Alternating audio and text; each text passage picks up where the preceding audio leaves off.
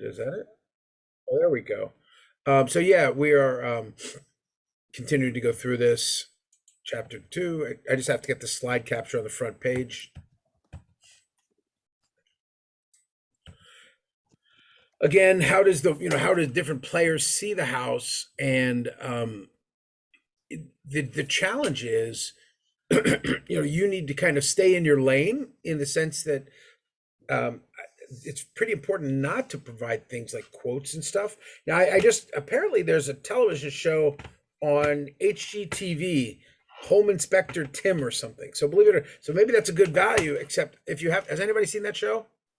My wife caught a little bit of it the other day. I want to mention this. Obviously, there's lots of shows about house construction and stuff.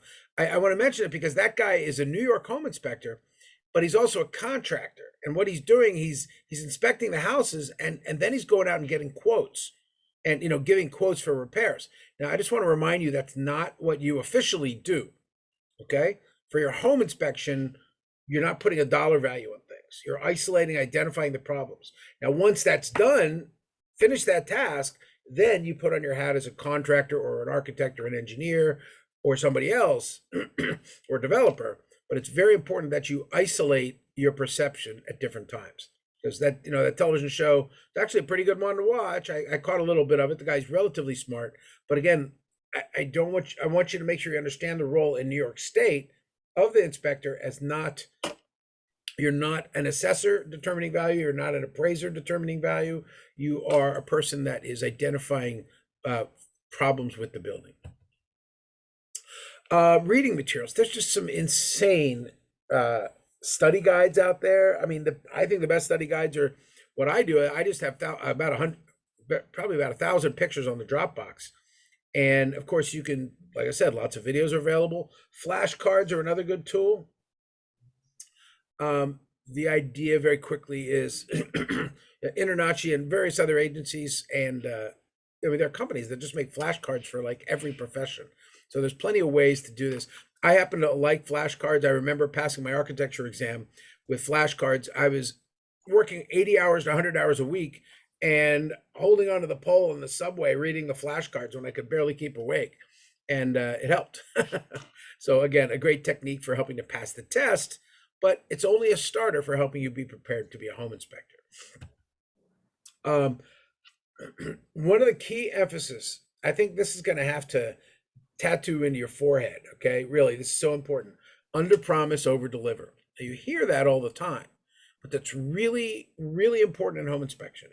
You are looking at a building that takes months to build, decades to live in, and you're trying to make a basic, in 2 hours, you're trying to evaluate the nature of the building. So that is, as I say that, the idea is that you are, you're providing a basic overview. And if you start making too many additional comments, you're actually getting into a risk. You also have to think about all the different professionals, the the termite people, the structural engineers. All of these people have a big impact on your overall perspective. And all you can really do is say in your report, you're going to say, have a pool expert look at this, have a structural engineer look at this bow. It appears to be the thing is deflecting. Again, in these reports, you want to be rational in how you are. Again, I want to use the word representing, but the goal is to write a report that follows the standards. Now, if you're smart, those standards that you're following, whether they be the ASHI or INTERNACHI, or you just put the straight New York State outline on, you're gonna when you got to think about the deal. A home inspector, you advertise as a home inspector. You have an internet website. Your owner or a owner of a house calls you and says, "Hey, can you do an inspection?" Or better, he goes online and he sees your website, and on the website you've got the link to the contract explaining your do's and don'ts. Okay, and then you look at the house, you give them a price, you send them a contract, they sign that contract, you attach the do's and don'ts again. Okay? This SOP, the standard operating procedure.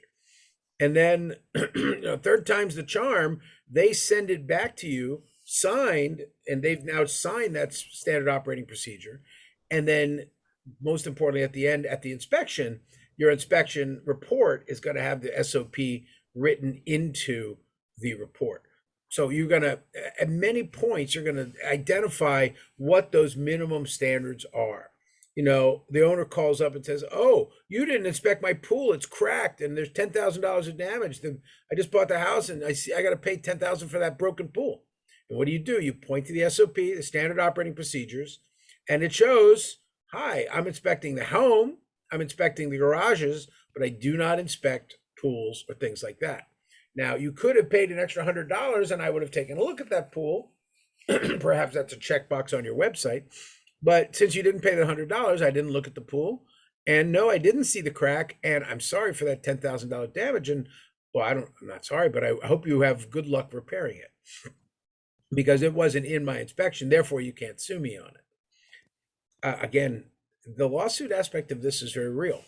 So think about that. Okay. Again, the right out of the New York laws, we see the different conditions, the SOPs in the book itself. As we see at the beginning of every chapter, we'll see the SOP regarding. Excuse me, my voice is shot today.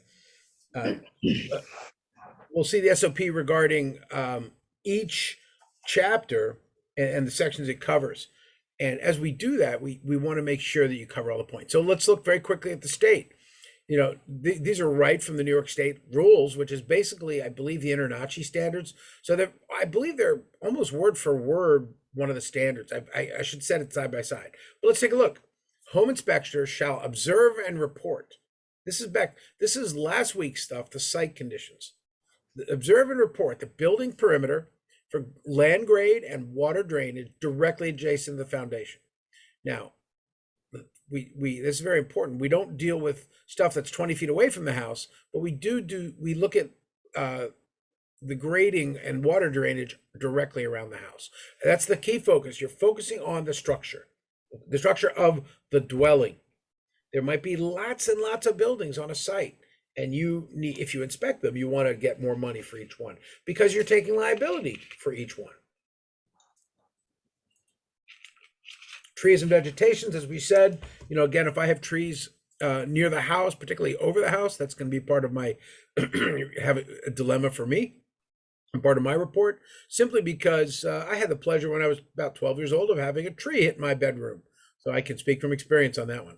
Again, home inspectors they're not required to observe and report on the following site conditions: fences and privacy walls, okay,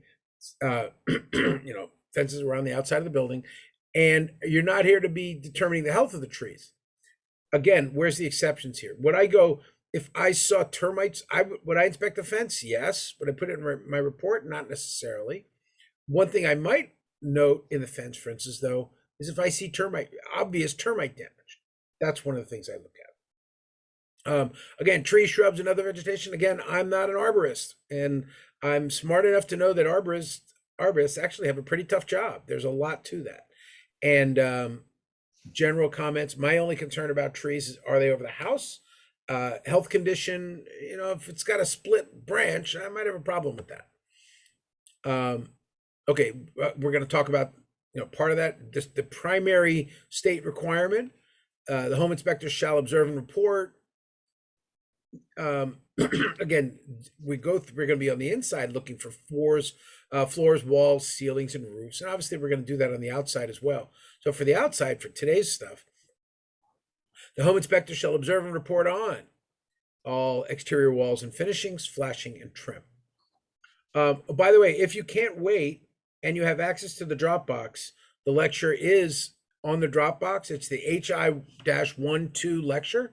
So you can go ahead and grab this if you want to take a look at it. Anyway, all exterior doors, garages, and operators. We'll look at some of these today and all the potential problems we can be there. I guess I missed walls, coverings, flashing, and trim. Flashing and trim is a really big deal. It's where the water comes in and the damage happens. So we really want to look at every joint every overhang and look for potential problems. Now we want to look at all attached or directly adjacent decks, balconies, stoop steps, porches, and railings. Well, balconies are, porches and stuff are famous for collapsing and causing a lot of pain. It's weird. My face is, I'm looking at the image of myself on my backup camera, and it's kind of odd. Anyway,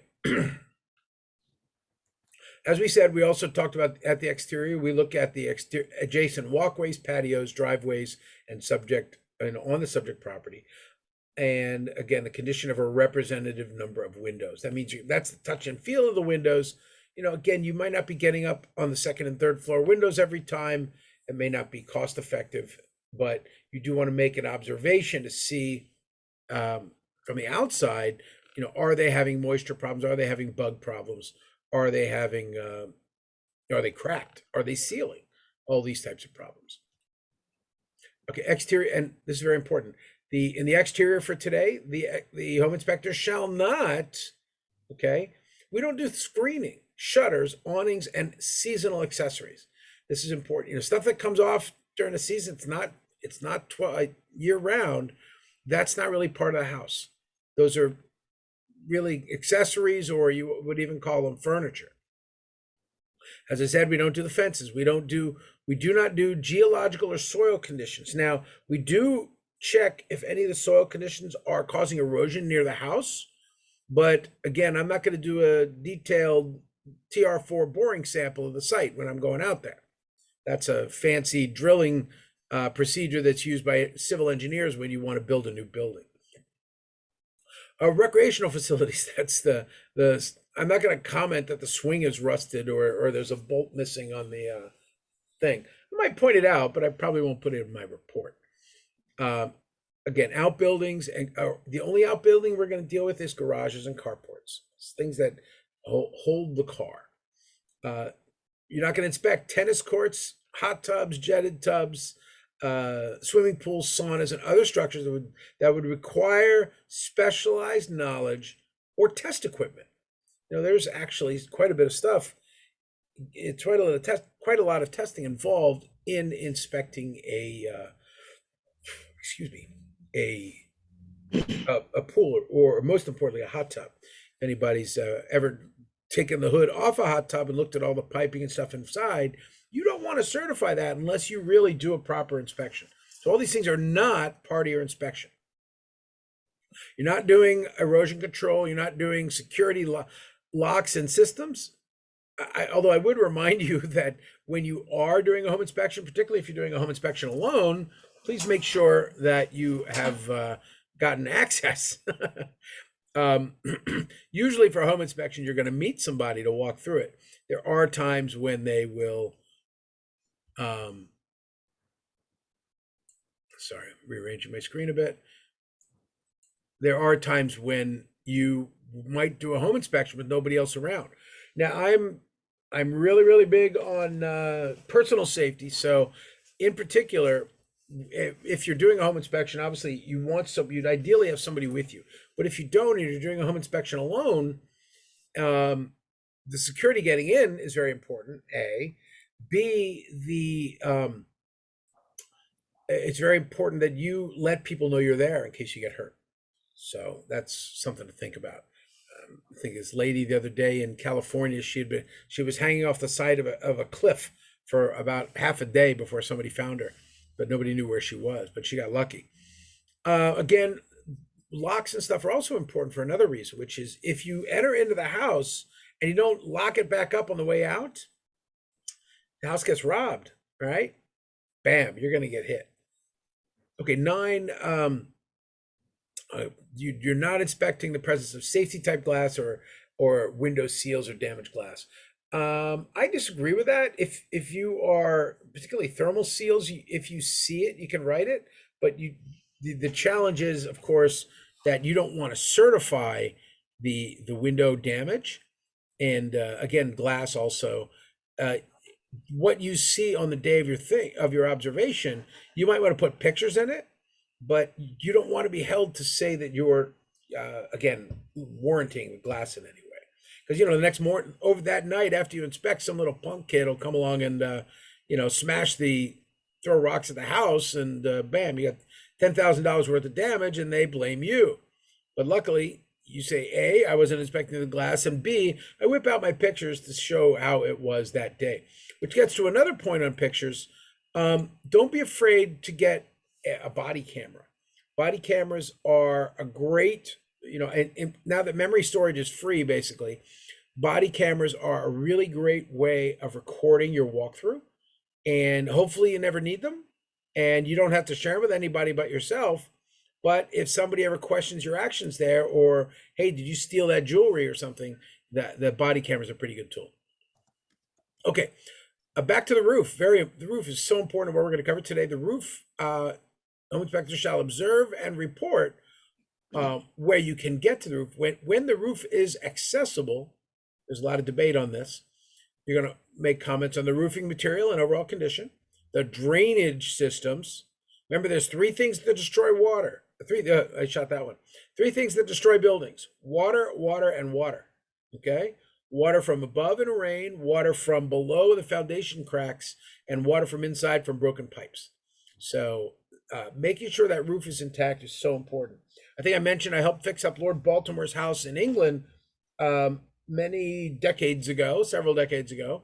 And the first thing we did, or the trustees did, we advised them, the very first thing, they didn't even have windows or proper doors, but they put a new roof on the building.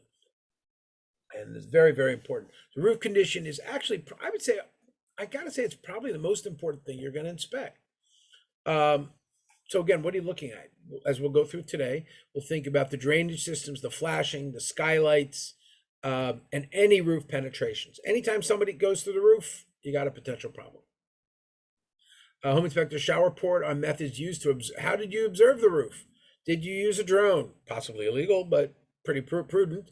Did you observe it from the ground? Did you observe it from a ladder? Did you look out? Did you go up to the second floor and look out the window? That sometimes is a good alternative to walking on the roof.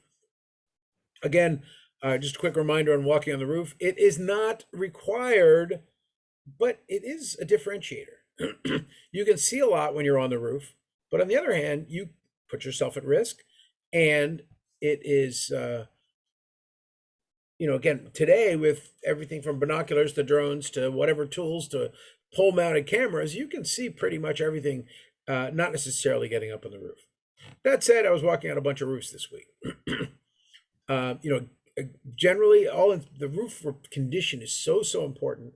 You shall, describe the observed condition, type of roofing materials, and shall describe methods used. Again, how you observe the roof. What aren't you going to do? You shall not. Again, I kind of question a lot of this, but you're not required. Remember, this thing I'm going through right now, this is going to be copied to the owner at many phases. So they know this is what you're doing and not doing. Antennas, lightning arresters, similar. Any flue or chimney interior that's not readily accessible. Now, if you see the damage on the outside of the chimney, yes, that's part of your report. But inside, chimneys fall apart a lot. And because of the high heat and the, hot, cold, the masonry deteriorates in some very bizarre ways.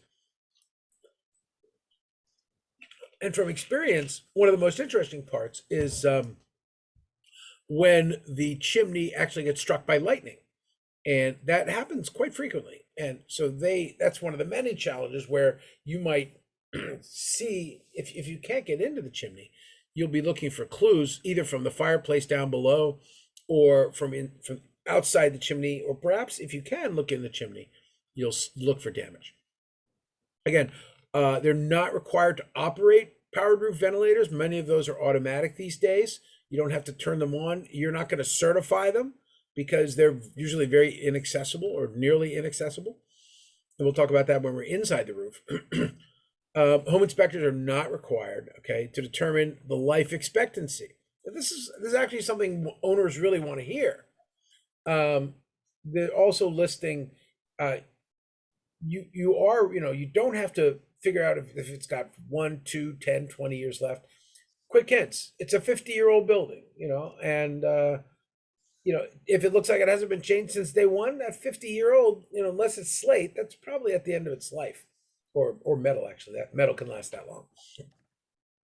Manufacturer's defects. You're not warranting the roof. Okay.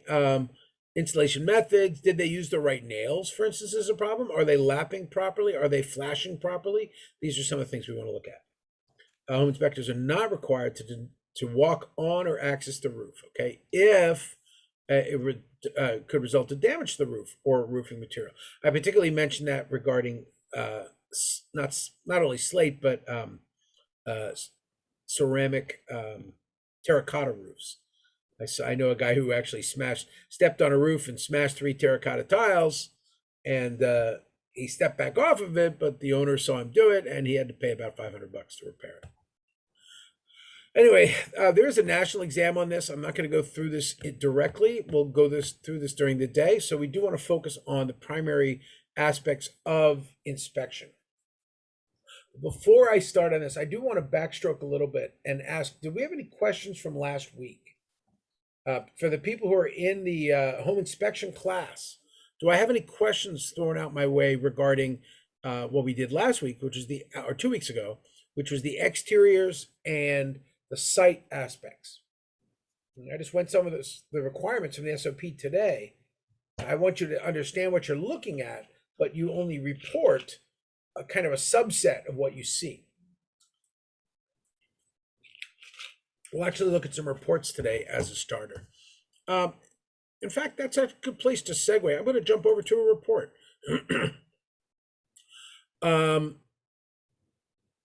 This is a house. Oops, there's the report, so I can find the report itself.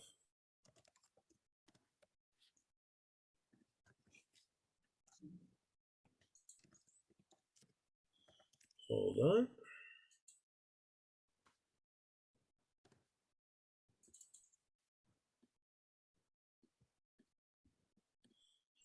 There it is.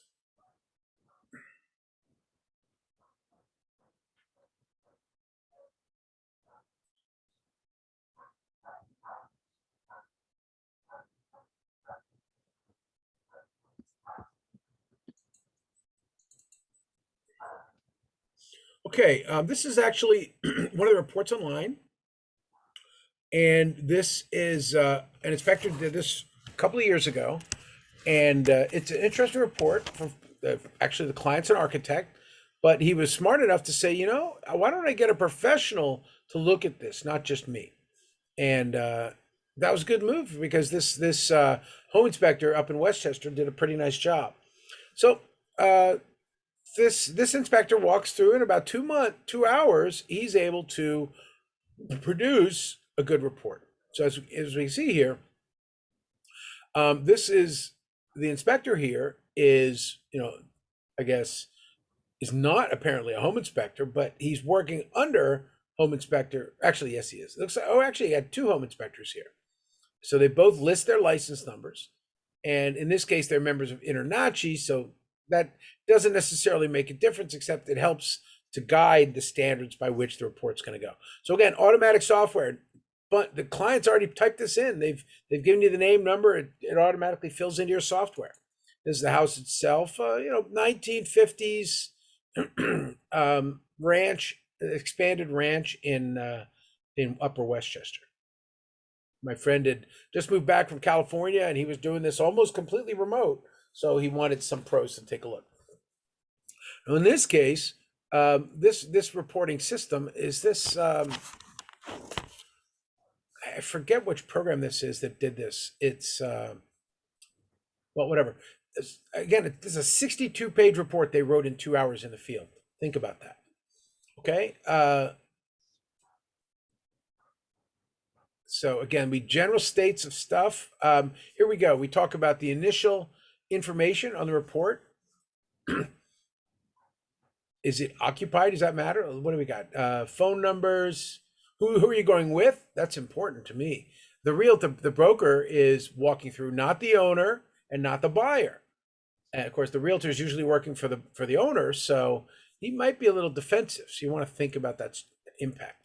age. It's basic comments on the condition, what's there, and a number of information.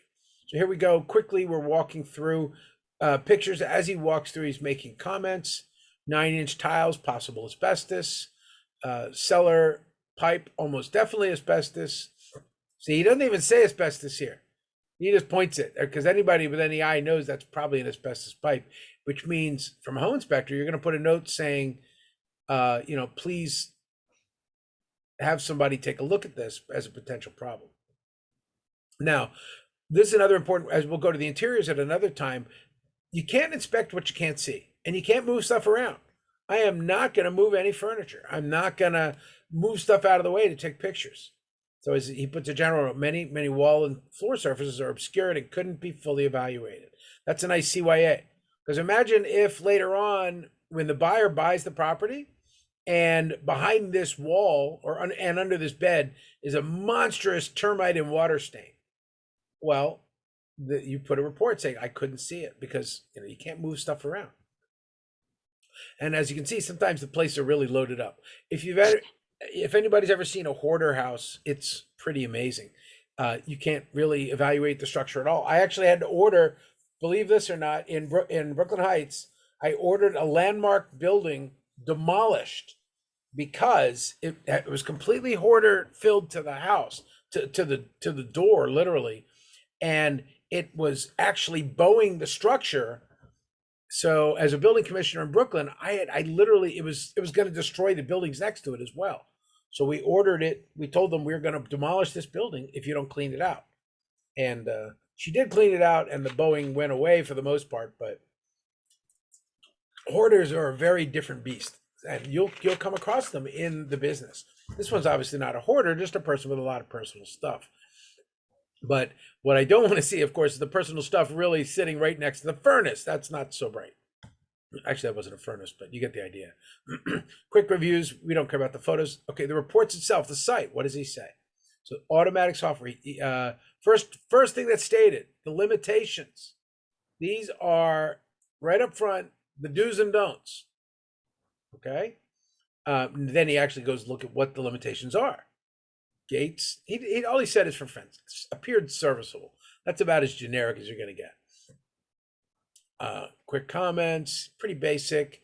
He did point out that there were some little slightly larger gaps in the fences, but they look okay.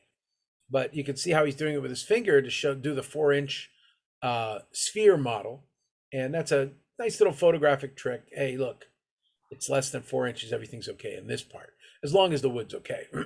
He's doing the stairs. He's also looking at the gaps. He gets minor issues. Pretty basic. You can see through the report. So he's doing this automatically. The software is saying, what do you see? And you snap a picture and put text. In fact, once you get good at this, your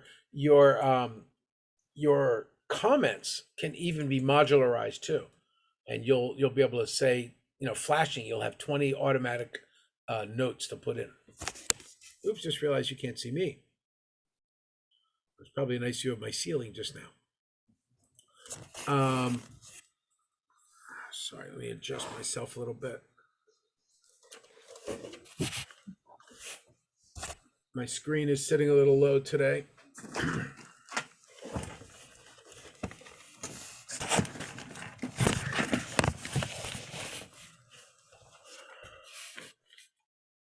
Okay, that works better. So as we see here, as we're going through this report, this is the kind of report you're going to be expected to see. On the outside, we talked about, the planting is too close to the house. There's bushes everywhere, kind of interfering stuff. Not major, but if there's termites, you wouldn't know. He's commenting on bad areas like poor drainage here, and is that drainage properly going into the sewer system of the city? Kind of a generic comment about a zipper drain in the garage.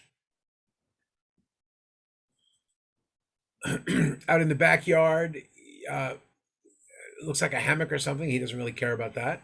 So he's just taking generic pictures. He doesn't even have to have comments. He feels the steps heights are a little uneven, minor things. Again, is he raising the alarm? No. He's just pointing out potential problems. He's not, these are all just more like documentation. Is the driveway perfectly brand new? No, it's just kind of, it's not bad. Needs a little trimming, probably got a 20-year-old asphalt on it, but it's okay. It's serviceable. Now, up on the roof, this is very important. What did they say about there? First thing they do on a roof part of the report, state the general conditions. Okay. Now this is Westchester, so imagine going up there. You're going up there in the wintertime. There might be a lot of snow. In this case, it's a 1950s roof. It's probably, by the look of it, it's been replaced once. So he's estimating, again, first, what type of roof? This is a hip roof, flat or low slope, which means it could very easily be walked on if the person wanted to walk on it. But I don't believe that people did here. I think they just did this from the ground. And again, it's a one-story building, so you can pretty much see everything you need to see from the ground. As you can see here on the right, he pointed out a deficiency in the, hold on for a second. By the way, there's a quick reminder of what's in the amount of reports that are in the Dropbox. Each one of these is a series of, a report, and these are directories of samples of walkthroughs of buildings. So there's a lot here, both good and bad. Some of it's inspection reports of damaged buildings, and some of it is actually home inspections. Let me put that back over here. So as we go through this again, we look at the roof. First thing they do, what are the limitations of my report? He says right off the bat, the following items are not included in this inspection. Areas that could not be traversed or viewed clearly due to lack of access. Now, as a home inspector, you're not required to go up on the roof, but he's kind of protecting himself, for instance, from flashing that is on a very complex roof. Getting up there and looking at things can be quite difficult. So he's kind of doing a little CYA.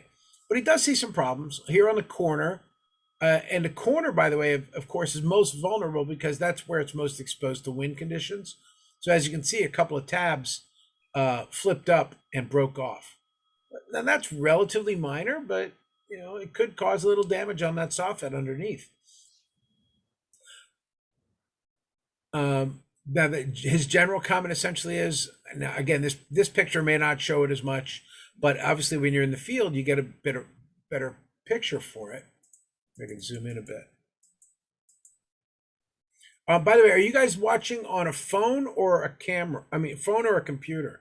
I just want to understand the type of screen size we're looking at as I go through this. Computer. Computer? Okay.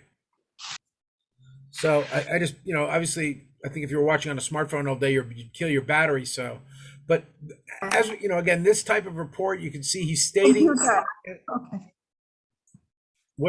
What's that, Katya? I use a computer, Okay. computer. Good. Thank you so much. You're welcome. So again, we look at what you do's and don'ts. Remember, you're an inspector, not an engineer. Okay. You are an inspector, not a termite expert. You're an inspector, not an asbestos expert. We talk about all the different experts that might be. I should get a more formal list of all the ones you'll be referencing. Again, you're not determining whether they're structurally sound, but you are determining if they appear to be deflecting or things like that. Type of roof, again, potential age. So he said it was, yeah, okay, now I see it. Now, when you zoom in a little bit, anytime you see where the granules on the top of a typical asphalt shingle, if the granules have been kind of rubbing off and they're in the gutter, that's usually a sign you need a new roof. When you see that the granules have kind of washed off and remelted onto around, really melted down, and oh, look at the damage here as well, that line of damage. This is where you really got to look at getting a new roof. So continuing, we got on the next page more pictures of the roof. It's got a big vent there. Ooh, I don't see a mesh. I bet he's got some I bet he's got birds living in his attic up there, or worse, raccoons. Um, so again, really, if this picture really shows that this roof is shot. I don't know if my friend had planned the budget of putting a new roof on, but he's a smart guy. He'll figure it out. He puts roofs on skyscrapers, so I think he can figure out how to get a roof installed on his house. In fact, but this is important because look at the way that the inspector represents it. Dollar signs. That's important. What he's saying is, hey, this is a big cost element. You know, these roofs are pretty shot, and in the flat area, there's other areas that are shot too. So he's got a dollar sign here saying, look, pay attention to this. These are items that are going to cost you money in the next couple of years. So this is a really pretty severe issue for him in that he's saying, you know, from either the hail damage or the water damage at the trim, you're going to have to spend money or it's going to cause some real damage to the building. Now, that alone is a really powerful value added for the home inspection, where he's just identified a pretty significant potential cost in the future that the buyer's going to have to buy. Hi, you know, you can imagine the conversation. Hi, I hear you want to buy this house. Okay, so I inspected it, and yeah, you're going to pay $500,000 for it, but it looks like probably in the next year or two, you might have another, you know, $10,000, $15,000 to put a new roof on it. So think about that when you're buying it, and also think about that as a negotiation point for the purchase. What else do we have? Working further down the inspection. Here we're on the inside. This is a true 1950s house. Wow, look at that beautiful wood up in the attic. You know, oxidized, but really good shape. No insulation or anything. Of course, the insulation would be on the floor. This is another thing I love, but they're not very politically correct these days. These are all house fans. This was very popular before air conditioning, where only a couple of months a year when you needed a fan, you turn one of these things on and it just sucked all the air out of the house. I've seen them. I haven't seen them used in the 60s or beyond. I think in the 1960s, people started having air conditioning, but these are definitely something you'll want to look at. That'll be in the roof section later. Back up to the outside roof, of course, you know, where are we going to look at problems? We got a nice chimney here, but looks like the flashing's been patched a few times. That, you know, that's probably not good, but that's okay because you got to really redo the roof anyway. So although this isn't a specific line item, this whole area would need to be fixed when you put a new roof on. Here, now the guy's going around the outside. Simple pictures, a quick snap. You take a snap, disconnected gutter. Is that a problem? Yeah, look how the paint's washed off on the walls. I mean, it doesn't sound like much. Loose gutters are actually one of the most destructive things to a house. On the right, number two, again, gutter not going far enough away from the house. This one, the gutter's doing a nice job watering the plants, but probably doing some damage to the foundation. And as you can see, also, in fact, look at that! Surprise, surprise! I believe this is the same downspout, and the water's been draining really close to the corner. And look at that. He sees a crack appearing through the stucco. Now remember, that's a stucco wall on top of probably block concrete wall. And probably because of the water slowly undermining the soil at the corner of the house, he observed a corner. That's a big deal. And at that point, you got to say, look, please get somebody to evaluate this. And definitely, no matter what, get those damn gutters to extend away from the house. Again, gutters seem so simple, but they're really, really insanely important. Same thing here, a gutter just going down and dropping in, it's going to damage the foundation. Back on the roof, he's, as we're finishing drainage from the inside of the attic, he's spotting a number of places where that flashing I showed you at the chimney, looks like that flashing is compromised and there's some water damage appearing inside. Again, quickly with this report, fire places, again, it's got to be at least 3 feet above, which looks okay. The flashing looks terrible. Probably should put a screening cap. And you do that because of birds. Pretty harmless. Exterior, back to the foundation as you're walking around. He's walking around the exterior, checking the windows. It's very, very common because of condensation that you get with wood frame windows. It's common to have the rot on the outside. In this case, what did the owner do? He had some rot on the outside. Did he take the wood off and fix it? No, he just put a coat of paint on it. And this is where you can use your ice pick as a very limited probing, a needle-sized probing into an area. And if it's very soft, then you've got some mildew, mold, or termite damage. And as you can see with this good little diagram of common wood rot areas, very simply, you want to keep an eye on where as you walk around the house, where you might see some damage. Again, more damage to that crack we saw. Quick images from the inside, a badly spliced joint. That's not good. That's more in the structural chapter. Some more issues. General mold. Again, he's putting possible mold. And this is a really important thing. During inspection, he found that the cellar had a dehumidifier in it. And the inspector was kind of snarky, but he really hit the point, which is people buy humidifiers because they need them. That's another way of saying he's inferring that there is a water problem in this cellar. And while you're sucking the air out with a dehumidifier, that doesn't solve the problem. This is great. Again, exterior inspection, there's a trim on the wall. What the heck is that? That's pretty crazy. Well, there might have been a window back there. Sounds dumb, but a new owner may want to either A, open up the window, or B, and by the way, why would they seal up a window like this? Very often a window like it looks like a small window that's high up. That was probably from a bathroom. So they might have sealed up this window because of the new design of an upgraded bathroom. But in doing so, maybe they don't have proper ventilation. So you do want to think about things like that. Water is the enemy. Never forget that. Okay, out of the garage, a key emphasis, they wanted the inspector wanted to emphasize that the garage door has to be properly sealed and airtight or fire rated. In this case, he's pointing out the fact that it is pretty narrow as well, which is a little bit of a problem.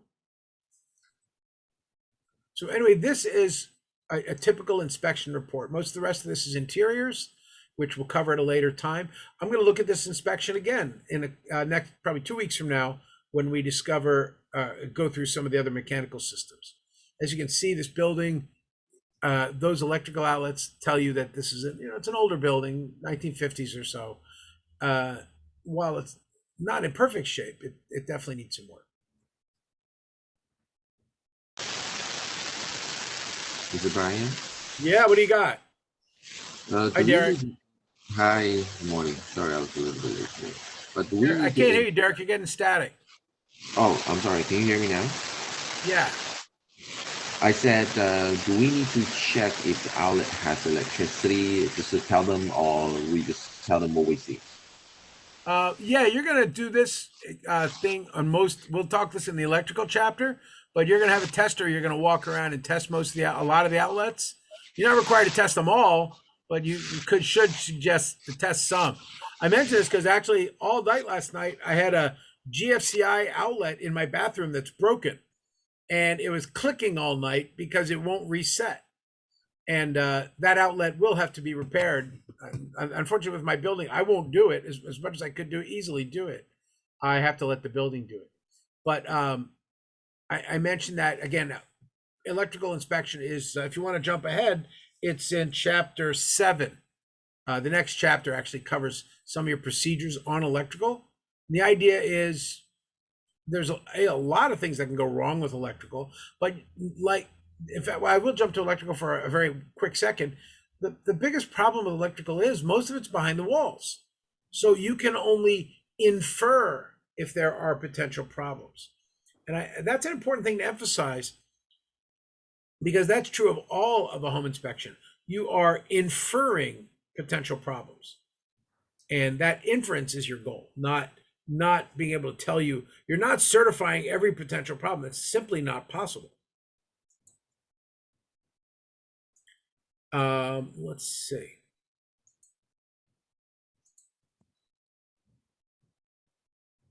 So as we push on, as we go through this report, I just want to give you guys a little bit of a look at what a report looks like. As you can say, he's using the New York State SOP, not the InterNACHI or something.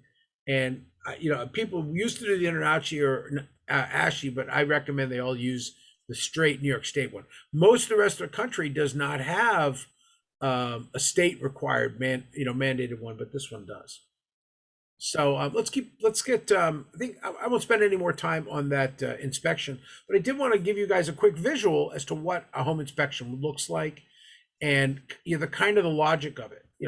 State what you're required to do, pictures with quick comments as you walk around, and then try to identify really big problems if you see them. That is the essence of what you're doing. And again, that was a 62-page long report.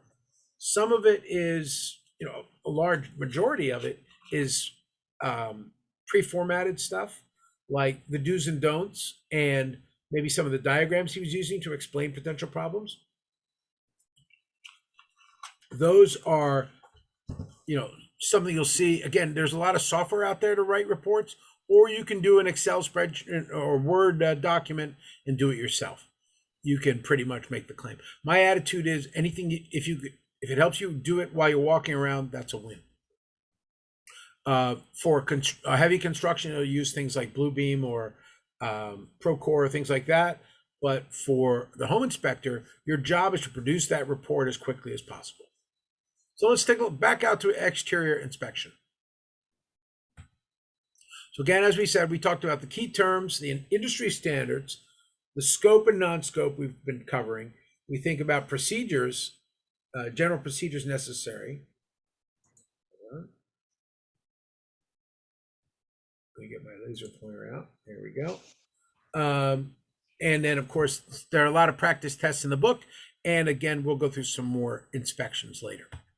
And as I go through some of these, let me know what you think is a potential problem. Of course, the outline of Chapter 6, foundation and footings, and then up to the structural framing. By the way, does anybody recognize this house? This is a 8-foot wide house. The inside is only 6.5 feet wide. Oh, I've seen this. Yeah, I just read an article about this place. Yeah, it's the Edna St. Vincent Millay house in Greenwich Village. Various people had bought it, lived in it, thought it was cute, and then realized, damn it, it's too damn small. And they moved out a couple of years later. But I show it basically as a quick look at the exterior. I actually want to spend a lot more time than the book does usually, because I want to make sure we think about things. One condition the book doesn't cover, which is townhouses and adjacent structures. As I said, very often the adjacent structures can be one of the most important things. Maybe not for you as the inspector, but it's very important for public safety. So when I was a building commissioner, my first concern is this damaged building going to also damage the buildings next to it? And if it was, sometimes I had to do drastic things. But again, foundation and structure are the primary goals for today. Inspecting the exterior windows. We'll go through later on. We're looking at windows and methods here. And I like this one, by the way. It's in Malba and Queens. It is kind of an art exhibit. It actually, rather than windows on the front, he's actually putting pieces of sculpture. What the heck? More power to him. And then we'll think about the ceiling, the roof, and general conditions up there. After that, we'll look at some of the roof projections and all the things that can go wrong there. The building on the right, as an example, is a Swiss chalet style house. This was quite popular in Brooklyn in the 19th and early 20th centuries. Much of how ironic for today, Norwegian, Finn, and Swedes were a major immigrant group into Brooklyn. Thus, Bergen Street and Leif Erikson Park, etc. So actually, you'll see quite a few of these English Tudor styles also here, and of course in areas like Forest Hills, where I did a walk around recently. We'll look at a number of pictures in the Forest Hills area. But to me, I love this style, except one problem. It's a disaster. Why? The wattle and daub style, the plaster between the wood, does not like termites. Right? And termites, I don't know if they have termites so much in England. They do have incredible dry rot, but not so much termites. The point is that think about when you look at a building, look at all the places where it can have problems. And that's going to be part of your report. Of course, from the exterior, what do you inspect or not to inspect? You know, a typical method, as we said, we looked at the site last week. Today, we look at the exterior. We walk around the building, try to be consistent. You know, most people would say start at the front door and then, you know, either go left to right or right to left. The Marines told me go right to left. So we're counterclockwise. And the argument is you are constantly observing to look conditions on the ground, general conditions on the walls, the state of the windows, looking for potential rot at the window, signs of rot at the windows. Now, you're probably not going to get on the ladder to do the exterior siding here, but maybe the second floor window is not unreasonable to get up, you know, put a ladder up and take a look. But very often, remember, you can also see it from the inside windows. Remember, you've got a 2-hour inspection, not a 20-hour inspection. Okay, so think about a systematic approach, walking around looking for the potential moisture damage. The blue dots are places that, you know, in the siding you might see problems, and general conditions of the roof. Key terms: know your language. Don't be a fool and not, you know, really understand, for instance, what type of roof it is, what type of siding it is. We'll cover a lot of things like that today. Excuse me. And these are, you know, you need to act like when you're out in the field, you better be knowledgeable in what you're talking about. Bearing versus non-bearing walls, of course. Usually the exterior walls are bearing, but not always. The casing of the windows, control joints out, for instance, on pavement, in sunshine, all materials actually will expand and contract.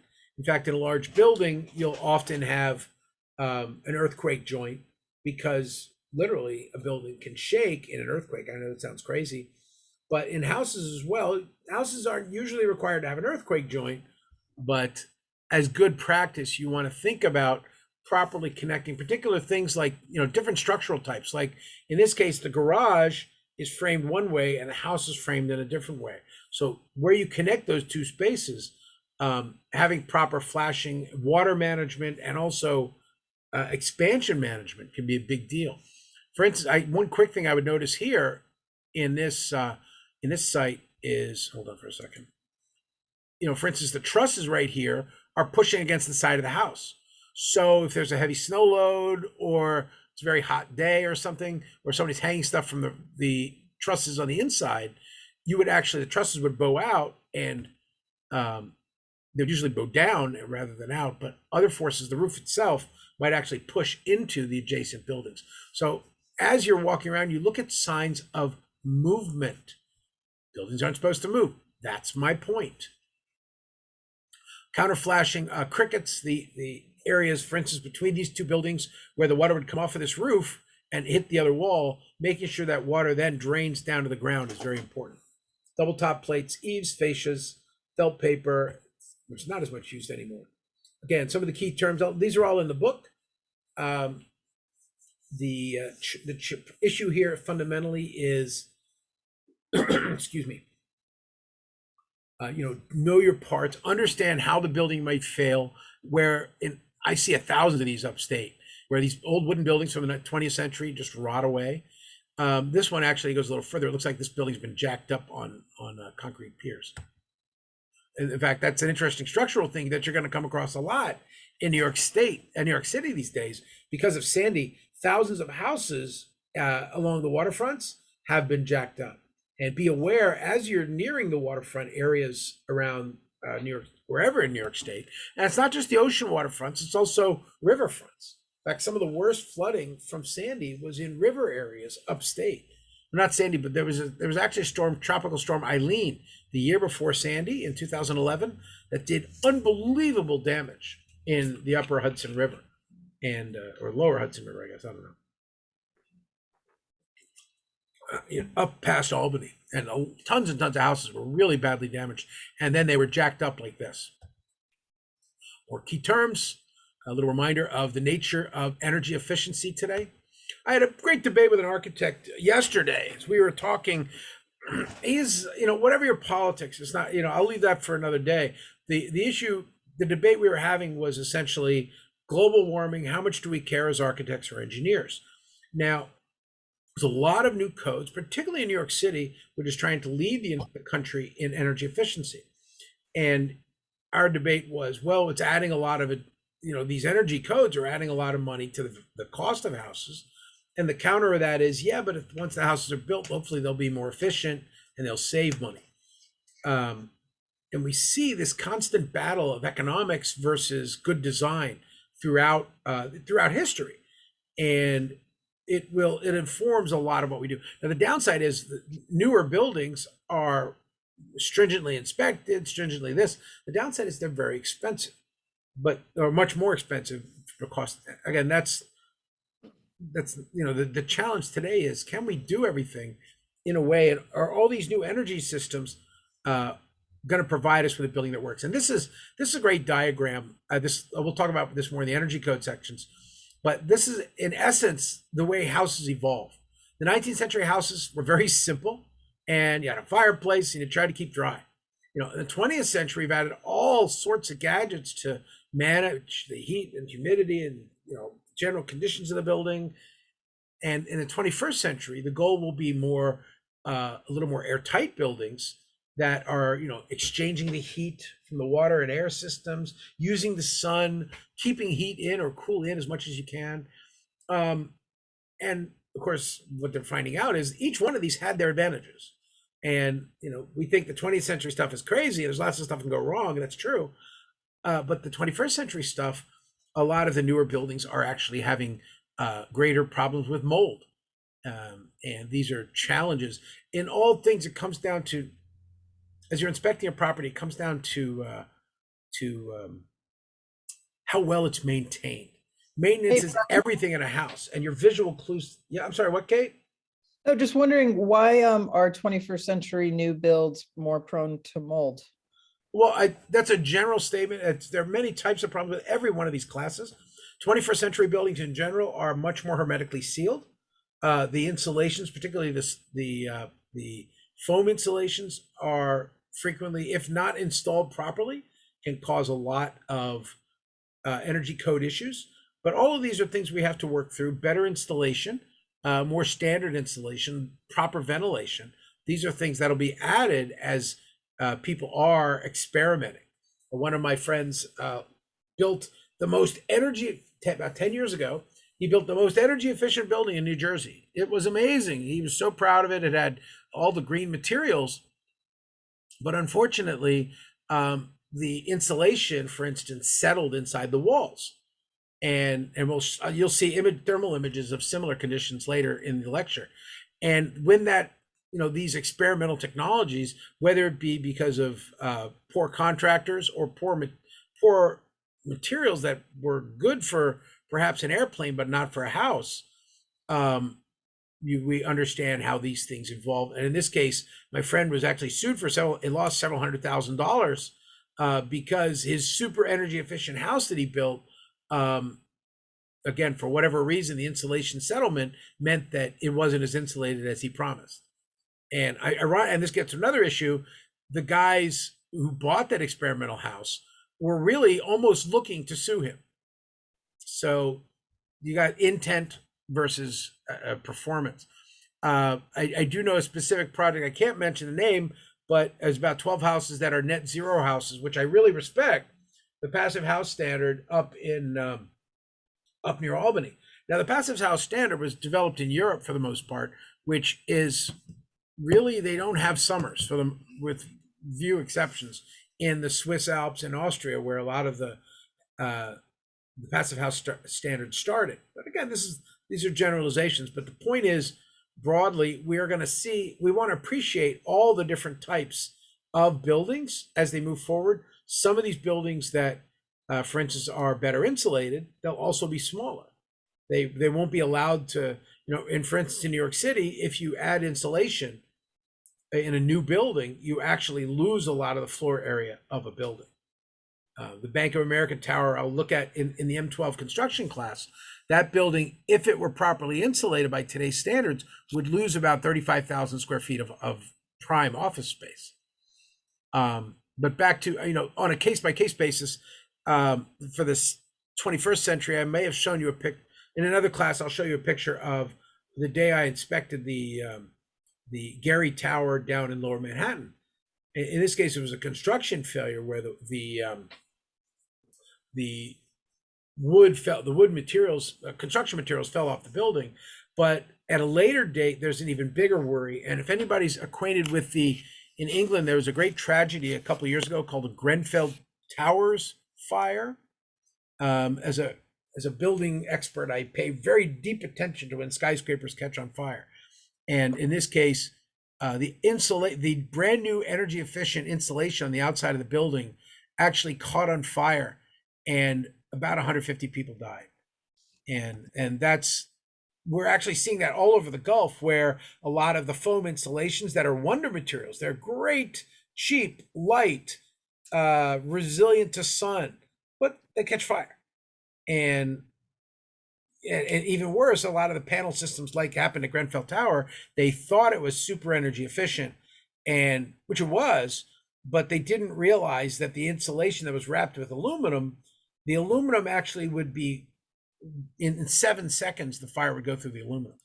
And again, as a result, there's another tower in Dubai, a place I look forward to going to very soon on a business/vacation trip. And this one building in Dubai, a fire started on the outside of the building at the 2nd floor. You can actually see this on YouTube. There's a video of it because it happened in New Year's 2015. This 1,200 foot tall building, 350 meter building, the exterior insulation of the building completely engulfed from the 2nd to the 90th floor in 2 minutes. So again, we may not like fiberglass insulation, or we may not like some of the older materials like asbestos, but the simple reality is fire resistance is something that hasn't been taken into effect in some of the newer materials. Again, these are things to think about. But the upside, also 21st century, again, when I talk about going back to the 19th century, this is really important for architects. What if I told you we were going to have wooden I think I talked about this in the last class, wooden skyscrapers. Believe it or not, New York City just passed laws that now allows heavy timber skyscrapers. And this is actually a very fascinating thing that the 21st century energy codes were pushing for. And actually, the guys in the 19th century were like, yeah, that's the best thing to use. In the 20th century, we said, oh, steel's better. Again, I like to look at the history of economics. The 19th century, wood worked and brick worked. 20th century, concrete and steel worked.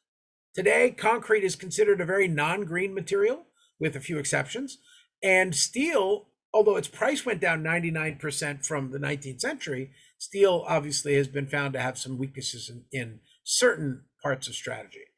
I will never forget seeing a column. I was at an 11-alarm fire in Greenpoint, Brooklyn, about 15 years ago. It was an 11-alarm fire, 6 city blocks burned.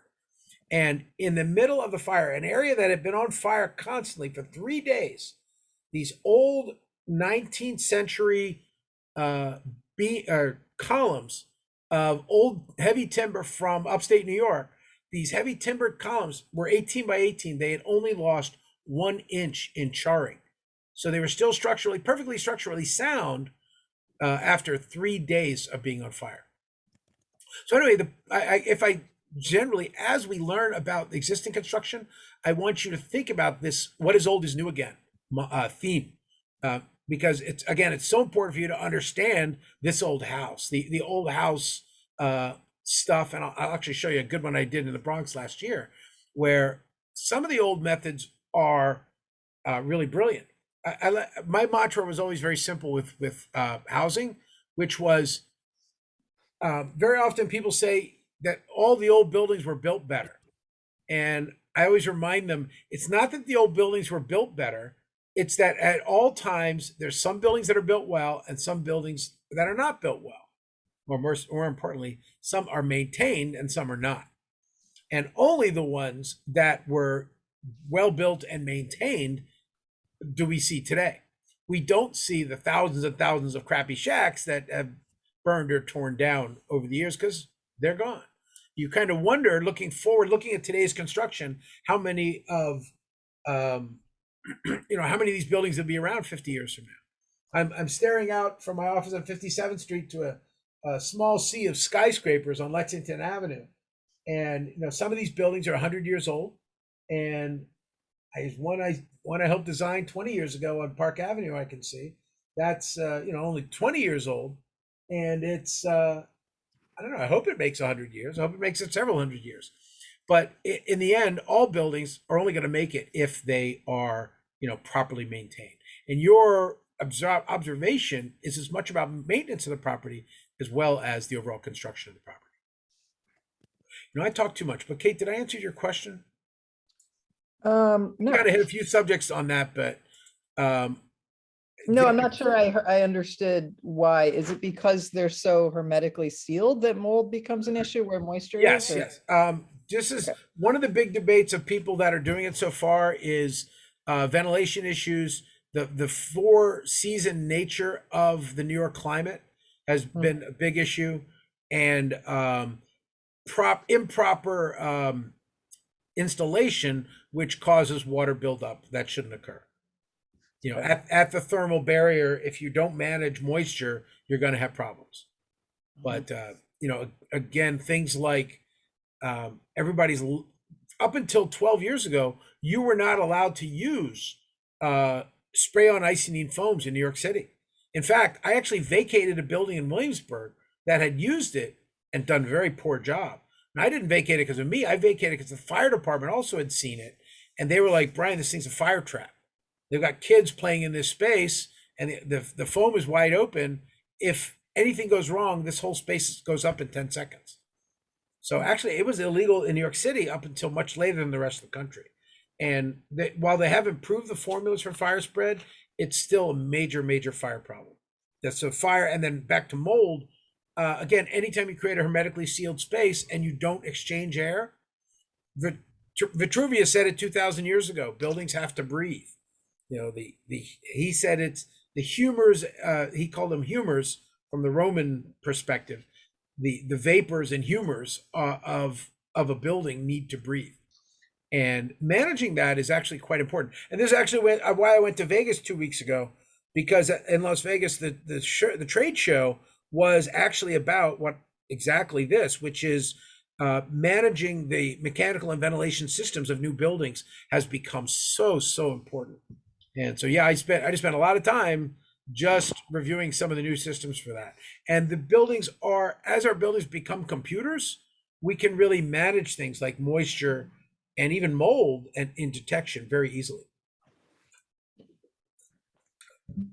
So again, it was not an attack on new buildings. It's a reminder that as we try these new techniques, we have to be careful. One of the best examples, again, is an architect friend of mine quit his job he had a 50-man firm and gave it to his son, designing hotels, because he made more money testifying in lawsuits about EFIS, the insulated foam insulation retrofit on houses. It has caused so many mold problems in other parts of the United States that he makes more money doing that. Actually, and if you do want to have a nice hermetically sealed house, this is I don't know if you can see it, but there's a nice little gadget I bought that actually detects a whole bunch of types of gases. So this is something where I will go in. I just did with a client recently, and they were worried about moisture and stuff. But actually, they were worried about chemical smells from construction. So I lent them this for a day, and they sat in, and just being able to see the chart that the chemical pollution was very good. For instance, I'm in an office building right now. My air pollution level is 2, as opposed to a Beijing, which is probably about 600 right now. So the point is, anything you can do to measure and detect. One of the things this does is detects formaldehyde. So that's pretty important. Long story short is there's a lot of technologies that are going to help us manage the new way we build.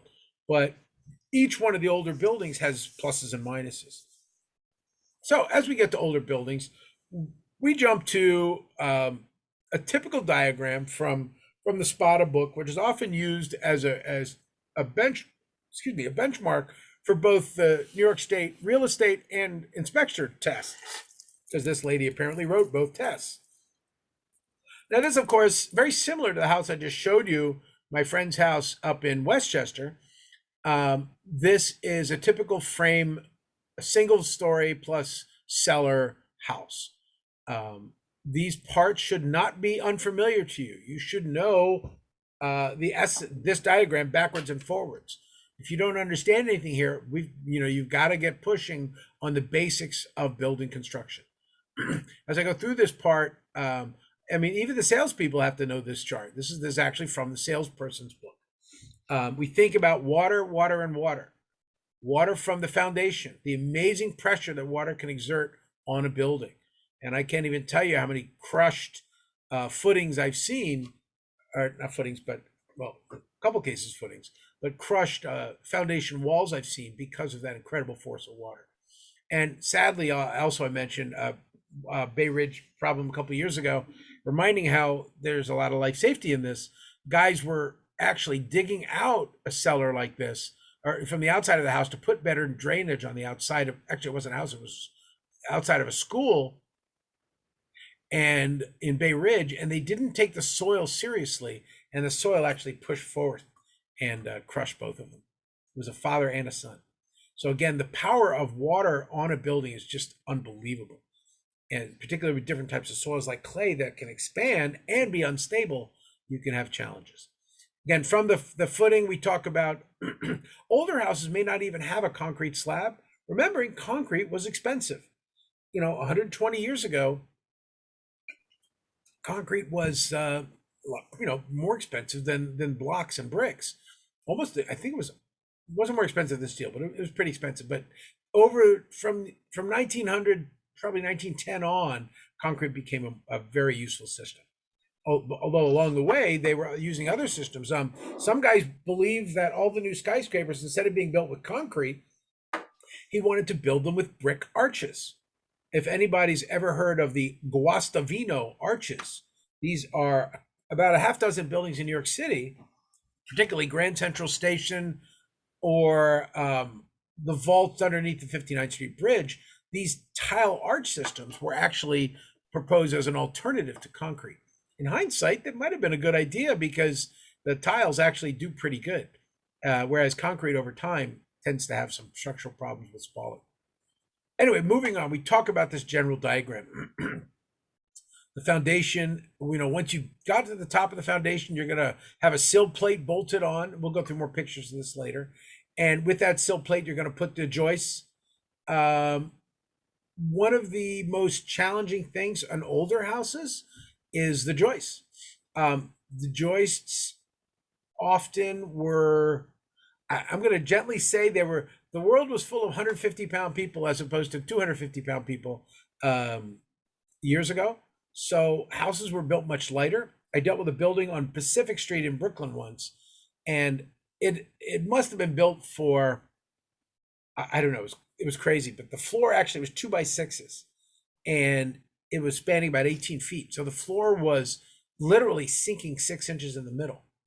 And so proper, undersized things can cause bouncy floors. We'll talk about that more in the interior section, but in the outside, we think about what forces hit a building. Obviously, I was just talking about water on the foundation, water on the roof, blowing water on the side, snow. That's one factor. But then also we think about moisture buildup, as we were talking about with some of the newer buildings. One of the big problems is moisture buildup and not properly ventilating. The soffit, as we know, is very often a place where they introduce not only have an overhang to prevent water from going down, but they have vents to make sure the attic is properly ventilated. Remembering that a rooftop is 200 degrees in the summertime and the inside room is 65 or 75, you've got a big thermal break here. And making sure that ventilates properly can be absolutely critical. We'll spend more time on this diagram later. Again, we talk about the inspection standards. Obviously, these three, I strongly recommend, well, you really have to use the New York State ones, which are essentially the same here. But you do want to identify that you're at least to the New York State standards and potentially following these standards a little beyond, but not. It's all about what you don't do. If you don't set standards for the inspection and identify the do's and don'ts to the client as they sign their contract to hire you, then they'll come after you. Could come after you. I emphasize in every class, I cannot stress enough, because I've been in a lot of very dangerous buildings. Please, please, please always think about your personal safety, not only in an overall building, but individual spaces within a building. Particularly, we'll look at crawl spaces in a little while. Please take this stuff really seriously.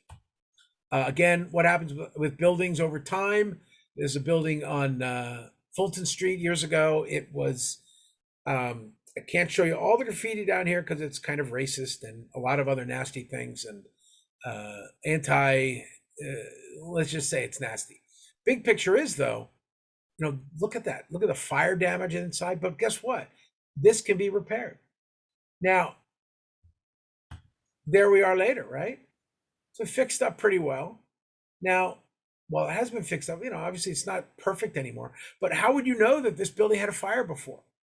Actually, one of the first things I do is in New York City, I look at the New York City records to see if there's what's called a UB, which is an unsafe building, or if there is any record of violations from the last 30 years where there might have been a fire. I just fixed a fire damaged building, and understanding the significance of fire on a structure, a lot of flippers will just cover over fire damage.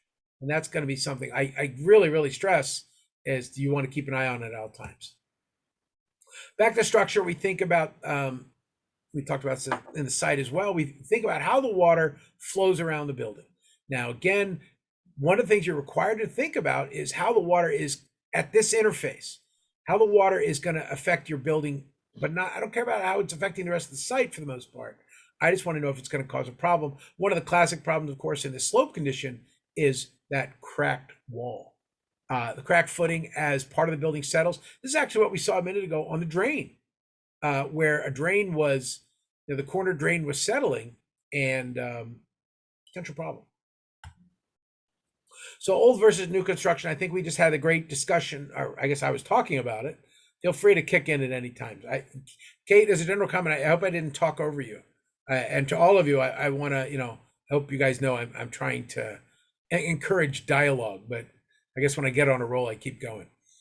But as we look at houses from the 19th to 20th and make it clear the 18th centuries as well in New York City, there are I think I mentioned there are buildings in Queens and Brooklyn that are from the 17th century. So we have a pretty old area, and also upstate New York, you will come across old farmhouses all the time. So understanding what a mortise and tenon joint did in 18th century Dutch farmers' hands is an important part that you may someday have to deal with upstate. Or for you historians, if you're up by New Paltz, you might run across some of the unique construction of the Huguenots, which were actually French and Belgian. It's amazing what people will do when they're told that if you have a religion, we'll kill you for it. Those particular groups picked up and came to America for religious freedom as well. And anyway, we look at these two types of houses and all the different types of materials, how they've evolved. Now, as you know, that 19th century house, that's not original, right? So particularly in the exteriors, I am sniffing. I'm trying to figure out what's underneath. Do I still have lath construction underneath? And remember, the 19th century, early 20th century, when this one was built, they didn't have plywood. So how did they frame underneath? And these are important things for you to think about as you understand the water on the outside and other structures. And most of these are obviously rebuilt. This particular one probably got a full checkup from the neck up, and it's pretty much a modern building. Chances are the only things left here are the designed layout and maybe the columns. Everything else has probably been replaced. Again, back to foundation and footings, we think about, as we walk around the building, we look for places. Best example, the corner at the drain. We saw this earlier. We'll see this thousands of times. This is going to be one of the most common things you see out in the field for single family detached houses. That if that drain isn't far enough away, the water seeps in, saturates the soil around the corner, slowly the soil washes away, and you have essentially a void or a lighter non-supporting structure underneath the footing, and the building starts to go down in the corner. Anyway, footings, poured concrete walls, masonry block, brick foundations, rubble and fieldstone pilings, permanent foundations, permanent wood foundations, upstate, not here. Preformed or precast concrete walls for foundations. Some of the new styrofoam systems, which are interesting, you may come across. These been around for 10 to 15 years, and you'll start seeing the good and the bad of them. I saw, styrofoam insulation sounds cool until you see termite holes through it. Again, back to that worst case. This is whoever did this is a brilliant image. Kind of exaggerates, but it shows you where to look. What are we looking at? We're looking at a chimney, which is usually required to be detached from the building structure. They'll peel off in funky ways.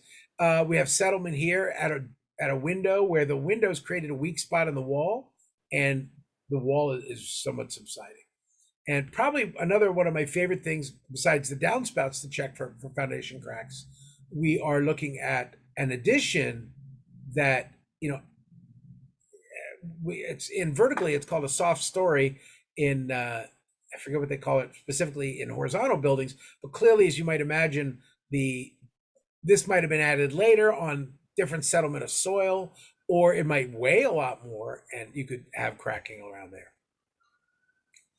Back to the foundation walls themselves, we just want to quickly think about a very basic wall.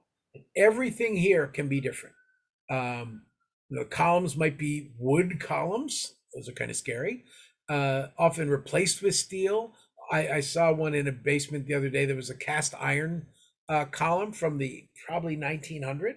I don't know why they were using cast iron then. I guess it was just like leftover scrap. Cast iron usually is from about the 1880s and before. I think I mentioned this, but steel prices literally went down about 99%. So that really caused a revolution in design methodology. Today, for instance, we have great revolutions in things like solar panels. I designed a house for a client 30 years ago, and I proposed solar panels on the roof. And he thought I was absolutely crazy because the solar panels would have cost in $1990 would have cost about $100,000, and which means about $300,000 today. But that same solar roof today, actually probably better solar roof, would probably be in the neighborhood of, at least for materials, probably about $3,000 instead of $300,000. So we look at these types of materials that are just having fundamental quantum leaps in cost.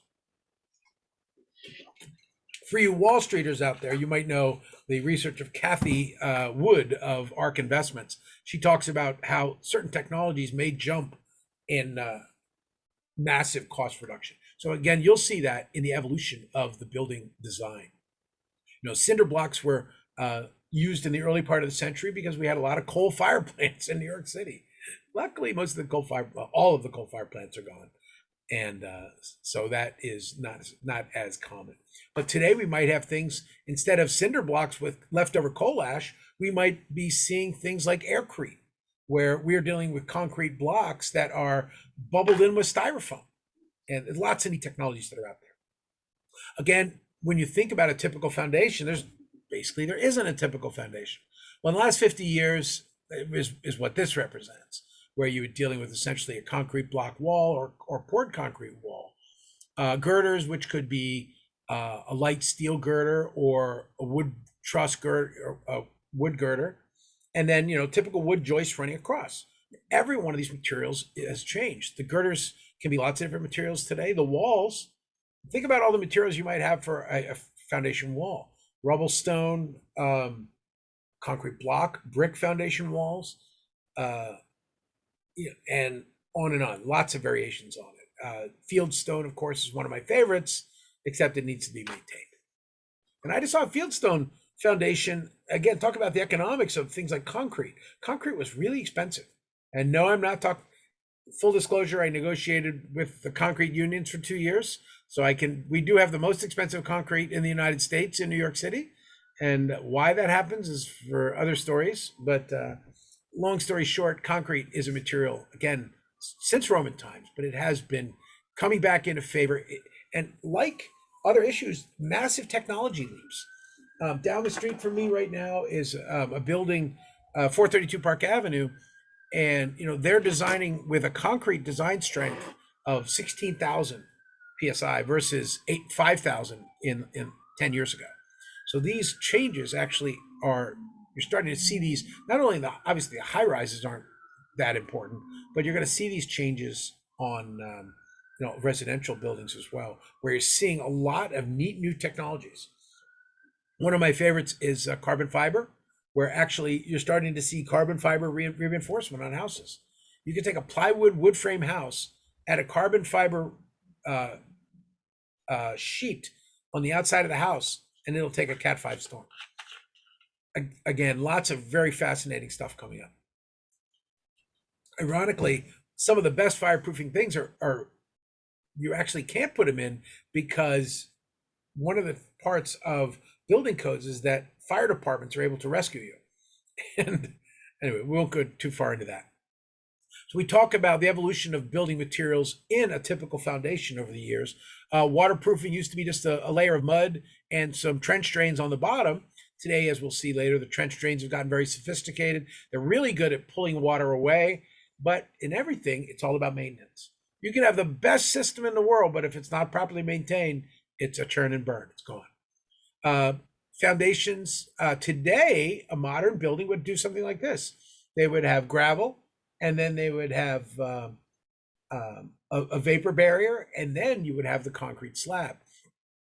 And I mentioned that because I was recently in an 1800 house, which I'll show you in a little while. That house was, its floor was actually sand, and the sand, there was wood sleepers, and the cellar floor is actually plywood sitting on wood sleepers. It has no concrete slab.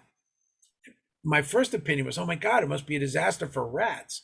But it probably would be, actually, but that I didn't see any while I was there that day. But the biggest challenge was she had sand, because her house was built in 1800 in the middle of the northern suburbs of New York City in Soho. What we call Soho today was the outer limits of the city at the time. And it was built on a creek, the Minetta Creek. And of course, Minetta Creek had a little problem in that, like all creeks, the water would occasionally expand. And I was out looking at it a couple of years ago because the house was actually, it was moving a little bit. And we'll see that in the exterior walls later. Then we talk about different types of walls, different types of girders. Joists have evolved, as you know, from the wood joists that were hand cut years ago, often 3x8s or something.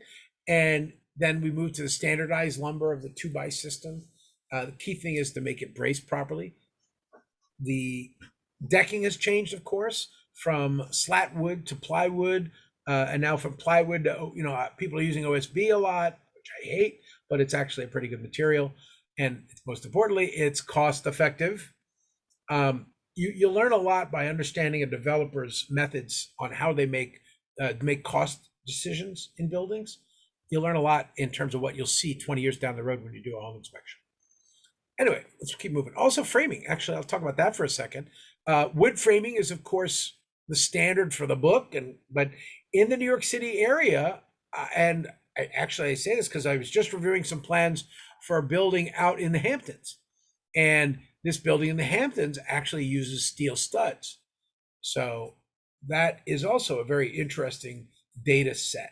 And connection of steel studs and joists is another little bit of an art. Now, hopefully that won't be part of your inspection, because that will be behind the walls, but there will be times you see it, and identifying, what type of structural framing system is there and potential deformities of it can be part of your work.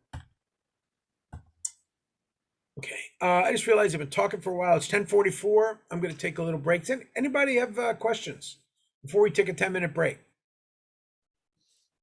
How are we doing so far? I got to go faster, right? Oh, good. All right. I think the most important thing is to think about A, what you'll see, B, how history evolves it, C, how maintenance hits it, and D, how you're going to write that report. So I'm not sure you want to do it on a paper checklist these days, but you never know. So I'm going to take a 10-minute break, rest my voice, and let's get back in 10, okay? I'll see you at 10:50. Brian, I have a question. Yeah, what do you got, Ron? The report can be submitted the same day, right? Once you finish the inspection, you can submit it the same day? Well, usually the rule is the normal standard is within 24 hours. There's a great argument that you walk it through and give it to them before you leave. I personally suggest you walk it through and say, look, I'm done with this, but I'm going to take a look at it at home tonight and make sure I didn't miss anything. So the 24 hours is normally the window. Okay. That said, a lot of home inspectors will give it to you before they leave. And that's also good business because you don't want this stuff hanging over your head. When you leave the house, you want to be done with the house. And that's the biggest argument for, getting really good with your software so that you can efficiently put out a report quickly and not have to look back at it. Hope that answered your question. Okay, 10 minutes.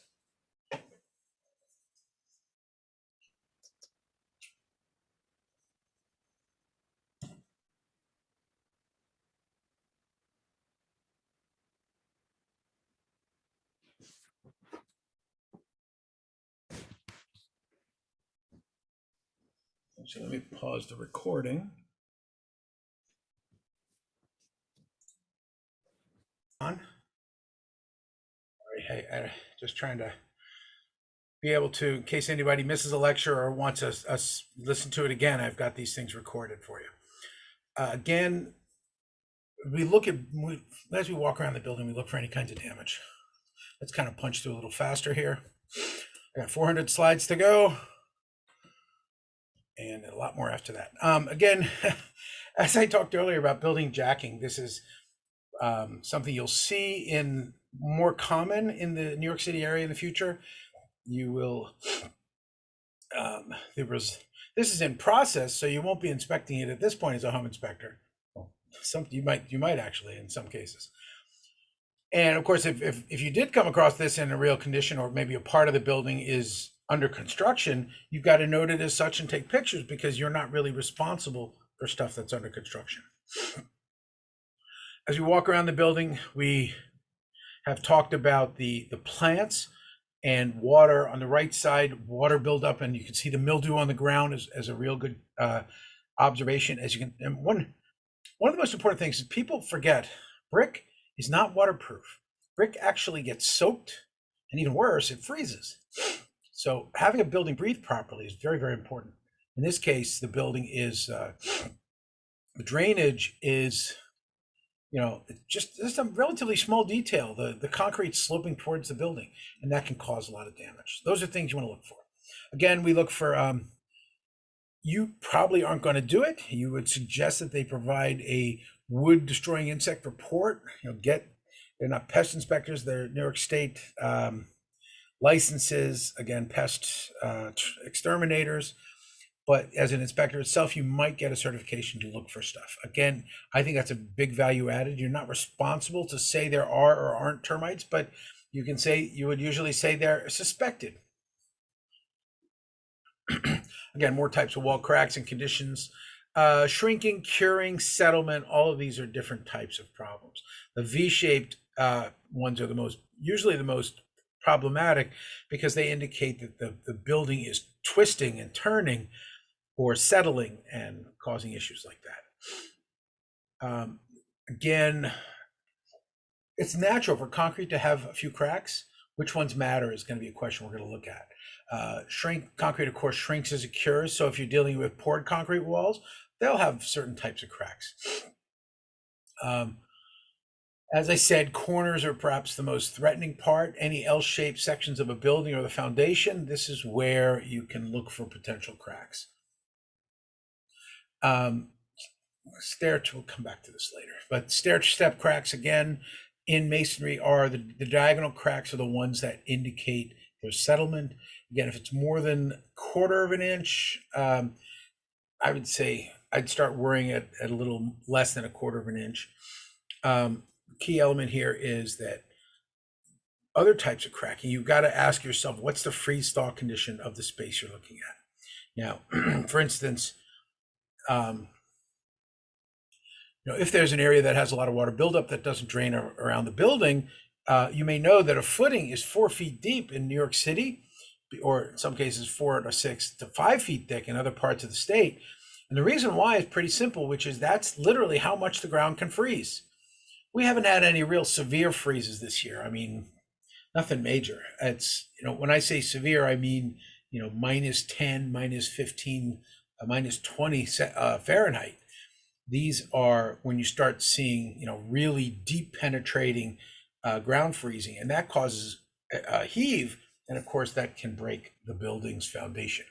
That's why it's so important that when it's that the water is just not building up near the house. The pressure itself when it's above freezing is strong, but the ice pressure is irresistible. I mean, the power of freezing ice in splitting stuff is breathtaking. Again, as we look, general comments on the overall inspection. Again, the footing and foundation we've seen, the crawl space, etc. We'll go through all these right now. So let's go down to the footing. Start with the basic footing of how a typical house might be framed. Now, as I said here, this is a modern concrete footing, and this would evolve from older buildings that might be just a little rubble, and more than a few buildings, more than I care to have liked, that you came across buildings that simply had no foundation at all, where they were literally just sitting on top of the ground. Often buildings were built, in the 19th century, they were built fast and furious, and no inspectors and no real care for the fact that they might, many buildings, when speculators in particular built them, they built them to last 20 years, not 200. So the fact that low-grade buildings make it that long often happens because they've been expanded and they put new lipstick on the pig, and the pig is still alive, but the bad structure underneath and below is still there. Again, footings, what we think about is how the footing, the weight of the building will settle down and have an impact on the building. This particular one, I would be kind of worried about what might happen in the future with the footing settlement. I mean, differential settlement here kind of makes me a little scared with this weird angle here, but I assume the engineers have thought about it. The good news is you can see they've put good gravel beds to absorb and keep the water away from building up under the building. Remember, if you have that bad leader line that lets water in next to the building, the idea is the water, if it unfortunately does build up near the building, it's going to go through the gravel and drain away around the gravel. Again, it's going down and inspecting the building. This is where you're going to get dirty. Okay, you may be dealing with a crawl space. Has anybody ever gone into a 36-inch crawl space? Are you afraid of that? Well, if you do, you might be in the wrong business, because it's really, really valuable. As I said, we went through this a little bit last week, so I'm just going to continue pushing through here. Again, what's a footing doing? It's there to have the building meet the ground, so to prevent the building from sagging and properly bear that weight over time. One of the biggest challenges is what happens if you add a lot of weight to the house. A 19th century house had no furniture for the most part, very little furniture. It didn't have an extra addition on top of an extra story on top of the roof. So all these factors can really add to the cost of the house increasing. As you can see here, whether it be water damage or soil condition, getting that to match properly is important. Down in that crawl space, you're going to see some crazy stuff. In fact, very often it's a place that if you're dealing with a building with a crawl space, these are areas that people may not have been for 10, 20, 30 years. So A, you might get dirty. B, you might, I think we joked about finding a bear in one. These are all parts of the risk of home inspection and the dirtiness. And in this case, on the left, a washed out footing, where that's actually pretty scary.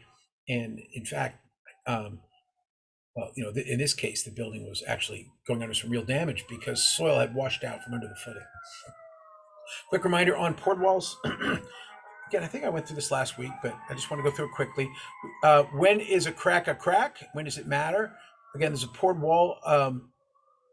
Limited settlement occurs. In this case, this may be this crack. This may be just staining from the walls, but it may also be significant cracks. This one, again, the strips, of course, are from the framing that you'll see in a poured concrete wall. So I wanted to show you what the framing process looks like. Now, this is, I think I mentioned before, this framing is rather unique. And actually, they're putting a pattern on the inside of the wall. In this case, sometimes it's a pattern and sometimes it is a these patterns will have plywood on the inside or plastic liner so that the building won't stick to the formwork. The concrete won't stick to the formwork. Typical concrete blocks have evolved over time. You'll get a sense of them as you look at them, as to what they work. You know, a stretcher is meant to be like 20 or 30 lines in a row. So you can see that it's got holes trying to minimize the weight of the cinder block. And cinder block, if you ever work with them, you know, they're kind of heavy, but they're not too bad. And they're definitely a lot lighter because in fact, there's a lot of bubbles in the concrete. As I said, cinder ash is added, you know, like coal ash is added to the concrete blocks. And that material allows for the building, the concrete, the ash does some really neat, useful things to the concrete, making it stronger and lighter. It's a pretty good mix. Cinder blocks usually don't have reinforcement on the inside, so the ash can help on that.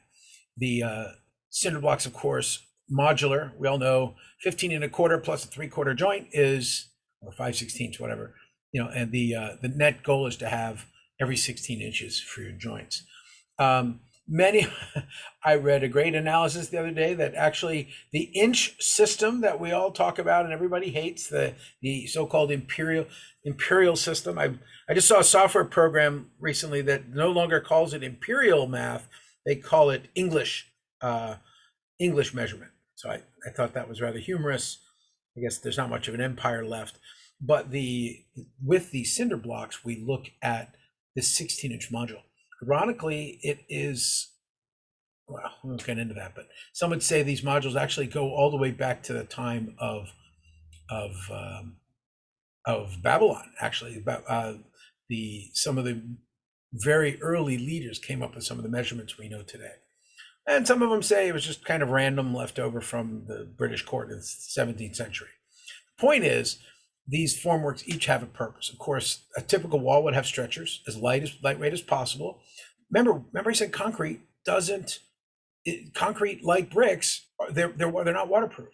So why do you have these holes? Because the water gets in and then it goes down the holes and drains away.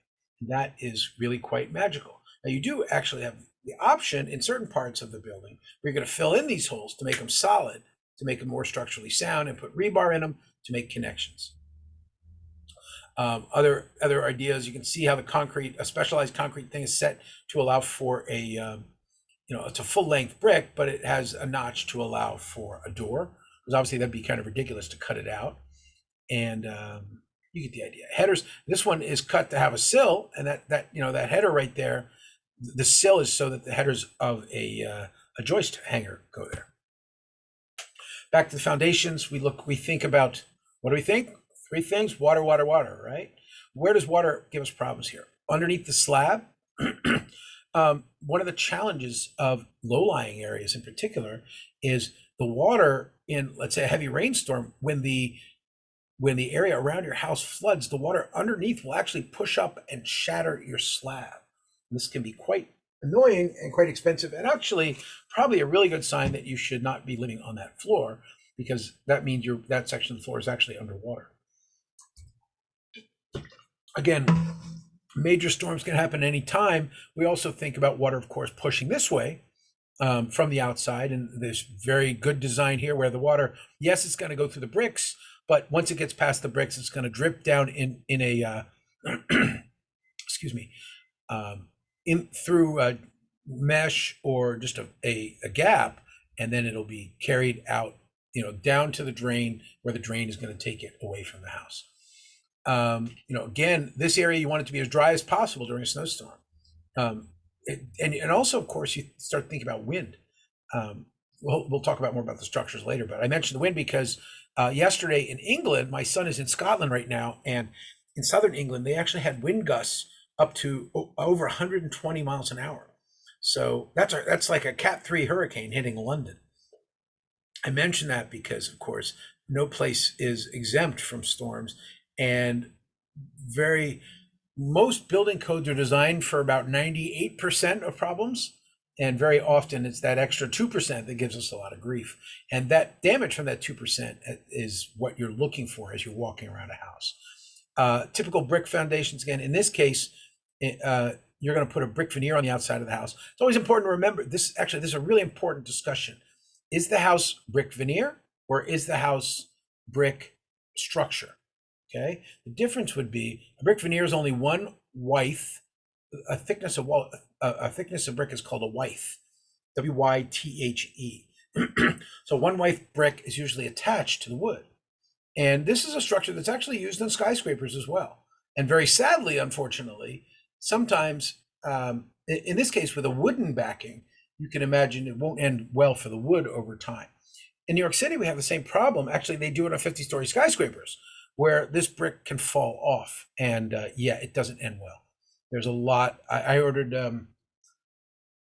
There's a garage on 67th Street in the West Side once, and I literally had about 200 linear feet of the wall, linear feet times 10 feet tall. The entire wall just peeled off almost all at once. Thank goodness it was on the first floor, so nobody got killed. But what happened was the bricks had detached from the backing, in this case, concrete wall. But typically in a house, you might have the bricks attached to a wood wall. The metal clips, the ties, often they were made of materials that were not, substandard. Things like a galvanized steel that wasn't really properly galvanized. And so these clips can break off. And you'll see that as you're, in some cases, as you go around. Again, I talk about old buildings. This is a diagram directly from, actually, I'm not sure if this is. There is a similar diagram to this in the New York City building codes from 1901 and older. And this is why I love to get old books to think about how a building is built. And I've attached a couple of really good ones in the reference. If you guys have particular interests of like older books, I'll try to find stuff for you. But I would tell you a very famous Brooklyn engineer who really educated several generations of architects and engineers in Brooklyn, a guy named Batista. His son still runs a technical school in downtown Brooklyn. But Batista actually wrote two books that are very much worth buying for you.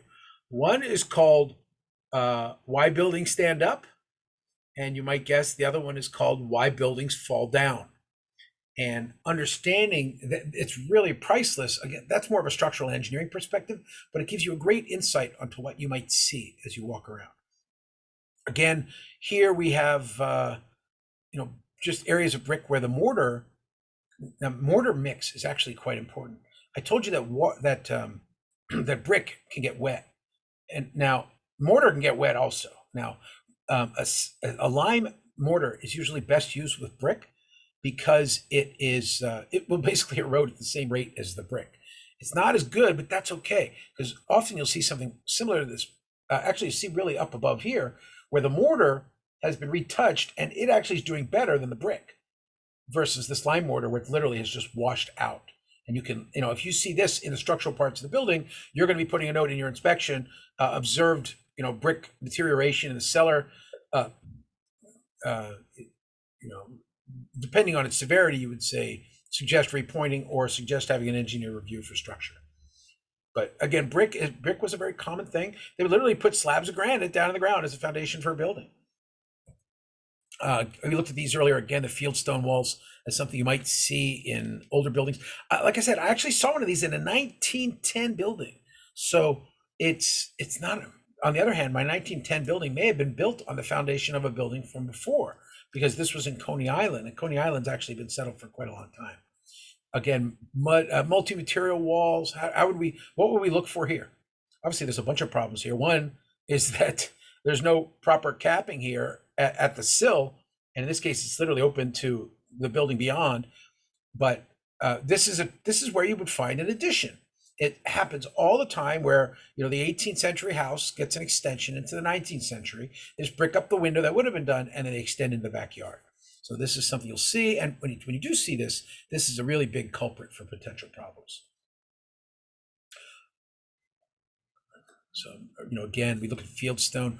Water, most powerful force. I'm going to say that about 1,000 times. And we think about how it's going to do. This is, in this case, the lime mortar is probably not cooked enough. And actually, chances are there's 150-year-old decay.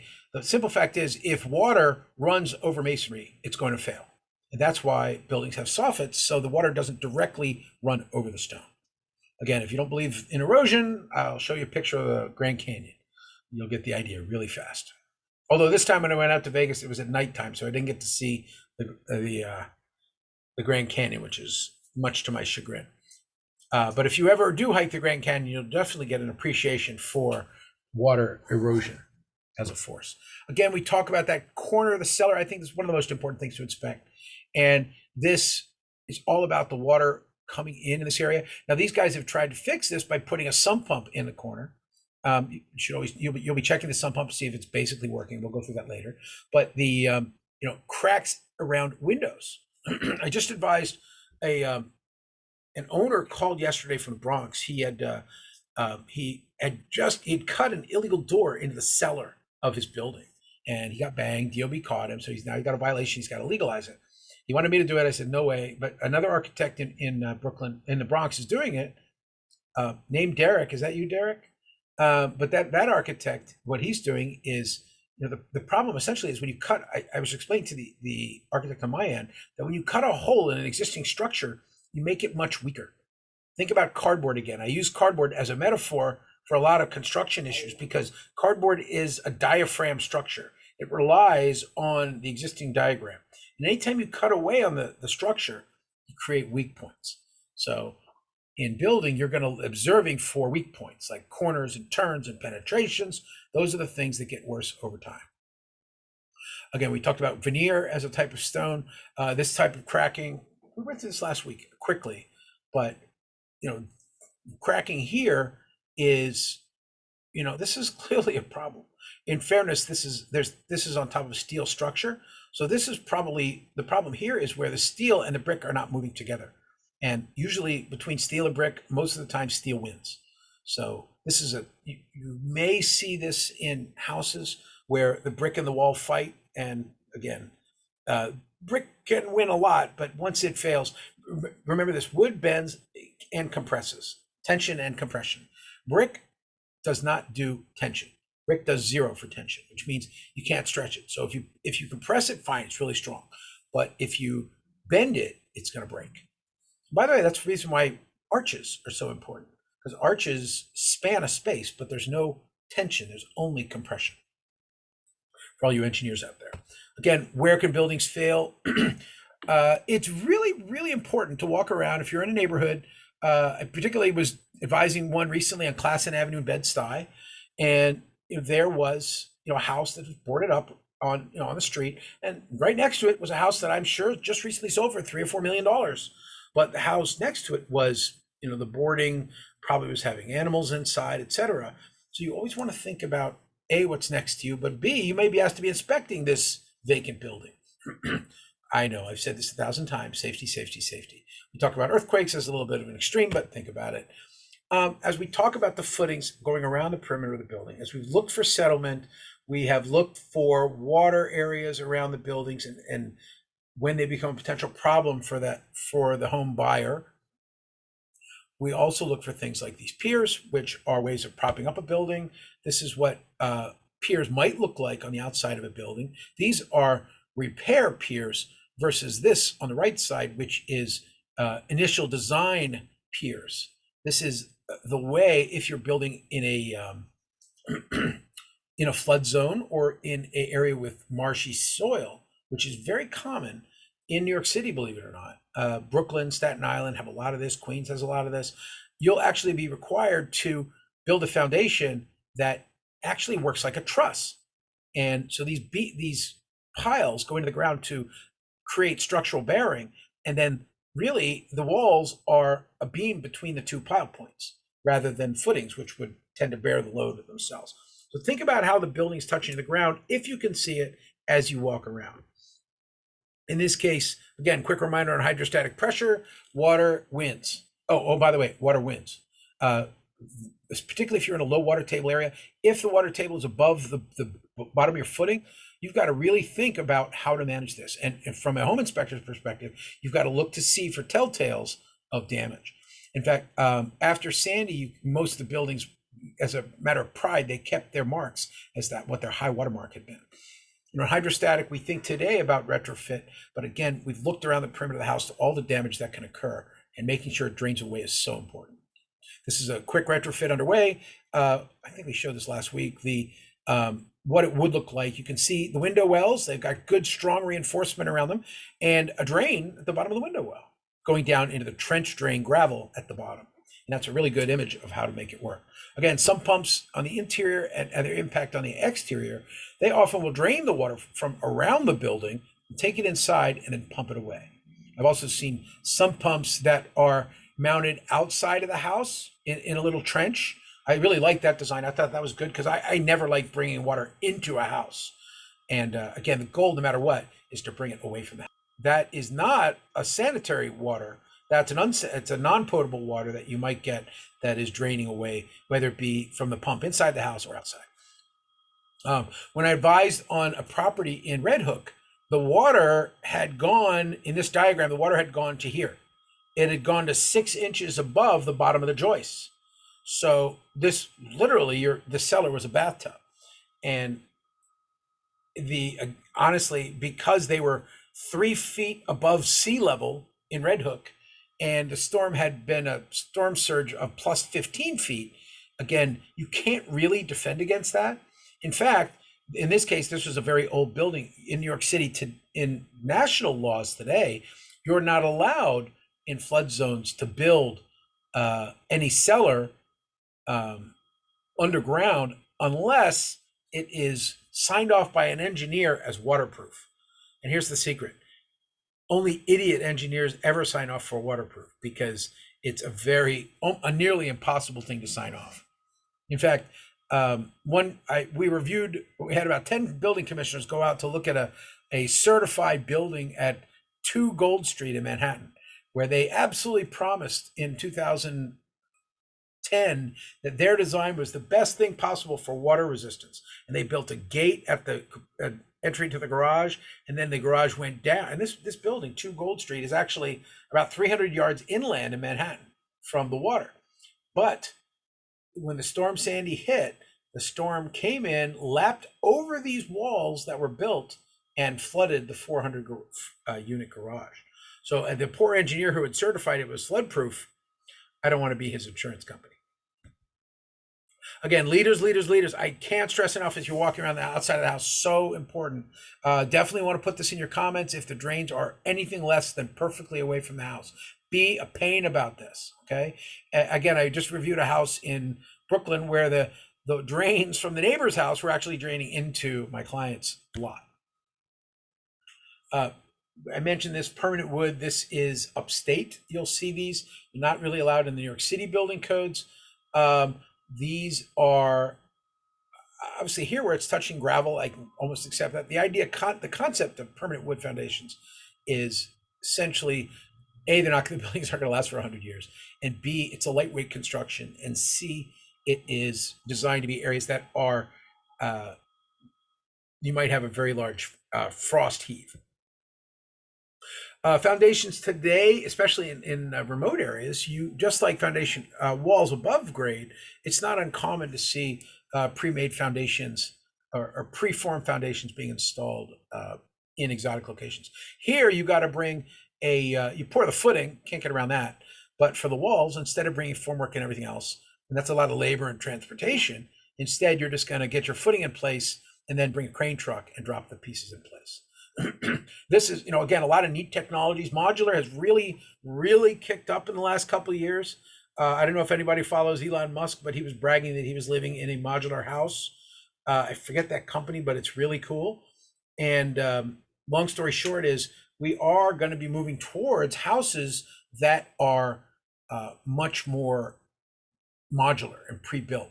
These guys cost money. Labor is often the most expensive part of building a house. Although I got to take that back because I was just discussing with a trader last night about the LBE. If anybody does Wall Street, you'd know the LBE is the lumber index. And you probably know that lumber prices are to the moon again. They went up and they went down and they went up again. And the Canadian strike and trucker strikes are actually driving the prices up even higher right now because a lot of our wood comes from Canada. Anyway, that's a whole bunch of different things. But what I do want to think about is things like in modular construction, we talk about SIP panels. And this, Kate had mentioned a question earlier about why I'm a little leery about some of the newer technologies. And SIP panels are one of the great examples of epic failures, but really also good success in modular panel technology and newer technologies where you are looking basically at 2 sheets of plywood with 8 inches of styrofoam squirted inside.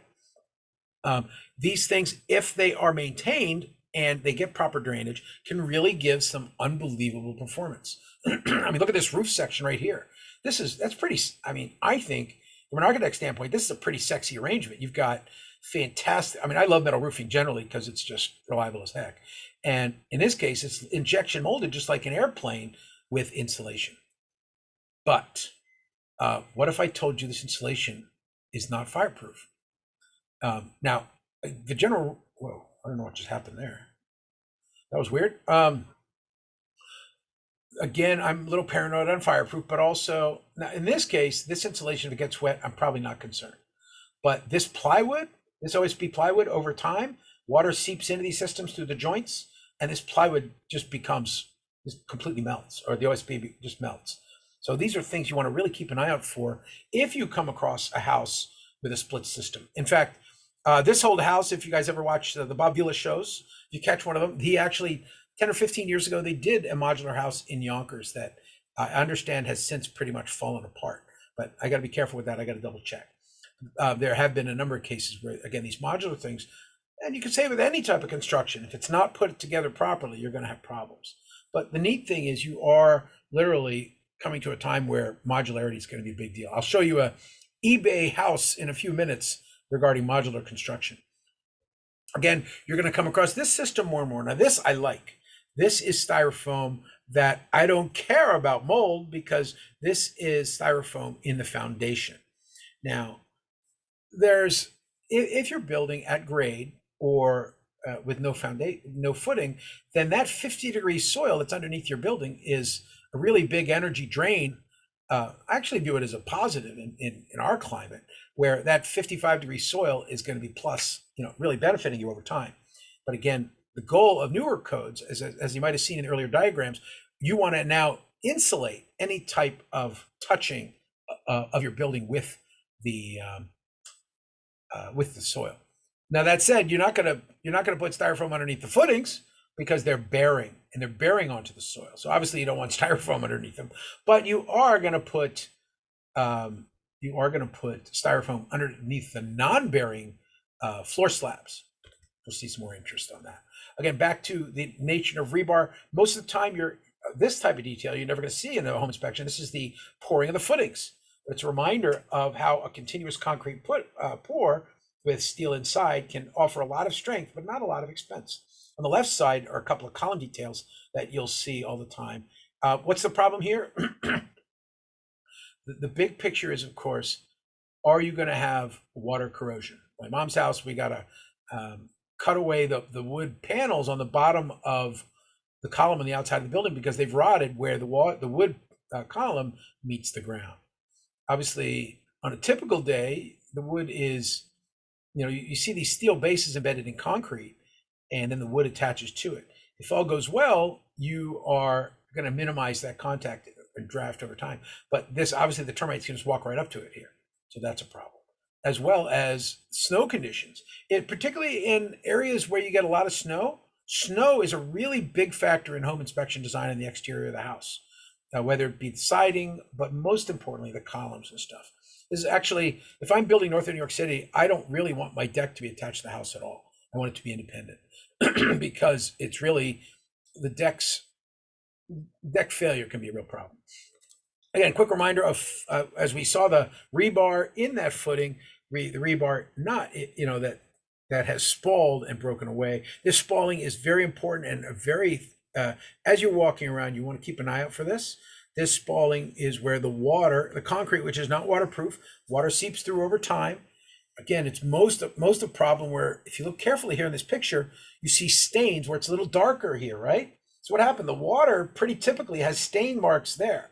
So the water was constantly wet. The water seeped in, broke away the concrete by rusting rebar, which pushed out and pushed the concrete out. So this is actually why, this is the reason why you really want to keep an eye out for stains in cellars and crawl spaces, because this isn't a structural problem yet, but it could be soon. I just advised on fixing a parking garage recently, and the garage had a lot of spalling steel, but it wasn't far gone. So I told the guy, brush it out, get it nice and tight, put some new patch on top, and it'll get you for another 5 years.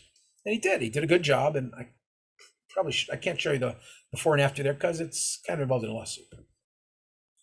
I advise on a lot of lawsuits, so some of the stuff I do can't be done. Okay, back in the cellar, we think about foundations and how the water introduces. This is down in the cellar. Again, emergency columns not acceptable. When you're doing an inspection, you want to see a building that'll stand on its own and does not need structural repair. In this case, this is a temporary structure. Although it looks like it's been there for 20 years, this is a temporary repair and needs to, this is an example of there is in your report, you would say, potential cost item. You should have an engineer to inspect this to see if this girder reinforcement, because there's the girder right next to it, and the beams are shearing off of the girder for some reason. And you want to have somebody take a good look and probably maybe just install some hangers. But again, you're not the engineer. You're not there to give advice. You're there to think about if there's a cost element of repair that might happen. Foundations, quickly covered a lot of this last time. Sand, silt, and clay. The idea is how particles get larger. Wait, footing to go onto virgin soil or undisturbed soil. Sorry if I don't want to offend anybody with the politically correct terms. But the point is, of course, the undisturbed soil is going to have the maximum bearing potential. If soil has been lifted up and filled back in, you can tamp it down, but it's never going to be as solid and consistent as if it's untouched soil. In this case, you got this nice cut. What I love about this cut, it's about a 4-foot cut. And the great part about this is they took the width of the footing plus about 2 feet. And that is also exposing the different types of soil. And this is a great, great image. As you can see right there, that's the top soil layer, right? The rest of the stuff is just spoils put on top. The top soil layer, then a really, really thick clay, what I believe is a clay layer. It might be sand or clay. I think that's maybe sand, that's clay. The point is, it really shows you how the water is going to move through this. Now, again, they are going to build the wall on the footing side here, and that drainage is then going to be, the area is then going to be backfilled, and the water as it seeps through will get to the drainage and then be carried away. Hopefully you do this, if you do this right at the beginning of a building, it lasts a long time. Is it going to last 200 years with the same drainage? Probably not. Lots of things can go wrong in 50, 100 years. I would say usually after 50 years, they may not be working anymore, particularly if there's a lot of trees nearby, but it depends on many factors. Again, reminder of, as we're inside the walls, we've seen the outside where we might have that bad drain. In this case, something really wrong is on the outside of this wall because this wall is completely soaked. Now with this soaking, water's coming through. Now the white stuff, that efflorescence, by the way, that's a possible test question. It's called efflorescence. And we'll spell it later for you, but that efflorescence is where water is absolutely saturated this wall. It's probably filled up the vertical holes in the cinder block, and the water isn't draining away at the foundation level. And also it's a reminder that, where are we at? We're at the corner of the building, weak point, and this is what? Anybody know what that is? It's a pretty simple question. That is what type of incoming service? Anybody know? Is that Water meter? electric, gas, water? What's that? I think that's a water meter. That's a water meter, of course. It sounds dumb. I'm sure you guys know what they are. Just a quick shot. Now, do you think the water meter penetration here has anything to do with this water in the wall? I don't think so. But it could. It could be a broken water main. I just came across a broken water main, a lead pipe water main into a commercial building a couple weeks ago, and it was the pinhole leak that was putting out about a gallon a minute. And that could be quite significant. Again, probably not that cause, but clearly you've got that foundation inspection. Back on the outside of the foundation, again, you're walking around the perimeter, you're asking yourself, what's going on here? Something's settling. Now, this is a great example of a modern building, right? This is a brick veneer. It's not now the building on the right is a solid brick building, and it's just falling apart, but it's old. But this newer brick veneer building, as we can see here, the veneer, it appears to be the diagonal cracking. This is actually where the veneer is shearing away from the wall behind it. This is, in a weird way, this is kind of good news because chances are the foundation is probably, as you can see, the brick is actually attached to the building through sheets of plastic. Then that vapor barrier we love, we like vapor barriers, provided they don't get too much moisture. But in this case, what may have happened is the moisture built up in the vapor barrier over the years and corroded the clips that are holding the brick to the veneer wall. This is a detail you're going to see pretty frequently. And this is, in your report, this is pretty severe. Now, is this a life-threatening condition? No. That is not, it's not a life-threatening, but it's clearly an expense. Now, the good news is the buyer's going to see this too. You're going to say, in your report, you're going to note that, it's absolutely repair or replace issue. And, they basically have to rip out this entire wall. That's a big dollar amount. Good news is it's probably not going to affect the habitability of the building. There are other cracks that mean you really shouldn't be in the building. This is not one of them. Probably not one of them. On the right side, you can see a 19th century house, much older. The rubble stone foundation helps me date the house. The coarse ashlar footing is there, and it is, providing a base. But over time, look at where the diagonals are running. They're running to the corner, right? So what do we have? We have, you can see the moss building up around these blocks. It looks like the corners are settling down. The center is probably holding, and the corners are settling down. Although, I don't know, maybe I'm wrong here, because diagonal things like this would indicate the center's failing. But I think you got a bunch of different problems here. But clearly, by the way, what do you think is the most destructive force on this brick wall? Anybody want to give me a guess? Is brick, up until the 1940s, white brick didn't exist, or it was very, very rare. Actually, white brick is actually glazed white. It's got a veneer of porcelain glazing on it. It became very fashionable in the 40s, but unfortunately that white brick is a disaster today for the same reason we have here. Because as I said a couple billion times, brick breathes, okay? If you paint brick, you're basically kissing it goodbye.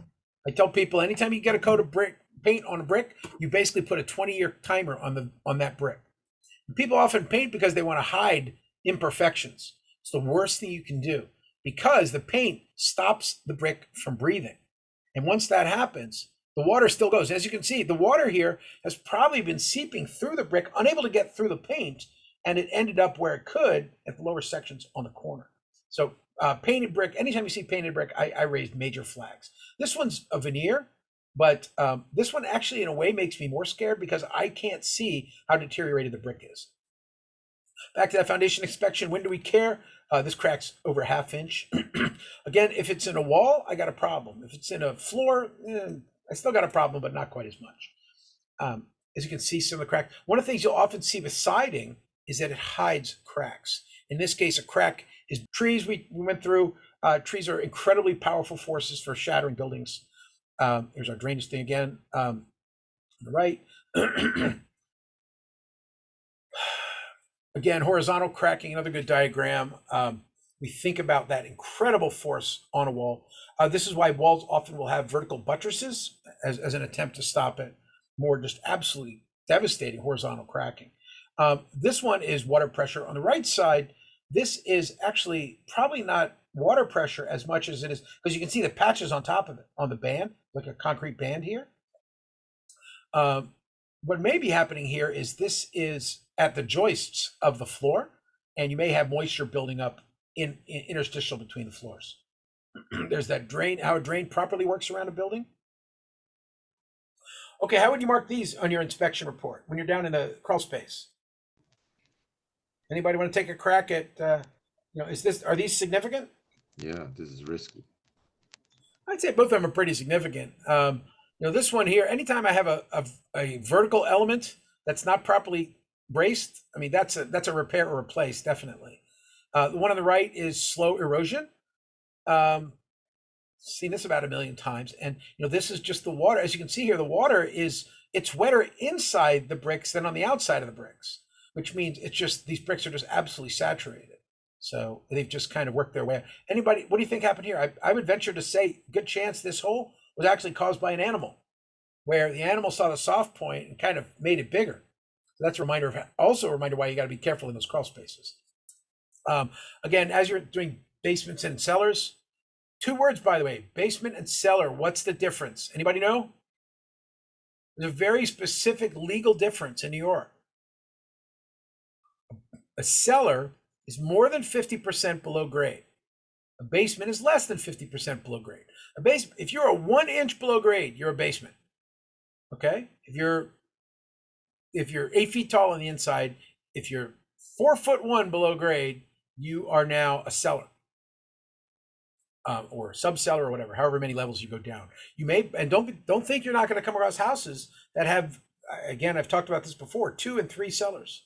Subcellar 1, subcellar 2, not just on skyscrapers, but in residential buildings, especially in New York City. I approved one a couple of years ago on Ocean Parkway in Brooklyn. It was 38 feet down. I approved another one. Actually, I didn't approve it. One of my examiners approved a building on Ocean Park or near Ocean Parkway on Avenue I. And the guy went 33 feet down. The problem is he was an idiot. He wasn't an idiot. The contractor was an idiot. And they actually cracked and destroyed. And I had to vacate 2 houses next to him because they had done damage. Now I could put a stop work order on him and make him and slow him down. But unfortunately, he was already in his building. So the only remedy that person had was to sue them. We wrote a ton of violations, but the guy just ignored them. But again, this is a challenge of enforcement. What happens if your building damages some other building, or vice versa? What if another building is damaging the building you're inspecting? Again, water buildup here, you can see that's not just water you come across in your inspection. A little water buildup, okay, fine. But look at that dirt, it's 8 inches up the wall. Again, look for that stain line, really brutally important. As we go around, we talk about that vapor barrier house wraps. Probably one of the, if you're dealing with finished basements. Now, when do you need a vapor barrier? The answer is when you are dealing with an unconditioned space like ground or air outside the house, and you're going into conditioned or semi-conditioned spaces. Conditioned spaces like, obviously a living room or, a living area, and semi-conditioned spaces. You'll also see vapor barriers a lot these days down in crawl spaces, which I really like. And crawl spaces aren't officially conditioned spaces, but they're like halfway in between, so they can often have moisture problems that you want to keep an eye out. Vapor barriers, again, what do? Keep the water out, but what else do? They sometimes trap the water. And New York State's got a real problem because we're designing for both super hot and super cold weather.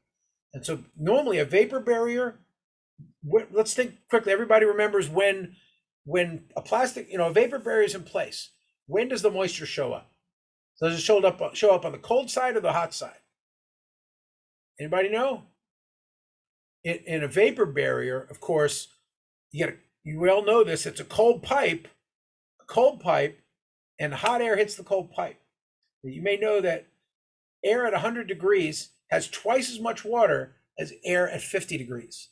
Okay, so of course, hot moist air hits cold pipe, the water condenses, and we see condensation. Now, condensation of pipes we're all aware of, but most importantly and most devastatingly, and particularly important to greenhouses, or green as in new energy code houses, is to understand that when the water hits that vapor barrier, you manage it properly. Allow it to drain, and or again, make sure that it's in a position where you can manage that moisture, because otherwise that moisture will manage you. Again, more water, and this really all comes down to how are you managing the water outside the house. Now, if you're doing a cellar here with this nice window, right, and you're putting this house wrap on, but you're still 4 feet below ground. So what's your first defense? Your first defense is, did the house have proper drainage away from the house on the outside? Now, as a home inspector, you're not going to look underground for the most part, but you can see how the water's flowing. Once you get inside the house, signs of mildew and mold. Again, the efflorescence, this is where the concrete is saturated. And that's a poured concrete wall. You think, wow, poured concrete, that's so solid. Wrong. Concrete, again, with very few technical exceptions, is not waterproof. And very often they'll put a waterproof paint, like a Zinsser paint. I don't want to advertise for them, but they make a pretty good waterproofing paint on inside of houses. But when you do paint that, all you're really doing is keeping the water in the concrete. In a way, it's actually good that the water is passing through the concrete and leaving into the air, because the worst case would be if the water were to stay in the concrete. And as it stays in the concrete, of course, it dissolves the minerals in the concrete and brings them out with it. As we look at waste lines and stuff, as we're doing inspections as we walk the perimeter. I like to say my most powerful sense when I'm inspecting is my nose. You're smelling for mold, you're smelling for sewer gas. Yeah, you don't want to smell that. And of course, like I said, my handy dandy device here smells for 16 different chemicals. I got volatile organic chemicals. That's VOCs. That's for certain kinds of paints, and these type of testing things are actually quite useful. And also, actually, for one really useful thing is it's humidity. It's 21 degrees Celsius and 28% humidity in my office right now. So these are types of devices that can be used to help you to understand and provide valuable information to the tenant or to the client in part of your inspection. But you can do it quick. And again, provide good, valid, useful data to a potential buyer in a way that makes it fast. What else we got? Again, back to the cellars. I talked about, I think I went through this. This is down in the cellar of a building that was actually leaning 12 inches. I actually, I think I may have showed this in another class, but here in the cellar, this is actually, it's about a 1910 early concrete building, and it's built like a tank. Concrete actually gets harder over time. So this concrete is 110 years old and it's strong as an ox. But up at the front of the building, my biggest problem is we were starting to get cracking near that I believe was a water system, but there was also some gas mains nearby that were cracked. Oops, gotcha, just dropped out. So again, we look at, in this case, as I was starting to mention, this is what's called a vault. This is a space underneath the street in New York City. And I believe Kate was mentioning this in the past, this is actually a coal vault for a commercial building.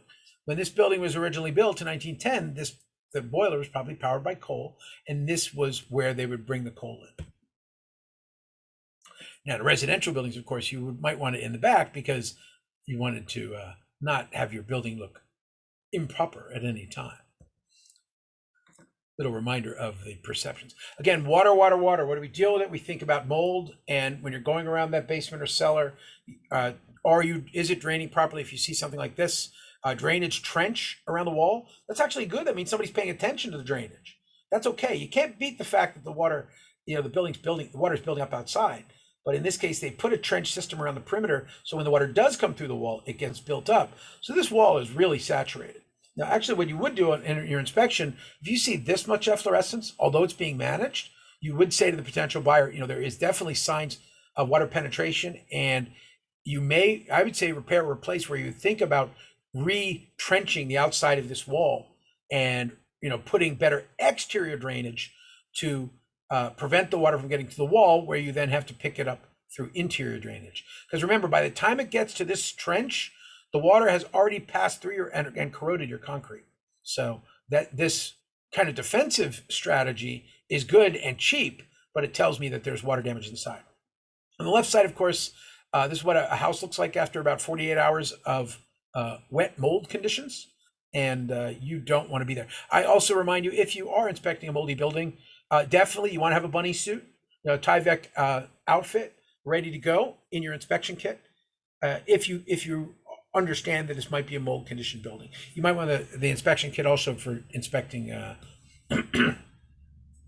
inspecting crawl spaces. Now, typically down in a basement, we'll think about the mechanical systems. We'll go through that. We're going to spend a whole day on mechanical systems. Does anybody see anything wrong with the picture on the right? Anybody see anything wrong? The water heater, right? The water heater here is in a closet. The vent for the water heater is here. So hopefully they keep the closet really tightly shut so the water heater kind of works its way into the vent and up. Otherwise, all that carbon monoxide, that's backflowing right into the house. This is pretty much a death trap. And, chances are it killed some people. Again, quick reminder, down in the cellars, you might have, this is the kind of cellar you want to deal with, right? It's pretty dry, yay. It is not too high. This one's about 5 feet tall, I believe. And see, obviously you can see the penetrations, nicely done. Poured concrete foundation, concrete rat slab down, no problem here. On the right side, these guys have gone a little further. They're almost a full height space. It looks like a rubble foundation wall. So that's an old wall. but it's got a nice heavy coat of waterproofing paint. Now, this waterproofing paint and this floor paint, it's called, oh gosh, what's it called? Epoxy paint on the floor. I love this stuff, but it's a reminder, while it is really, really good waterproofing, it also is a potential problem because sometimes the water can build up and corrode the wall inside the paint. So you always think about that water management. And when you're down in the cellars, you're looking for any non-standard construction. Again, you don't get much better than this. You've got basic steel columns, but although I would make sure they look like they're in erratic locations. So I make sure if they aren't emergency columns. And the water heater looks like it's properly mounted, etc. Back in that basement, entering your basement. I just dealt with one of these recently. Actually, I 2 different times, 2 clients this year already. One was a residential building where they were going down the cellar, and the cellar was very, very unstable. Now, obviously, I'm a big guy, so I make stable things unstable. But in fact, the stair, a single railing like this on the left side. Actually, I'm not sure if we're looking at the same thing. Yeah, there we go. The single railing is perfectly okay to code, but it's not uncommon where the stairs are not maintained. Here, this building has no stringer, so you can see where the concrete has broken away, or the wood has broken away. I've had 2 of these just in the last 2 months. One was a steel stair that had completely corroded. It was a commercial building, a 90-year-old commercial building. The steel had completely corroded all the way through, and the stair had collapsed. So like the last 3 steps was a box that I had to step on the way down. And I made it very clear to the client. I said, stop what you're doing, stop everything else, and fix this stair. This must be fixed immediately. And remembering, just for commercial inspection, you guys are not, as a home inspector, you're not allowed to do commercial inspections other than 1 to 4 family houses. However, there's nothing prevents you. In fact, there is no regulation on commercial inspection. Okay, it does help to know what you're doing. Most banks will only accept a commercial inspection from an engineer. Some of them won't even take it from an architect. But you don't think you can't inspect commercial as well, by the way. But anyway, this is an example of a residential building. Obviously the brick wall has created a water condition over the years, and it's kind of eroded the wood, and the connections to the brick have just fallen away.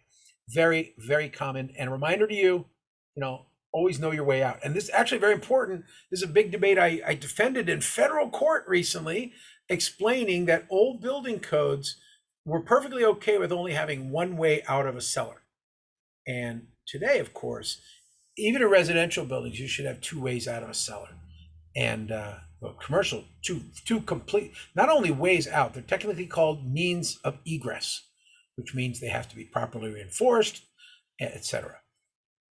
Another thing I mentioned, by the way, when you're going down the cellars, check the door.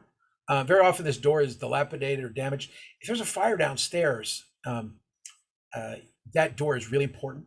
And actually, for the client, the residential client I just advised recently, you know what I did? I actually brought a carbon monoxide detector and a smoke detector combination, and I gave it to him as a gift. It sounds tacky, but it's a good icebreaker to give them a little gift, particularly if it's a house that's being sold. It's a good icebreaker for dealing with the person you're walking through, but also it's a good safety device as well. And particularly with a cellar, if you're going down to a cellar, nobody might have been there for a year or 2. They might not know that there's a carbon monoxide buildup down there from the boiler that's been leaking for 10 years. And so again, personal carbon monoxide detector is not a bad thing. Again, New York City, what they'll do, the fire and DOB guys, they'll all actually carry a bracelet. Actually, darn it, my handheld device doesn't check for carbon monoxide. Well, I'll definitely go out and buy a new carbon monoxide detector as well. So again, we talk about windows down in cellars. Now, this kind of looks like a residential shutter. Are you allowed to have an apartment downstairs here? Not in New York City. For the most part, not in New York State. Now, there's just to be a heads up, in the next couple of weeks, we'll see this. The state of New York is looking at passing a law to allow second apartments in every single family house in New York City, accessory apartments. And to allow that in New York State. Now, this has a really major impact on zoning around the state. So it's going to be definitely up for debate. But the key thing is, no matter whether you're allowed to have second family or not, this would be an illegal apartment.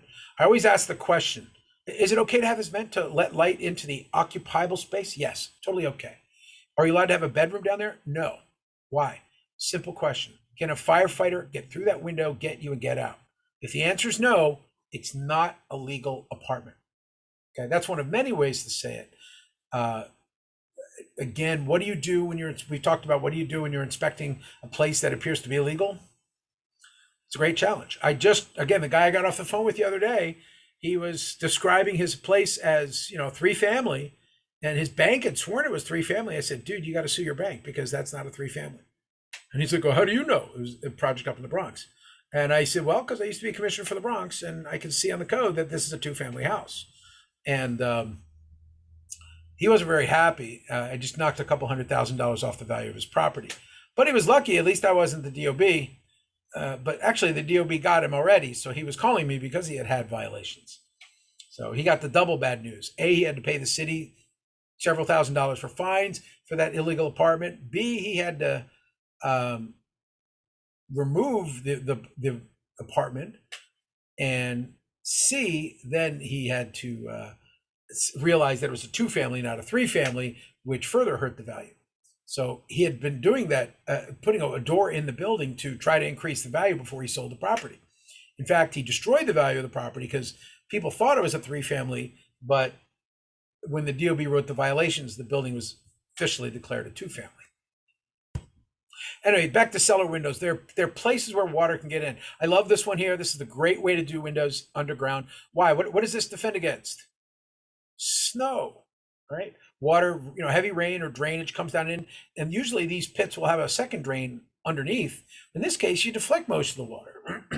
I'm a firm believer when it comes to building design. You think about multiple defenses, and the first way of making sure the area around that window is dry is that no water ever falls into the hole. And as we saw sadly with the storm in September, sometimes rain is so great that your drainage system doesn't work. In your sewers, instead of taking water away from your house, sadly, they'll actually bring water back into your house as the sewers overflow. In fact, I live in Queens, in Rego Park, and one particular area of Elmhurst flooded so badly, it was actually on global news. I was reading about it on the BBC. My son was sending me emails, Dad, looks like it's flooding over there. And in fact, what a lot of it was the rain happened so fast that all the sewers were overflowed. And you may also know, if you live out there and many other places in the city, that September 1st storm literally shut down the entire subway system of New York City. And ouch. So why do we think about that? Because again, normally water will penetrate, but sometimes it comes in really heavy batches. But keeping away is the first defense. On the left side, this is a wall. Again, you could tell by the look of the blocks that this is probably a 60 or 70-year-old wall. It looks like somebody tried to paint them a long time ago, but as you can see, even that, although I'd say this might be just the lime paint, but the paint has really washed off as well. And this is the inside, so you can imagine what kind of punishment the outside took. But most importantly, the mortar has been completely washed away. And what is the culprit here? One of the primary culprits would be this window. Again, this window well is like up outside the wall under the window. And as you can see here, it is completely washed out all of the mortar. And that's pretty scary.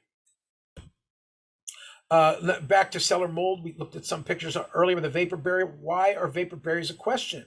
Kate, this is an example of, again, the issue of the really great vapor barriers and how wonderful they are. But vapor barriers improperly installed, whether they be spray foam or plastic sheet, what do we got there? This is where moist air came in, and settled down to the bottom, and we have massive mold. It's, so much moisture, it actually, fiberglass insulation is really good and cheap, but once it gets wet, it becomes useless. And it's one of the reasons why I try to get people to spec rock wool, which actually can be cleaned out a little better. Hold on, let me plug this thing in for a second. Which actually is another reminder, which is if you carry a lot of gadgets in the field, you need to carry a lot of batteries. Yes, yesterday, the architect I was advising, he and I were going out. He was doing some inspections, and I reached in. It's not one, but two pieces of equipment, and the batteries were dead. So Yeah, I Brian, joke. What's that? I have a question. If that plastic was not, exposed, as a home inspector, you wouldn't like lift it up and look to see Ab- if there, huh? Thank you, Ron. That's such a great point. Thank you so much. We are observing. We are not inspecting. I know we're called home inspectors, but in fact, from a legal perspective, inspection is when you're tearing it open and looking at stuff. If you come across, I'm just showing here is the cause. What would be the symptom? Even if let's say it's all nicely paneled or something like that, it's got drywall. What would be the symptom you detect? The smell. Of course, you would smell the mold as you come down in the cellar, even though the cellar is in pretty good condition. And chances are you'd see stain marks where even with the plastic sheet, the water would have run out onto the baseboard underneath. So this is just a reminder of what the condition is and why it's so important to study and understand that hot air to cold surface interface. Okay. In plumbing, it causes corrosion. In walls, it causes mold. Okay, back to crawl spaces. This is wherever the fun begins. This is when I took, this is actually a beach area, and this is right after Sandy. So we all agreed, I told staff that this opening is 16 by 32, I think. 24 by 16? Okay, is that what it says here? I think this is a 16 by 32. Now, why would you do that size? That's actually 2 widths a block. That's the reason why you do the size. Does anybody feel comfortable going into this?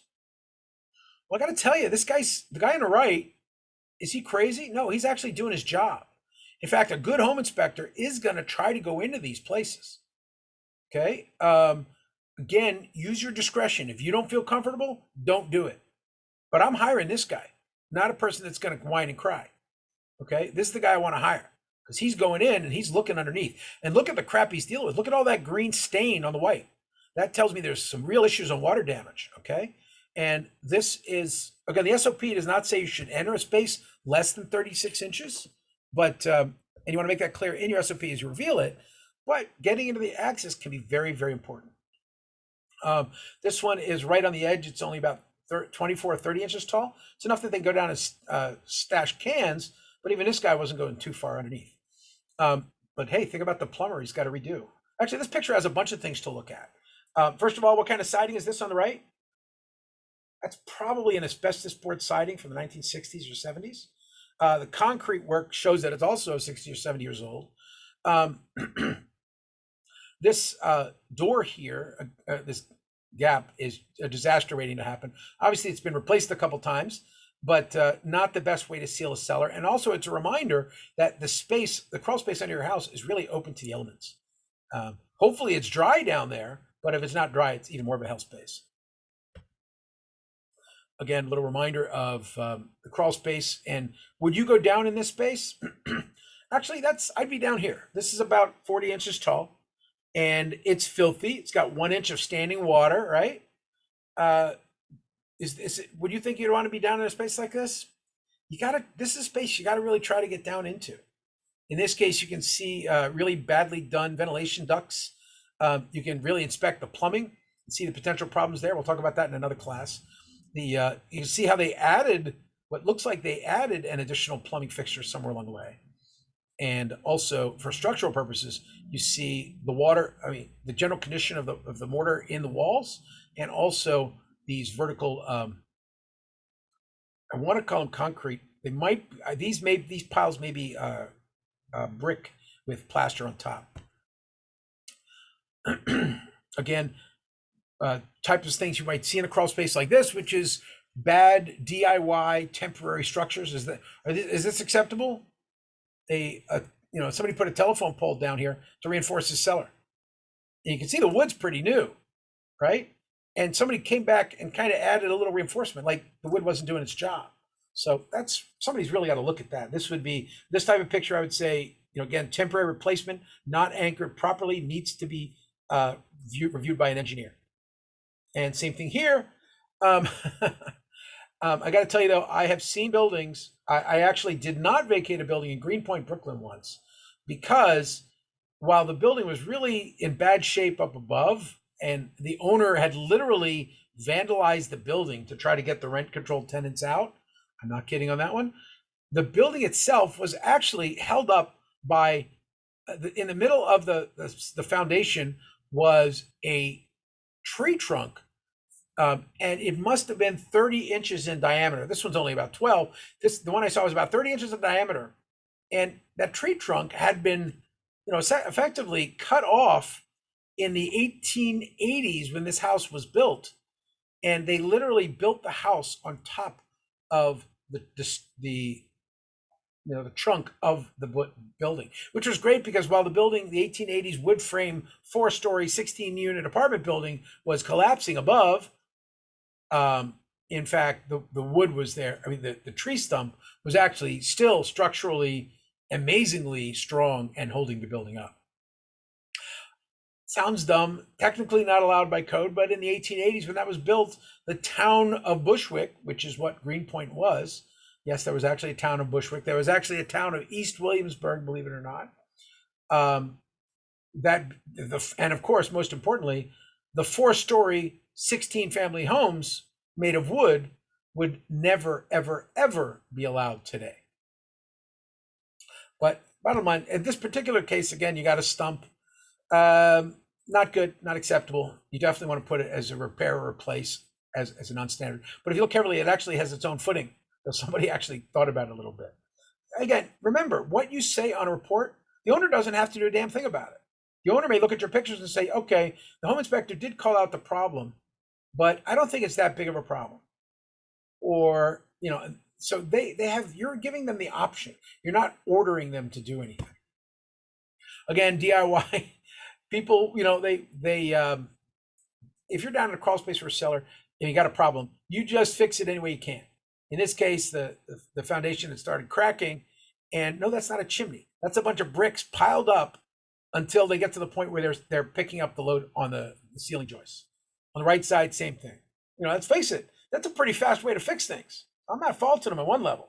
They got a problem? Sure, let's just start jamming stuff in until I can reinforce the space. But these are temporary fixes. These temporary fixes are not acceptable to a home inspector. And then there's this guy. Anybody want to do that? Ron John, are you doing that? You diving under the house here? No. Or is this guy a crazy guy? Yep. You probably remember this picture from last year. Is this guy sane? Well, actually, he's a really good home inspector, right? He's spending the time, he's getting underneath, and he's looking for the problems. That's the home inspector a home buyer wants to pay for. I would say this picture does 3 things to me. One, this is a guy that's more than willing to go everywhere to check the safety of the house. Bam. So this picture is a great advertising thing for him. 2, it tells me he probably doesn't have a whole lot of respect for his personal safety. And, again, 3, I don't know. I think the guy's a whack job. But no, just kidding. The point is, this is the level. Are you guys willing to do this? When home inspection, this may be what's appropriate for a house. Okay, so I want you to think about this. Same thing here. If you're a plumber or a home inspector, you'd know that getting underneath is pretty useful. Now, the good news is this one, for instance, at least it has some plastic sheet down. Vapor barriers are becoming much more popular, and they're really useful because they reduce the moisture in this area. And if you reduce the moisture, you're keeping the beams from breaking down and the pipes from rotting, and that's a good thing. So the plastic sheeting has become much more common down here and useful. This guy's down in the cellar. I mean, do you feel comfortable in a space like this? How tall is it? How can we tell? 2 blocks, right? So how tall is it? 16 inches. Again, this guy's providing a valuable service down here. Is an old 70-year-old guy doing it? Well, more power to him. I do like his N95 mask. 2 good points to him. And also a reminder, that's another thing. Of course, we all have masks everywhere these days. But to be clear, the OSHA actually requires you to use these N95 masks. I think in many ways, this is what saved us a lot when the COVID crap came out early. when they all started screaming for N95 masks, all the construction people already had theirs because they were required about 3 months before COVID started that everybody was required to start using N95 masks in dusty areas. And for good reason. Think about the crap you're going to breathe down here. Fiberglass dust, asbestos dust, mold, everything. This can be a really dangerous space. And I also remind you, this is what we call, to those of you who've taken your OSHA classes, you know this is a confined space. Now that seems like a pretty nominal term. Oh, it's confined, no kidding. Well, actually it's a legal term. And when you're dealing with confined spaces, you have to really take your safety seriously. If you get stuck down here, somebody darn well better know you're there, okay? Or if you have a asthma attack or a panic, well, hopefully not a panic attack. But anyway, as I show these, A, have not one, but several good flashlights. And B, many people have started, I know this is dumb and we see lots of interesting variations on this, but today, and I actually offered to do this for a client once, I said, we can just take a drone with a camera and drive around the crawl space and see everything we need. And it sounds crazy, but it actually can work. And by the way, for this guy, he's actually wandering around, not a crawl space, but he's actually wandering around an air duct. Really large ducts for commercial spaces, they'll actually use a drone these days. For those of you in the oil industry, you would know there's another thing called a pig, which is a drone that actually goes through oil pipelines. Although I'm not sure how good its visibility is.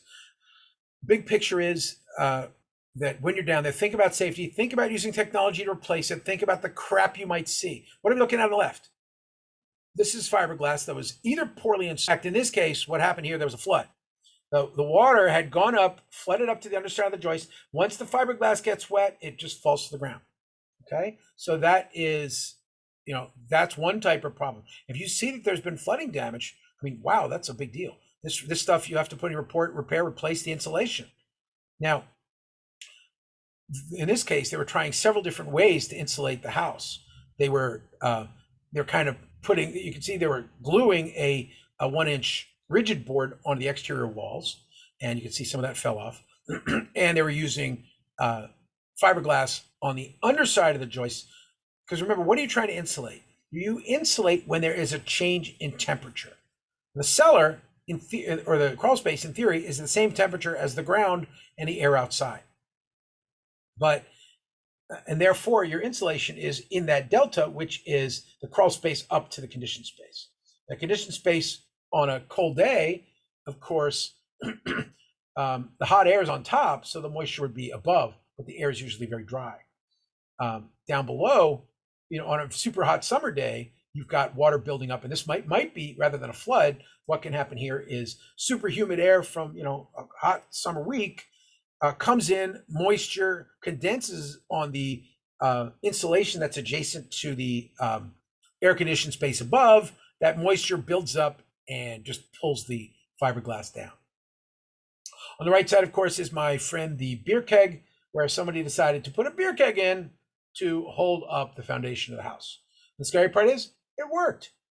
But again, for inspection terms, it's not allowed to stay. And also you can see where they have taken spray foam and tried to inject spray foam underneath the joists as a way of helping to make it a little more insulated.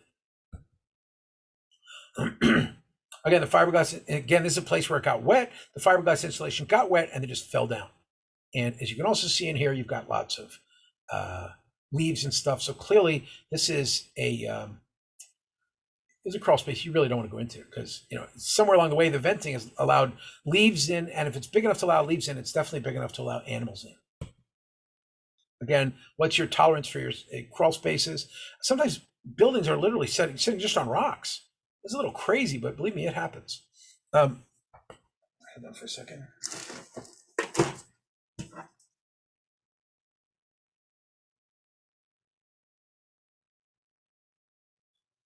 Sorry, I got to check my phone. As far as I know, I'm the only person in the building today, and my friend is coming to do some work also. So I got to make sure he has access, because I stole his access card for today. Anyway. When the topic of colonization comes up, that's rather odd. About the modern day nations from British or others. So you're a geek when So I accidentally activated my phone, and I'm now getting a history of the Phoenicians popping up on my phone. Let me get rid of that quickly. Okay. Unfortunately, as the world gets weirder, I find historical books more reliable and predictors of the future. Anyway, back to inspecting crawl spaces. Is it okay for a foundation to be held up on rocks? Well, again, they could, a person's buying a really old building. Obviously, if it's a modern building, you don't want to see rocks jammed in to hold up the building. But if you deal with an older structure, it's not uncommon to see something like this. And all you can do is take pictures and say, look, structure is not properly anchored, suggest review by an engineer. This crawl space on the right, it's got like a sandy gravel layer down below. Gravel is, again, it's all about keeping water drained away. Okay. A vapor barrier is good down in the cellar. A gravel is very common, where they just put a layer of 4 inches of gravel.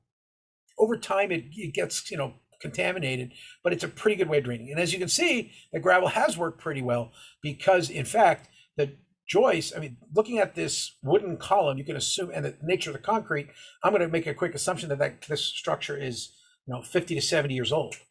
It's still poured concrete on the outside, but I do see signs of relatively modern stuff like, Romex type wires and joints. So these are, again, you look at visual clues to try to figure out what type of structure you're dealing with. Now, down that crawl space, you might come across areas of the structure that are being reinforced. This is a much older house, brick column piles. That's a really good indicator that it's, pre-1900 usually.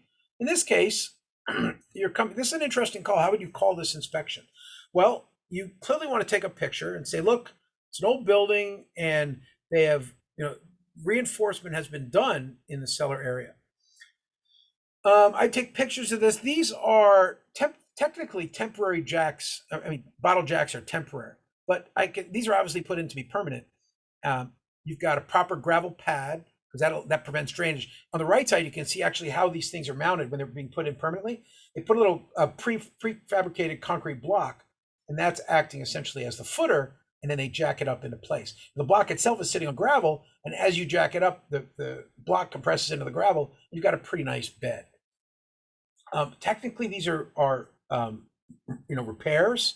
And again, when you report, you would point out the bottle jacks and say, they look stable and they look well drained and don't show any damage, but they probably, because they're not part of the original design, you might want to have an engineer review this. Crawl space, just also a big reminder when you're in the crawl space, it gets nasty. Bugs, possums, whatever, all out there. Nice vapor barrier from a crawl space is a good way to do it. This is an older house. You can see they added bottle jacks to reinforce it. They came in and put a nice vapor barrier, much less moisture, lots of good. Slab on grade, this is monolithic slab. When you're dealing with these, what are you looking for? Is it draining away properly? The great part about slab on grade is it's pretty resistant to damage other than settlement. What your biggest damage here is, of course, if there is water going around the house, perimeter of the house, and the slab on grade washes out underneath the footing, and the slab cracks. Usually, though, this is done in either solid rock areas or in beach areas. Now, if you're on sand, sand is actually really great at bearing, unless it washes out. And that's when you're screwed. And at that point, a good slab on grade actually acts almost like a beam.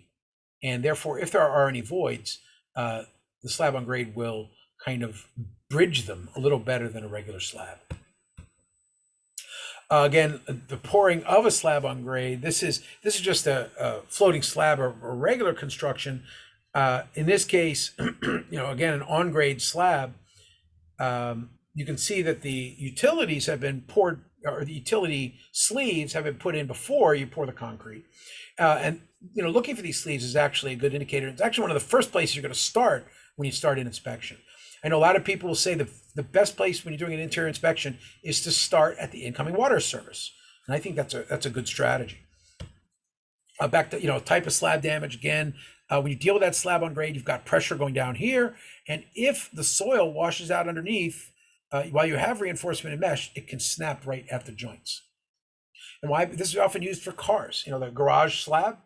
And this, remember, a garage is usually not a conditioned space. So it's going to have ice heave. So water, for instance, builds up underneath the slab. It won't be the water, the water that may have dripped down through, but in the deep winter cold, the water will push up and snap the slab. And that's a thing you'll see time and time again in semi-conditioned spaces. Let's take a quick look as we're browsing through the structural framing of the building. We went through these the other day. I'm just going through them quickly again. We look at the outside framing of a building and how wood frame. I want you to understand the spirit of this picture, and hopefully you understand the technical of it as well. The spirit of the picture is that you have surfaces that have evenly spaced joists, and those evenly spaced joists, when cross-braced and reinforced, will create a strong, in 2 dimensions, sheet. And that 2-dimension sheet, then when it turns corners, it intersects another sheet. And just like a piece of cardboard, if you turn a piece of paper, you fold it, suddenly that tension of the fold makes it very strong. And that's essentially the way wood works, that you don't rely on maximum strength in all directions. You manage the strength. And therefore, when you see failures, you try to trace back what diaphragm and system has failed and why. Floor framing this is a typical 2x10 framing.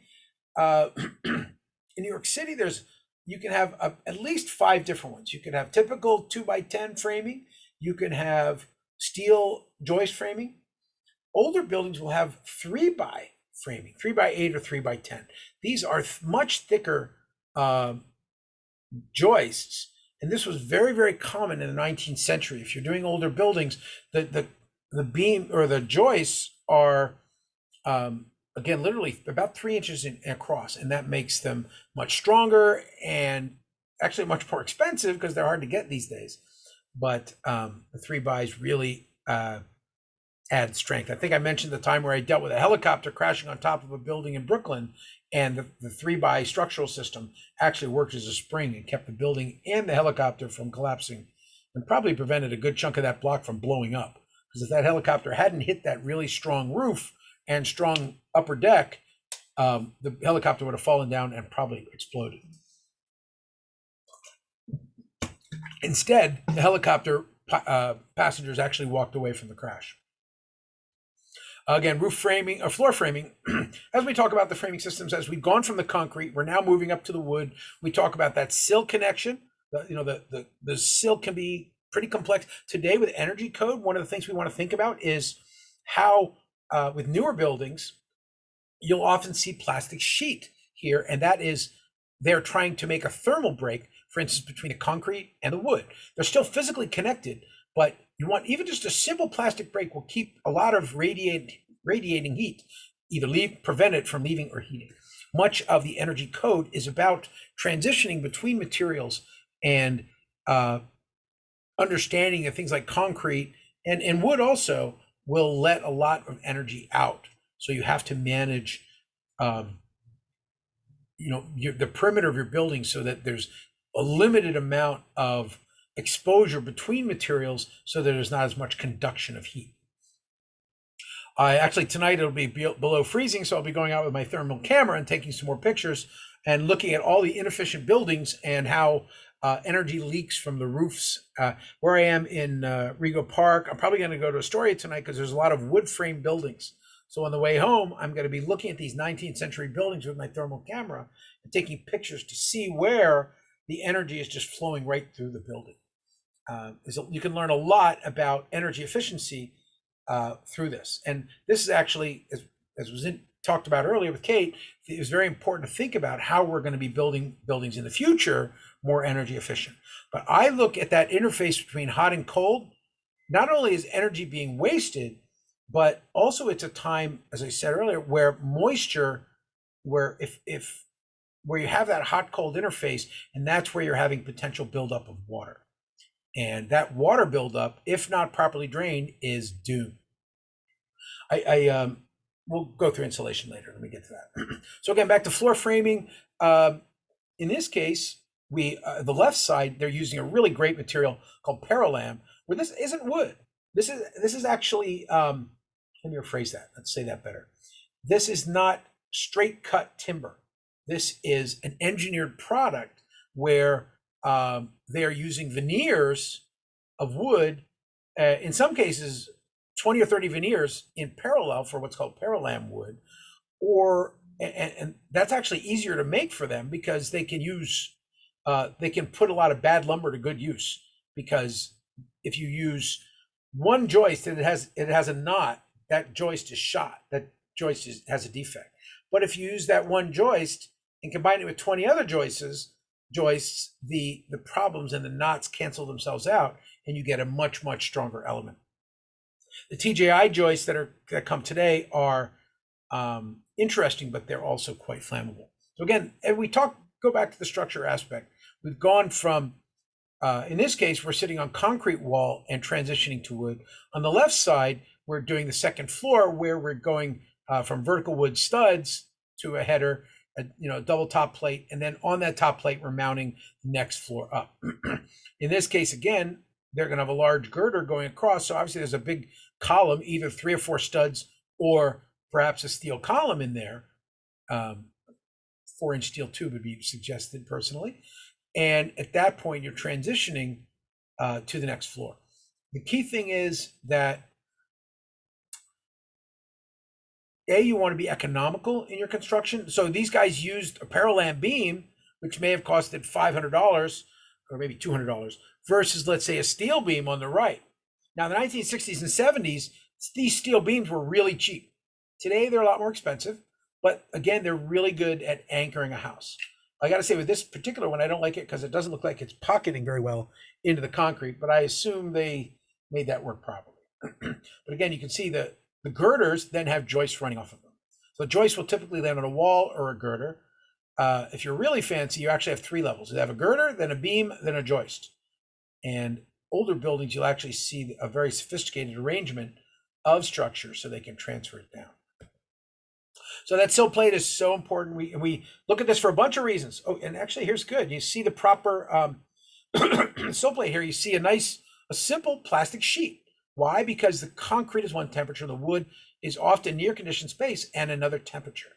And it's also a great barrier for what? Termites. Why does that matter? Look at this critter on the right. This is a foundation, as example, where the concrete is touching the wood, and at that point, clearly, excuse me, in this case, we're looking more or less through the veneer into the framing inside, and because it wasn't, over time properly managed, it looks like termites have really had their day on the wood inside of the brick wall. In this case, who's bearing is the question. I don't remember the rest of this building, but the big picture is, in this case, we've actually lost half the structure. We saw an earlier one where the brick veneer peeled off, but that brick wasn't structural.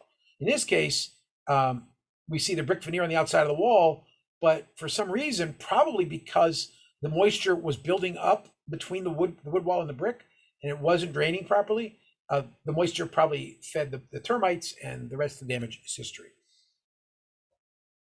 So again, we think about that concrete to wood interface and the importance of breaking it for both thermal reasons as well as for bug reasons. Again, as we're looking around structure, particularly in the crawl space where people think they'll never look, I want to smack people in the head when they cut a joist. And I just saw one of this recently. I wanted to kill somebody. You idiots, you cut away 5 inches of a joist. In this case, somebody cut away about 9 inches of a joist. And by the way, that track that they cut it away for, that's actually a garage door opener. Idiots. This is a really important diagram. It's an understanding of when you can cut joists. Now, this is a typical wood joist, okay? This is not TJIs and metal joists, which you can't cut at all, okay? So the cut here is you can only cut a certain amount, and the building codes, this is a generally specific building code thing. The idea is you're not supposed to cut in the middle for the most part, okay?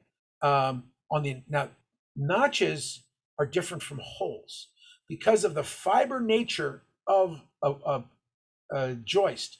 Wood is very different from other steel per se. Well, actually, I guess it's similar in a way, the way forces work. The top of a joist or beam, that is, it's referred to as the top chord. Now, the top chord is when a beam is fully loaded, the beam is bending. So the bottom is actually in tension, okay? It's pulling down. The top is in compression. So if this beam is pushing down, it's going to crack right at that angle. And you guys have probably seen this before where somebody cuts in a joist, and you can imagine this one right here, there's going to be a crack here someday. Well, so again, this is one of the basic rules, some of the basic rules of carpentry. One is, you okay there? Sorry, Ron. I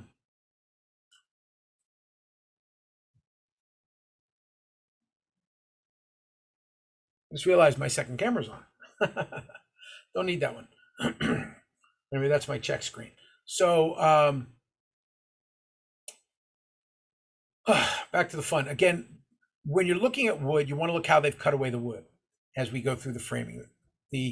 Also, as we in structural elements, and you'll see these cuts a lot of the time in the cellars where the wood is available. Now, obviously, again, you can't, if it's hidden by drywall, there's nothing you can do. But if it's visible, which is most common in the attic and the cellar, you want that to be in your report. Again, floor framing, more issues. What do we got here? That temporary beam. Looked through these a lot of the other day. Wood framing. Everybody, I hope everybody understands the concept of basic wood framing, right? Does anybody have a problem with this diagram? Does everybody understand what's going on here? The idea quickly of wood framing is based upon, again, going the distance between 2 points. Steel can span 500 feet, okay? But wood, I'm exaggerating. Wood is limited to maybe 15 feet. So you break up the 15 into smaller sections and it becomes stronger. And so that might be 12 feet here, and then bracing in between to keep it rigid. Here, when you want to, if you have to penetrate a joist, it's got to be done right. And in this case, you cut it away, and you got to think about how you're going to transfer the energy. So in this case, you got to double up the guys on the side.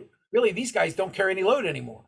They transfer the load to the trimmers on either side, and then into the walls. Same thing with the stair. This is a really big point of failure for older buildings where the joists have settled over time. There hasn't been proper transference of the stair, and the stair settles downwards. In fact, it's very common adjacent to old stairways that the walls, which are not supposed to be structural, they end up being structural simply because the walls have settled down onto, or the joists have settled onto the non-bearing wall and made it bearing. That's one of the big challenges we're dealing with old brownstones. Anybody ever seen this? Now this is some old lumber. Actually, this is not fair. I'm calling this 3x, but that actually looks like 2x lumber. But old lumber still has a universal problem. And this is, I guess the real part of this picture is when you're looking at the wood as it intersects the brick. Why does this happen? The brick is outside. What is the brick? It's cold, okay? The wood is inside, it's warm. So one more time, warm air on the inside hits cold air on the outside. What do we got here? Moisture. 100 years of condensation. 100 years, okay? The wood rots away. And this is a detail you really want to, if you have exposed structure, keep an eye out for this, okay? I've ordered a lot of buildings vacated because of this structural problem. Again, now this is 3x. That's a correct picture for old 3x. Big, heavy timbers spanning the distance, but even these go over time. And as you can see, they're also, in this case, there was a lot of splicing, and particularly with older buildings, you got to look at all the different ways it was repaired. Like you got these 3x joists, which are moderately good shape, but somewhere along the way, underneath this bathroom, there had been a lot of water damage, so they had replaced the decking above. So you got to be a little forensic as to how the building's been repaired over the years. Again, old floors. This is what we call wood lath. This is what wood lath construction looks like, and it is. This is the way houses were built, really, from Roman times. Literally, for thousands of years, you would have the wood joists, and then you would have the wood slats on the outside, creating a diaphragm, kind of stabilizing, holding them together. And then in the middle, they would infill with what's called wattle and daub. It would either be plaster, or most commonly, they would infill with bricks. Now, this is a nightmare for firefighters. And the reason why is, and I just repaired one of these buildings. The challenge of this building is that, again, we talk about thermal breaks. The brick, in this case, this is a party wall between two buildings, so it's less of a problem, except that the building on the adjacent side is vacant, so they're not heating or cooling it. So now these bricks get very cold. The wall in the wintertime, the house is really warm. The bricks are cold, the wall gets condensation and then gets damaged. This, in fairness, this is after fire damage, so this is a rather more extreme picture. But you can see when the walls peel back all the different systems. Nice lead pipes, by the way, for the bathroom here. Now, alternatively, another type of, as we look at some of the older systems like the wood lath construction, this, I'm sorry, this is what's called a nogging wall, where you've got this, 19th century, it's actually 1901, so I know the exact date of the building, 1901, and with the brick infill. And that brick infill, again, the problem is over time, the wood will rot. The brick infill will not, and therefore the wall will collapse. This is more modern structures. TJI is both loved and hated. This is super lightweight, super long span, very, very inexpensive wood design engineered flooring, or not flooring, but trusses. Now, these are great materials, but they have to be installed perfectly. Okay, the idea of a truss is the top and the bottom are equally supported, and you only got 3/8 of an inch OSB in between. Is that crazy? No, actually, it's perfectly fine because of the mesh nature of OSB. It works as a great structural element. And again, if you come across these spaces, and you're going to see this more and more and more, all new construction, a lot of new construction has this. Okay, think about it. A 2x10 spans what, 12, 13 feet? Excuse me, a 3x10, 15 feet. One of these TJIs, and 3x10s are not cheap, by the way. Steel ain't cheap. These things will span 30 feet. Okay, what's the problem with them? If they're not mounted perfectly, if that's not perfectly vertical, okay, this is just 3/8 OSB, oriented strand board. If this thing's not mounted perfectly vertical or it gets wet, boom, toast. Okay, so again, older TJI systems. I took this. Actually, I got this from somebody else, but this picture shows TJIs as they get older. If you look closely, some of the OSB is starting to delaminate and stuff. I'm not real happy with that. Again, these are neat materials, but they can have some real problems. This is one of the reasons why TJI is so scary. In this case, they mounted it wrong. And the thing that makes TJI work is that the cord, the top and the bottom, are attached, and the center cord it's never in compression. It's only in tension. If it moves up and down, it's only in tension. Okay. If you compress it, then it's only 3/8 OSB. It's going to crush, and that's exactly what you see here, where this is plywood rather than OSB. But this compression right here, as the joists have settled onto a beam underneath or incorrectly mounted on the beam, you can literally see that the bottom cord has been crushed and is structurally worthless. This is a building, and the real problem with these is that and I talked earlier about timber buildings that can be on fire for 3 hours or 3 days and still be okay. Well, this is the opposite. These TJI joists, believe it, in New York City, as an example, you actually, if you use these in a building, you have to declare it with the fire department. And the reason why is the fire department, if they know that this is a TJI house, they're not going to run in and rescue you, because they're not going to risk themselves. Because these floors, if they catch fire, they are structurally failing in not 2 hours like a joist, but they're structurally failing in 15 minutes. So I'm not a big fan of them for certain uses. Definitely not high density residential. But if you're building a big house somewhere and you got sprinklers, I love sprinklers, by the way, then maybe such a good idea. This is a great detail. Everybody kind of take a look at this detail and what you want to expect with these TJI mounts.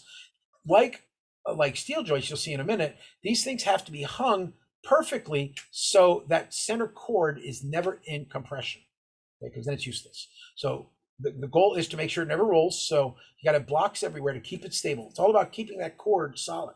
If you do that, it's a great system, expands a long way, but can be a little risky. Now outside, again, we talked about engineered beams. These are cool. Again, we talked about parallams earlier. This is Truss Joists is a company that does parallams. These are the more expensive joists, unlike the cheap ones, the TJIs you saw earlier, inside. Can you use TJIs outside? No, of course not, because the OSB board would deteriorate. But outside, again, you've got standard lumber for the floor joist, you can see some pretty bad rot on the joists here. So they've come in with an emergency patch and put a big parallam reinforcement beam underneath. And, you know, this is definitely a temporary fix. It's sitting on the underside of the joists, not good. You know, no brackets, no nothing. But it was an emergency fix. Wood. It looks like a regular 2x10. When you cut, if you think about cutting a 2x10 out of a tree, any little knot can compromise the strength of the 2x10. But parallams are really sexy because what they do is they actually strand. They take long strands, like, you know, a foot or two or three, and then they put millions of them in line, run them through the machine, and cook them together and glue them together. So these are just insanely strong. And again, 30-foot spans, not a problem. So you'll definitely come across this more, newer technologies. And here again, it's being used as an emergency replacement. Again, what would be the problem you'd raise here? That the joists are literally just setting right, I mean, the beams, excuse me, the joists above are sitting right on that beam with no connection reinforcements. They should have some connectors there to properly prevent it from shifting left or right. Okay, back to those parallam beams. Here's that little discussion on hole cutting. Generally, you want to, anytime you see somebody Swiss cheesing a beam, you got a problem.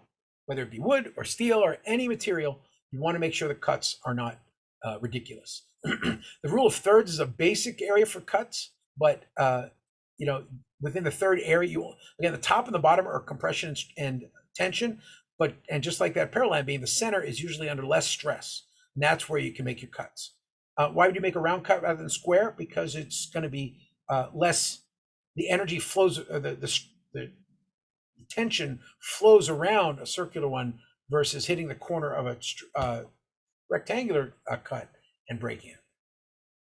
Again, more image of those parallam beams again, what they might look like out in the field.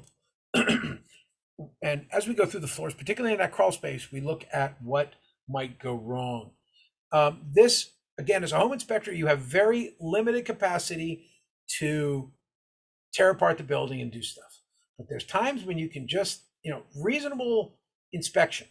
One of the reasonable inspection things, most importantly, down in that crawl space, is dry rot.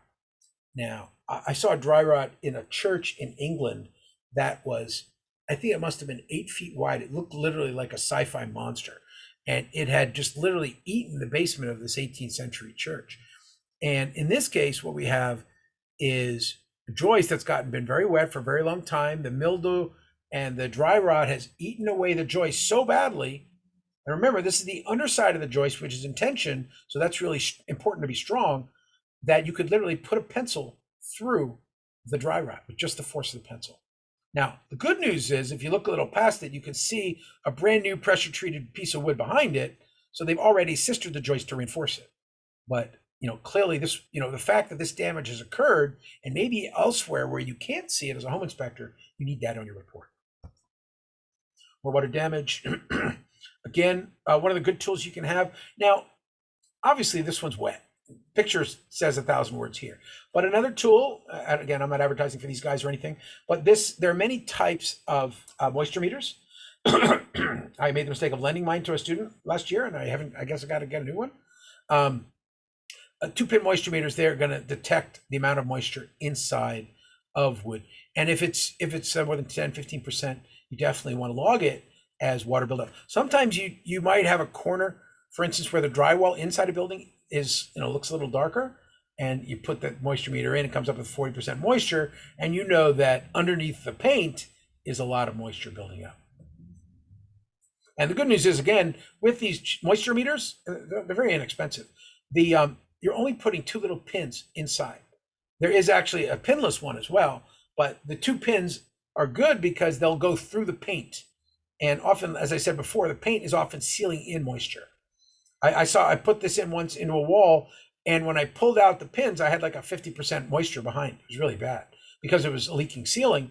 And actually the pin holes were literally dripping water after I pulled the pin out. And it was literally, you know, this small. There's so much water on the other side of the wall that even holes the size of these pins were letting water through.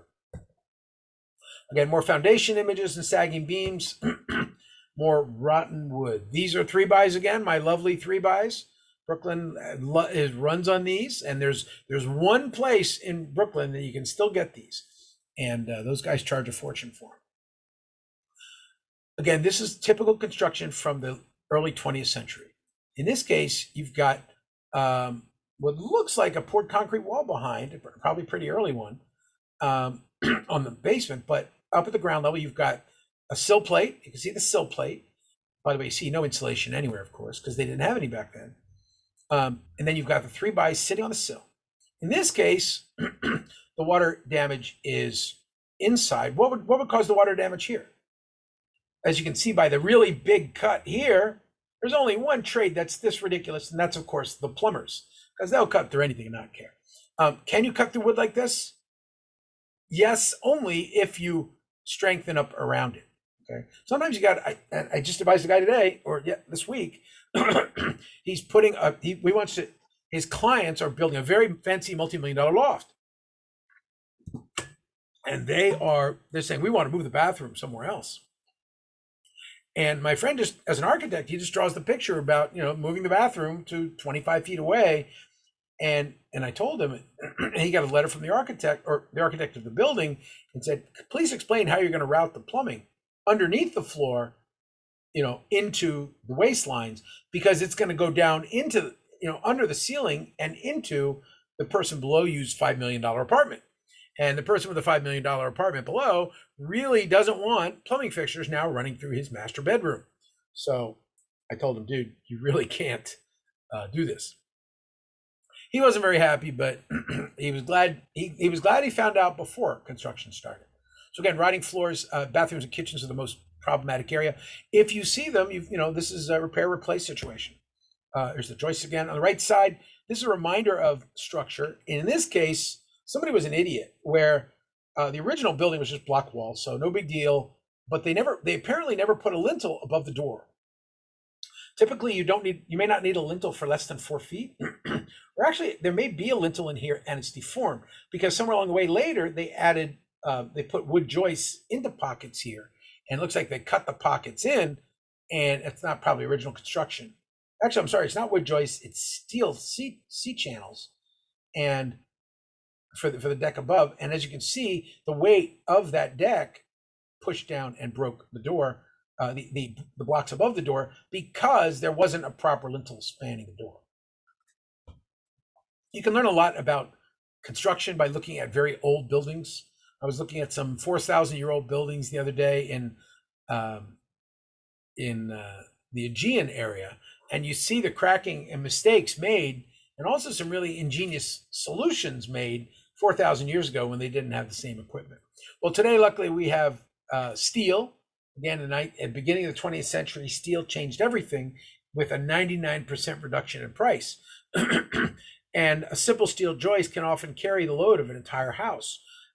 But often they were put in the 20th century as retrofits in 19th century buildings, and making sure they're put in properly, making sure they're not temporary. Again, here we've got a bottle jack as a column. In many jurisdictions, that is not acceptable. And as you can see, it's not even screwed in to the walls, so that would be unacceptable from a structural perspective. So these pictures, again, we talk about the different types of floor spanning. This is a great comparison. The TGI joists versus typical joists, and you don't see the blocking here, but the TGI joists, obviously you see the blocking at the wall, but you also would have blocking mid-span as well. Floor framing. Now, as you're walking around the building on the inside, we think about how the building is deforming. The key thing with deck structures and stuff is to think about how you're making that wood connection to an angle. That wood is, it's not like steel where you can just weld it, but these hangers do a really good job of improving connection. One of the things you don't want to see, you need to see proper connections. Okay. In this case, somebody had, the different types of nails. You need to take a stroll through Home Depot. I should put a slide for the different types of nails, but the idea is, are you using the right nails for the thing? If you're not, you might have corrosion. Again, with wall framing, as we were expecting the outside of the building, we think about the framing and signs of sagging or bowing and any impact it might have. Wood 2x4s, I would say, used to be the standard for New York area and wood framing. 99% of new houses are now using 2x6s. Anybody want to guess why? Well, the energy code. You can get a nice, instead of three and a half inches of insulation with a 2x4. Now you're getting 5.5 with the 2x6. So the 2x6 framing for wood framing houses is becoming pretty much the standard, as it not only makes the building much stronger, but it also allows for it's worth, they pay for it essentially just for the insulation. Again, we think about how people will transfer between floors. In this case, again, a 2-story wood structure, and they've gone to great pains to trim out that space between the floors. One of the things I wanted to point out was the plates they're adding here as now that's OSB, but these plates are actually in part used for draft prevention. In fact, if you look at a building, one of the worst places for draft is at the floor slab. Looking at wood framing again, at the outside sheathing, we think about broadly that the overall diaphragm of a wood structure, and anytime you are punching a hole in the structure, you're creating a weak point. So when you create a weak point, you have to reinforce it. Your vertical studs are usually every 16 inches. In this case, you'll double up here, and then this double king stud here will pick up the load up here of the header. So light joists, what are the king jack studs? The jack studs pick up and go to the header, and then pick up onto the main stud down to the ground. This is such an important framing that doubling up around the window, just like you would put reinforcement around, let's say, a buttonhole.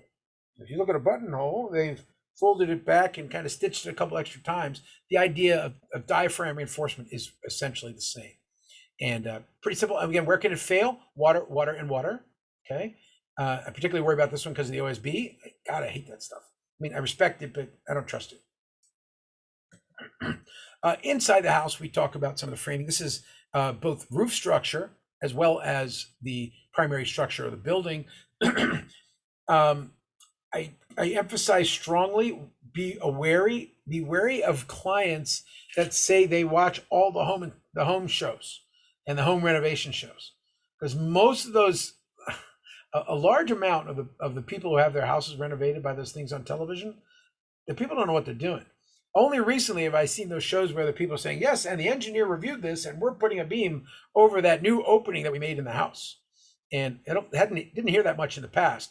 In fact, some of those shows were actually shut down because they weren't, not, paying attention to things like engineering. I think one show was permanently banned from the city of Chicago because they had done a bunch of stuff without permits and put it on television. And they were like, so what? We'll just pay the fine. Well, the city of Chicago said, okay, fine. Don't ever come to our city again. Not that anybody's building much in Chicago anymore anyway, because everybody's leaving, but that's another story. So again, we talk about, but this is a really great image of, in this case, 4 cheap studs, not too, well, they used to not be very expensive. Today, they're pretty painful. I should go walk through Home Depot. I haven't looked at lumber prices in a while. The lumber, actually, they don't even post the lumber prices these days because they literally change by the week. The LBI lumber index literally has gone from 300 to 1800 to 600 to 1200. I think it's at about 1400 right now, which means it's really, really expensive to build a house. And somebody said, oh, great, then I'll switch to steel studs for my building. And then I said, no, steel prices have tripled also. Long story short, understanding what's in the building and what sheathes the building helps you understand how you're going to inspect around it. This new construction, again, you're looking at a sheeting of standard stud spacing. You can see the reinforcement here above the window, a big span window. So that's like a couple of double 2x10s going across, picking up to a doubled or tripled king stud and taking it down to the ground. Here, and this again on this open spacing, they want to have this big, beautiful grand entrance. So you have to switch up. Instead of just using 1 or 2 studs, they're using what looks like might be a parallel beam, in which case it's really strong. But the idea basically is anytime you have any kind of opening, you frame it, because again, when you think of buildings, you don't think of just vertical. You actually have to think about lateral, horizontal movement. It sounds crazy, but wind load, a hurricane, or believe it or not, an earthquake, all of those are part of design in a building. as I said last night in London, in England, London, England, 300-year-old houses, they were hit by 120 mile an hour winds. Okay, the roof of the Wembley Stadium blew off. I mean, that's pretty amazing. And can that happen here? Of course, yes, it can. Just actually last night, I mean, we probably had 50 mile an hour winds last night. So horizontal reinforcement is an important part to think about. And if you see stresses in that, you want to kind of have a red flag. When we think about the wood framing generally, the idea of anytime you break the opening, you have the double studs above, headers above to transfer to the studs and really bypass. Of course, the goal is glass doesn't like to bend. Glass, ironically, is really strong, and architects are starting to use glass as a structural element, which I totally disagree with. But some of the new glasses are much actually stronger than steel. So it's an interesting dilemma. But typical window glass, if you want that window to move, it's got to be perfectly rigid. Okay. And you've probably seen windows that have cracked because the building has shifted a little bit.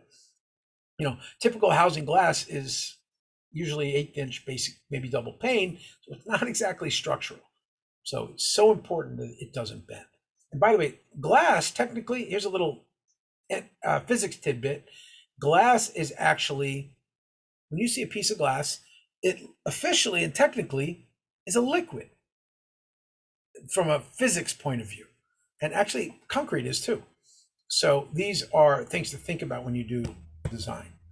Back to wall framing, we think about how water is coming into a building, how moisture is getting trapped in a building, and in this case, in a snowy 1920s cottage in Queens, I believe this was, you can see very clearly how moisture is. I mean, this is measuring temperature, but in effect, it also is measuring moisture, where, of course, the inversion here is the red, and what we're looking at here is the red is actually the cold rather than the hot, and you can see where there is a lot of water saturating the building, moisture coming through. And did I say that wrong? No, the red is the hot here. I'm sorry, but the challenge is there's a lot of energy being wasted here. On the right side, again, with framing, I emphasize massively when you're doing a perimeter around a building, if it's not a perfect square, you got problems. Anytime you change the box, it creates a weak condition. In this case, somebody added a balcony. The balcony had a footing that was not attached to the main footing, which is probably good because it's settled. The real way to fix this would have been to make the footing a lot larger, so it wouldn't have settled. Construction, we looked at that one. Am I going backwards? I think these slides are repeating. Again, quick reminder of the openings. Now, as we look at wall framing, both interior and exterior, we look for bowing. Bowing is a sign that the building is under stress and there is some force. In this case, if it's bowing on an interior wall, it probably means that the roof is stressed out and pushing down, which then pushes down the wall below it. And if it's so much stress that it's pushing down the wall below it, you might have some real issues. This was one of the most legendary cases I've dealt with. This is a building in the 1860s in a landmark building in Brooklyn Heights, Brooklyn. And in this case, what I was dealing with, this section of wall was bowing about 18 inches. I'm not kidding, 18 inches into the other building. And this, in 1860s construction, you would only have 2 thicknesses of brick between the buildings. If you look closely, you're actually looking at the plaster lath of the building behind it. The other building, you're actually in another building at this point. Pretty crazy. Now this, I'm not sure you can see this either, but this wall was actually bowing out about 12 inches. It actually pushed the whole stair over. There's so much stress, it pushed the entire stair and the wall beyond it, like 12 inches to the right. And this type of settlement it had been happening for a very long time, so it was stable, but not straight. And so this one, however, was, as you can see, there was so much corrosion and breakdown that you could literally, we literally picked this brick out of the wall because all the mortar was gone around it. Diagonal cracks, as we said earlier, the challenge of structures is when does a crack matter? And a sure sign in a block wall that a crack matters is that this one on the right is particularly clear. Not only does the crack go through the mortar, and okay, here it's breaking the connection between the mortar and the brick. That's bad, but not terrible. But it gets really bad when the force of settlement is so strong, where this area is pushing down, or is pulling down. Actually, it just pulls it away. In this case, the last thing to break was probably these bricks. This force of shear was so great, it literally snapped the bricks in half. Now you see diagonal cracking because the only thing breaking here is the bond between the mortar and the brick. So in ways, that's kind of still good, but when it actually cracks right through the brick or the block, that's when you have a lot of force and a potential problem. Framing types. Three major framing types in construction in the 20th century, in the last couple hundred years. Very quickly, today's platform framing relies on plywood and standard size joists, and it's the deck of cards house where you just build, stack, build, stack. And you can use platform framing up to about 5 stories. Balloon framing was the 19th century where they were able to cut, they started being able to cut really nice long pieces of wood, 2x and 3x, and you would build the frame like a barn and then hang the floors off of it.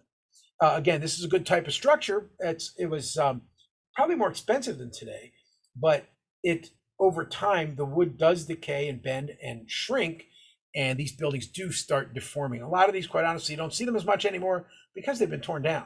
But the key element is the 19th century connection, where there isn't a floor where you start the structure on top of the floor. In this case, the floor joists hang off of the walls and transfer directly to the walls, and then the floor is built on top of it.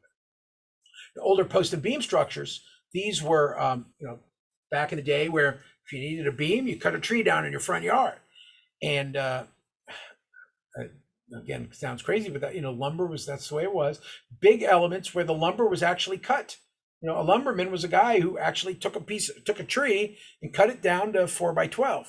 He sat there for 4 hours, chipping away and sawing away, and uniformly cut lumber was actually a high skill. I say that as, a trustee. I used to be a trustee of the Carpenters Union in New York City. And a lot of the skills that were crafts of these craftsmen in the 18th century are, of course, done by machines today.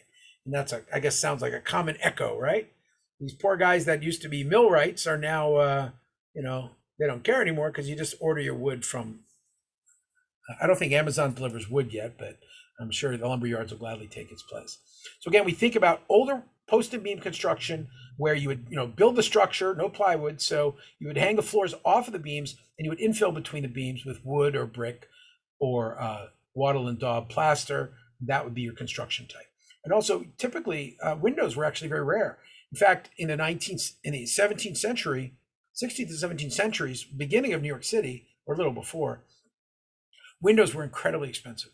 So in the early United States, although you never see them today, windows were actually wax paper because glass was so expensive. Now we take for granted what's called float glass, which is the perfectly clear pieces of glass we have today. And they can float glass up to 15 feet wide and like 30 or 40 feet long. And back in the day, you'd pour glass into a mold, a 6x6 mold, and that's why you would see on today's windows the 6x6 arrangement. And that's because each piece of glass was poured and then set into a frame. Because they couldn't pour, 200 years ago, they couldn't pour a 3 foot by 3 foot piece of glass. So they did all the stained glass and the mullion glass that we know of. Okay, back to framing, another really good diagram. I definitely make sure you look at this on the PDF when I send it to you, and or grab this on the Dropbox. This is a good diagram, but thinking about, again, the different parts of the system of a house, where again, we think about the headers in framing, you're headering around a stair, you're thinking about the band of the overall floor and how it's all working its way up in platform framing up to the roof, where you convert to either a truss or a rafter system. Rafters are a lot of fun. I mean, guys who do this are geniuses. I mean, trust me, when you see a really good rafter system, you gain total respect for the carpenters that do it. And it's again a science that's a trade and an artisan's craft. And and in fact, the Carpenters Union was actually previously, in large part, a craft union that was in I don't want to go too far into this, but a lot of them were Masonic in that they were protecting their crafts, just like the concrete guy or the stone cutters were. And that made a lot of those trade unions originally came from trade guilds that had come before. In fact, in many parts of Europe, you'll still deal with the guilds. They call themselves guilds still. And anyway, long story short, I hope this picture impresses upon you just how really a huge amount of work goes into a roof.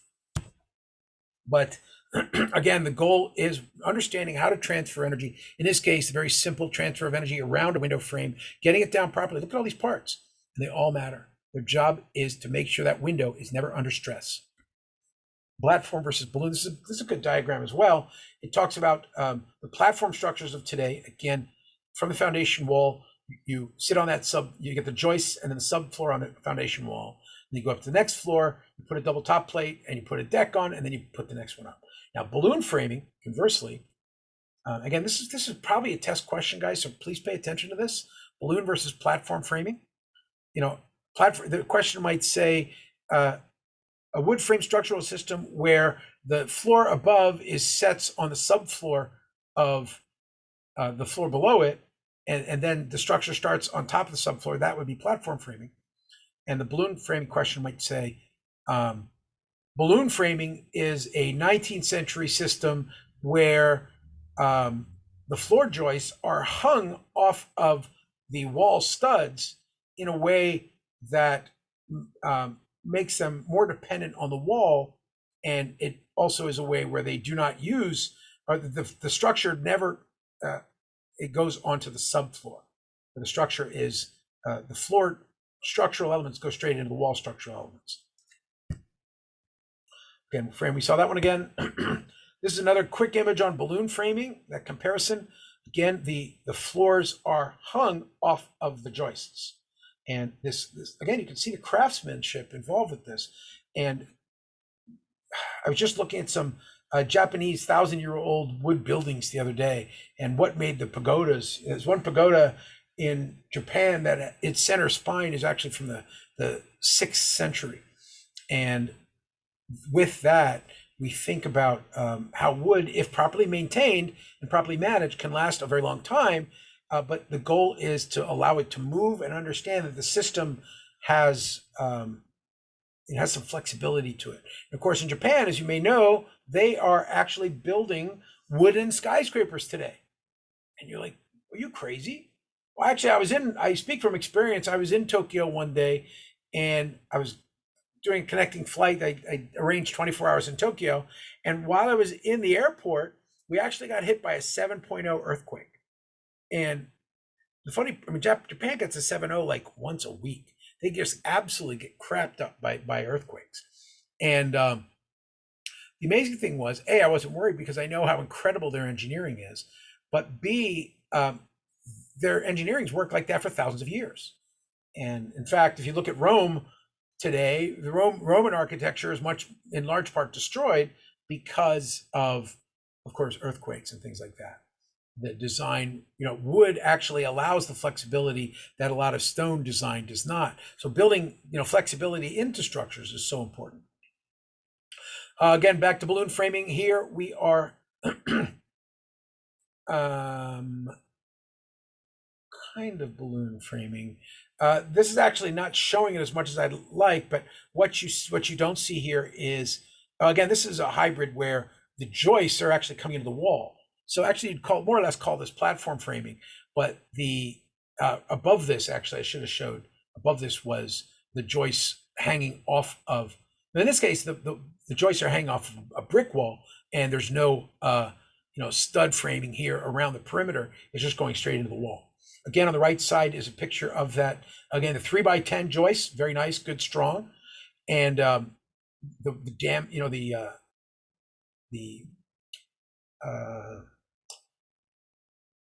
nogging wall, where again you have this wood sheathing, which is more typical of balloon framing. What you don't see here is actually there was a fire in this room. There was actually, the fire luckily was next door, and it had gone in the space between the roofs, in the space between the joists. And some of the joists had actually been a little charred, but the fire department knocked it down pretty well. Again, the challenge being that when you're dealing with these old buildings, if it had been balloon framing, excuse me, if it had been platform framing, there would have been a sill around the outside, and that sill would have prevented the fire from coming through. In this case, sadly, the building, literally, you could look right through into the adjacent property, and that was a real problem. Here's what it looks like wide open. Once we remove all the brick, look at that brick nogging on the right. That's a real problem. Here we, again, the brick had been used as an insulation, not really as a fireproofing. And so what I did was I had the guy when they put it back right here, look at that. That's a nice piece of craftsmanship, but it's also a diagonal brace. Okay, 1901, the guy properly cut the joists around so they would pick up that diagonal, which was there to take the exterior wall. This is a attached building where it's got a building on either side. On the right side, again, you can see the brick that was put in as a fireproofing between the buildings.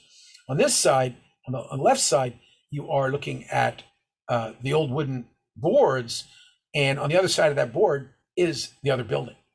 In this case, again, you put fireproof, fire-resistant material, you put new drywall in that's fire rated, and that brings it back up to code. Now remember, with smaller buildings, there's less fire code. Right? You're not too worried about this from an inspection perspective, but you want to understand that the idea is to be able to have some protection. Let me say this better. Again, putting this fireproofing back in and resistance back in is very critical, because someday, and what had already happened is that fire had started in this building on the other side of this wall. It didn't go into the room, but it went in the ceiling above, and it burned off the ceiling across, and actually went even across this ceiling through the joists and all the way through this hole into the other building, and actually started a fire 25 feet away in the adjacent building. And again, a lot of that with balloon framing, it's because because they didn't have things like plywood, the structure of the building is actually sitting, the framing, it doesn't have necessarily the proper fireproofing, fire blocking. Now, why balloon framing can be dangerous? What the heck? This is a fascinating picture. I think I showed this in another one. I showed you the brick in that nogging wall in that apartment building earlier. These wood frame buildings where they put brick in. Unfortunately, what would happen is, in this case, about 20 years before, they had taken away the wall. They tore down the building that had been here. So this nogging wall that originally had been a party wall was not protected. And because it wasn't protected, over like 20 years, the water seeped in by condensation and rain, etc. And it literally dissolved the wood. But the bricks were still there. You can imagine here, imagine that the wood completely rots away, and the building is holding up the bricks, which aren't even really held in place very well. And then all of a sudden, boom, all at once, the whole wall just fell right off. That's pretty fascinating. Post and beam quickly. Again, heavy timbers. Back in the day, you'd fill it with plaster. Shorter spans based upon the size of the cut lumber. Lumber was cut by hand, so you're pretty limited. And structural systems the same. Again, post and beam today, modern, nicely cut lumber. Wow, isn't that gorgeous? Post and beam today is decorative for the most part. If you're going to use it, you're going to show it, because it costs you a lot of money. And of course, this 6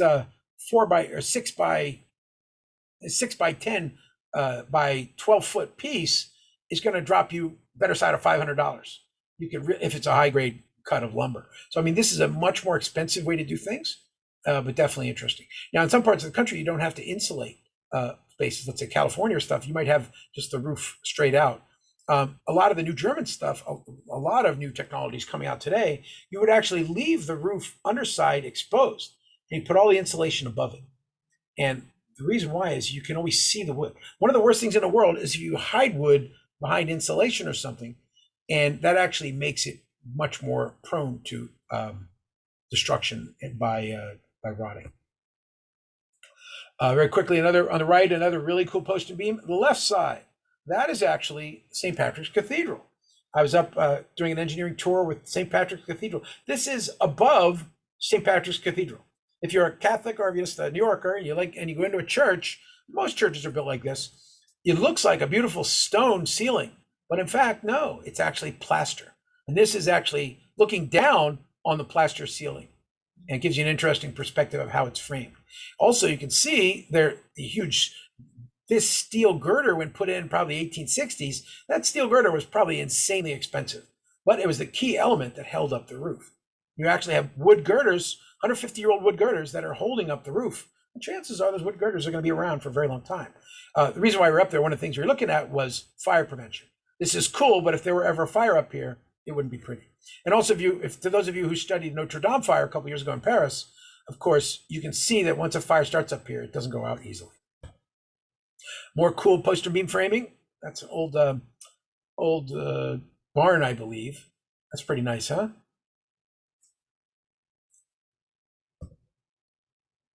There's some more. Again, poster beaming, not very common in New York. Very, very common upstate, particularly in the Adirondacks. People do a lot of these. You might inspect a post and beam thing. These things are crazy. They last forever, unless the termites eat them. This is looking through that wall again I showed you earlier, where the important part is that this wall was shared between two buildings. As you can see, the slide was from a British presentation, thus the spelling of neighbor. But what the important thing is here is that when you're dealing with row houses, the party wall is structural, and it's often shared. And this one was really intense because it was literally 1 or 2 Weiss thick. So again, and this is important because, and I just want a big thing in court about this, because it's shared, both have the responsibility to maintain it. More wood images, again, heavy timber, large. I mean, this isn't timber. These are cut joists. Well, I guess 4x16 would be counting as timber. I think generally timber is 12 inches and above as a rough name, and more than 4 inches in size, nominal size. Again, think about all these parts, think about the diaphragms as they work through, and also understand that once you can control the design of these diaphragms, you can build really big buildings. In fact, outside of New York City, it is very, very common in the rest of the country where you will build 4 and 5 story. This is a hotel under construction. Many, many, many units. Yeah, it's a hotel. How can I tell it's a hotel? Look at the bathroom spacings. And also, because I know it's a hotel, and the interior balcony going around. But the idea here is 3 or 4 stories. Remember, these buildings they're not designed to stay up forever. They're designed to stay up long enough that everybody escapes. And as we saw with this terrible tragedy in the Bronx a couple weeks ago, sometimes even if you have a nice modern, concrete building, the fire can still kill people simply because of the smoke or because people forget to shut their doors. This is a great image for steel. This is more of a commercial site, but there are a lot of residential buildings being built this way. Again, I was just reviewing some plans in the Hamptons of steel frame construction. They really like it out there, particularly for the hurricane resistance and also because of bugs and also for waterproofing. Steel is essentially, considered water resistant. So if it ever floods and you lose 2 or 3 feet of the building, you just wash out the steel, you clean it up, you scrub it off, and you put a new set of drywall on. And I just realized it's about 1:30. So what do you say we take a little break? Anybody there? Sound good. Okay, everybody, let's do, I'm going to do about 45. Is that okay with you? So we'll be back at 2:15. Is that okay? 2:15. Sounds good. Thank you. Okay, everybody. Actually, before I go, I've been talking and haven't gotten a lot of response. How are we doing? Any thoughts? Any questions? Comments? Talking for 8 hours with no feedback's a little tough, so I do the best I can. I think you're doing great, Brian. I've done this class many times, and I do enjoy talking it through. And I seem to be talking in circles. I hope you've noticed that the circles eventually come back around and close. And that's the way I do my lectures, because really that's the way buildings are. And definitely it's the way home inspection is, where you are looking at many systems overlapping at a time and how they connect. And you holistically approach the building as a whole and then cut it up into little pieces. And I hope you're getting a little sense of that as we go through this stuff today. So on that note, I'll see everybody at 2:15. And it looks like it's cloudy outside now. That kind of sucks. But I'm going to take a quick stroll around a very almost empty, but there's a few stragglers out there. 57th and Lexington is. I'm here. I'm here. Okay. Okay. Hello. Hello. Okay. Hello. I don't think that's for me. Anyway, long story short, everybody take a break and we'll be back at 2:15, okay? Okay, very good. Thank you. So as we get going again, again, we look at a building like this, you've been approved, they've sent you a check. Are you going to charge them a normal $500 or $600 fee? Me, I got 2 hours just to get there by boat, so I'm probably going to charge you double or triple for one important reason. The more expensive the house, the more expensive the potential liability you have if something goes wrong in the inspection. Remember, while they're buying your services when you pay for something, what they're really buying is they're renting your insurance. Kind of an interesting concept, but it's a good way to think about projects today where everybody wants to sue everybody. Again, it's a one-family house. You can inspect it by law. Obviously, this is a piece of art as much as a piece of housing, but I want you to look at it not from its condition today. And by the way, I believe it's like 40 years old, but I want you to think about all the ways it could fail. In the sense that, think about this building with that soffit dripping with water. Looks like it actually has some water damage. Think about the ways that the building could potentially have problems. Not sure you're going to get there by helicopter, but obviously that's an option.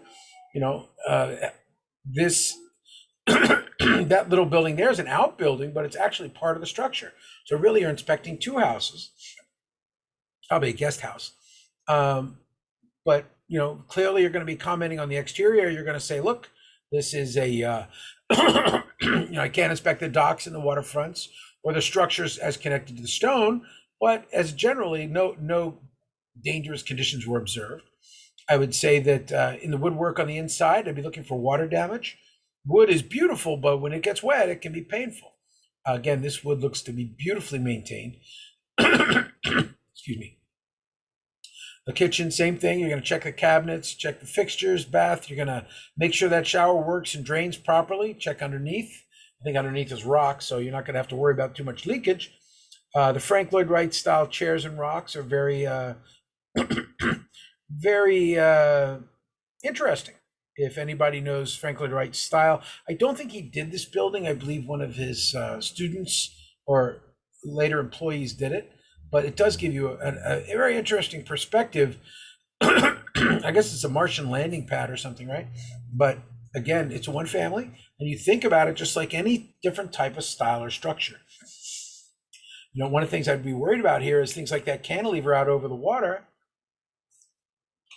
a la falling water. I'd hope they built it with steel, but all I'd be able to comment on is whether the cantilever were leaning or not.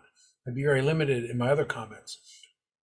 Concrete flooring and roof are obviously, probably a rather unique structure when it's built. Safe to say there's not two of these anywhere. Custom cabinetry, you're not gonna say it's nice or beautiful. You're gonna make sure it works. The electrical, you want to make sure the GFCI outlets, which I don't think they were. Does the fireplace work? Well, if it's working, you can't exactly check the flue, but you can definitely look around. So that's just a weird little twist of a reminder that you can inspect anything. Now let's go from the upscale to the not so upscale. Or actually, no, this is a nice one. This is instead of 25 million, this is about 250,000, although I'm sure now it's about 400,000, up by Syracuse, New York. Excuse me.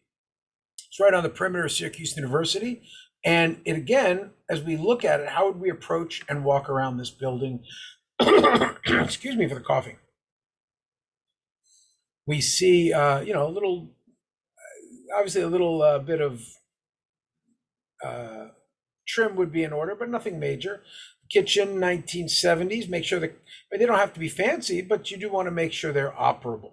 A home inspector cares whether it's operable, functional, and safe, not whether it's beautiful or stylish. Nice carpets. I bet that carpet could have cost as much as the house these days. Now, in fairness, this is in the suburbs of Syracuse, so not exactly one of the most expensive areas of the country, But again, not a bad place. It was done in architectural style. This is a Spanish style. There's actually quite a few of these in New York City, believe it or not, in certain areas.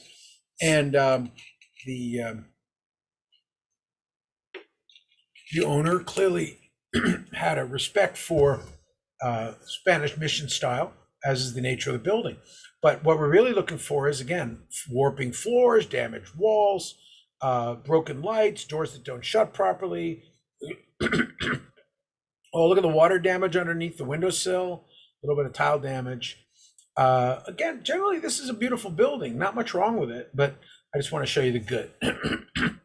Let's go a couple more slides. And the outside, again, we got some bushes along the side. I'd be worried a little about, taking pictures of there and say, look, I didn't inspect behind here, might have termite issues.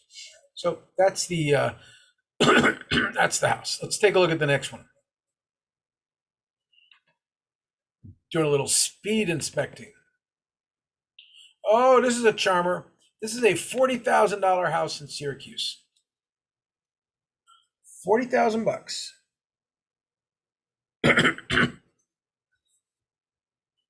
Nothing fancy. 1920s basic house. Obviously, it's got some paint maintenance issues. Probably needs a new roof, but let's see the rest of it. This was actually almost livable compared to some of the other ones. In fact, I think it is livable. You can see the shutters on the outside.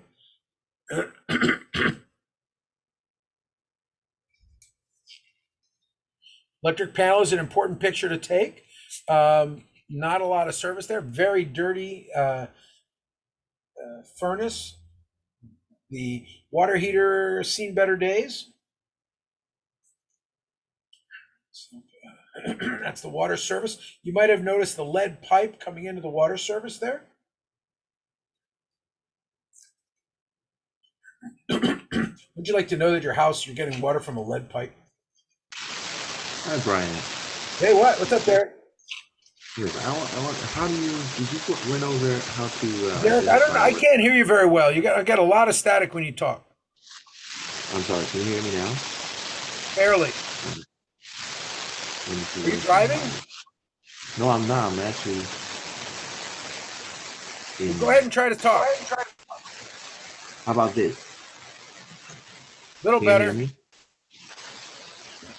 Go ahead. How do you identify the lead pipe? The what types? The lead pipe. Lead pipe. Oh, great question. Again, we'll talk about it in the plumbing section, but I'll go back to that picture in a second.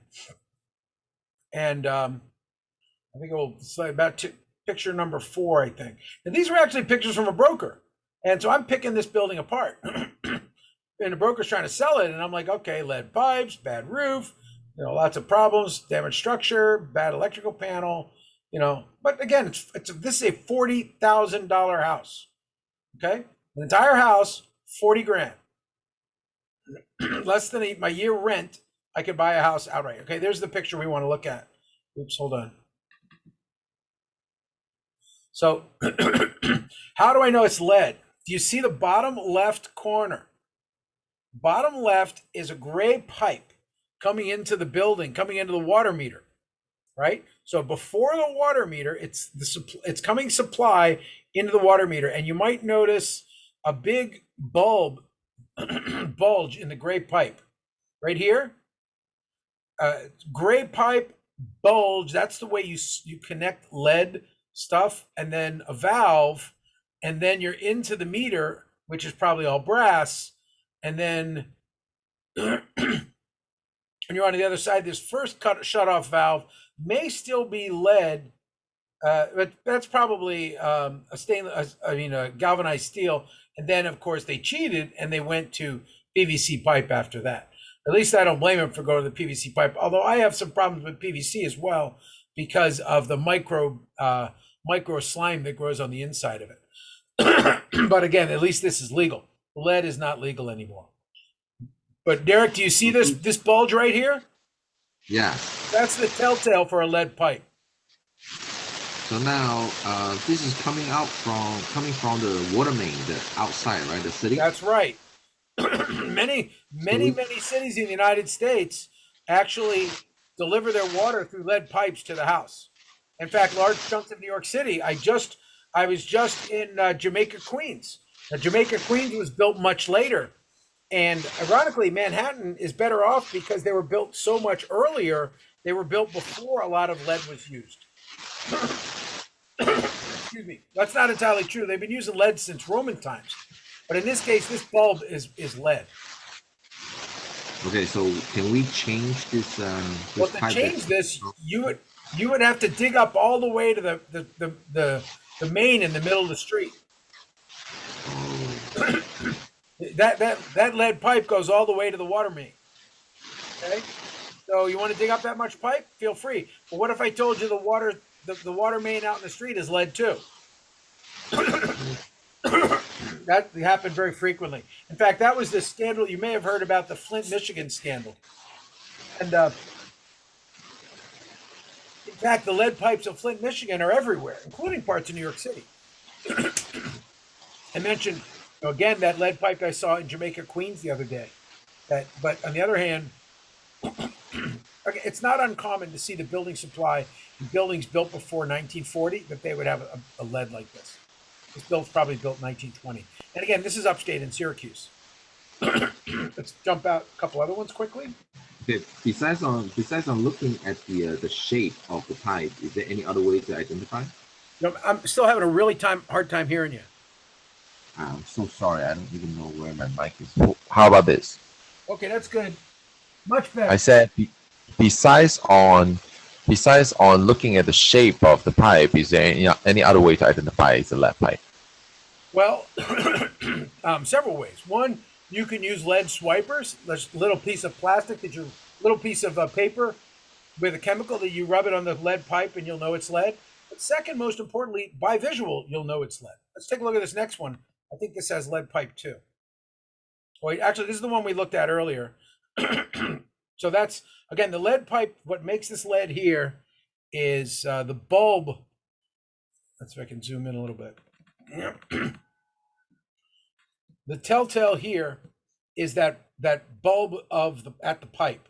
Okay, that bulge is how you connect lead. Lead has a very low melting point, so it's really, plumbers love it because it's so easy to make connections. I mean, let's move on from here. I just want to do one more building as an example. Again, these are in the sample directory online.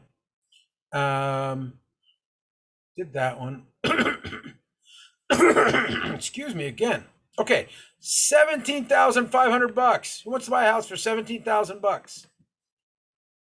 I think I showed you this one already. I showed you this one last week. Oops.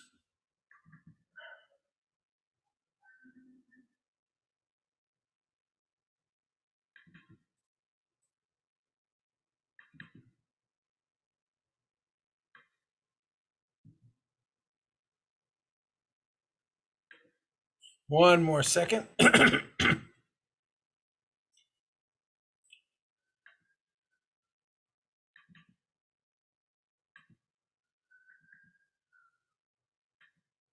to get to the right directory. What do you guys think? You want to buy a house for $17,000? Doesn't seem stable. Actually, stability is its good thing. That's it's actually really good. I'm not sure it wouldn't fall through the deck in the front, but the building seemed to be pretty strong. I mean, the framing looked pretty good on the inside. But let's which one do I want to show you?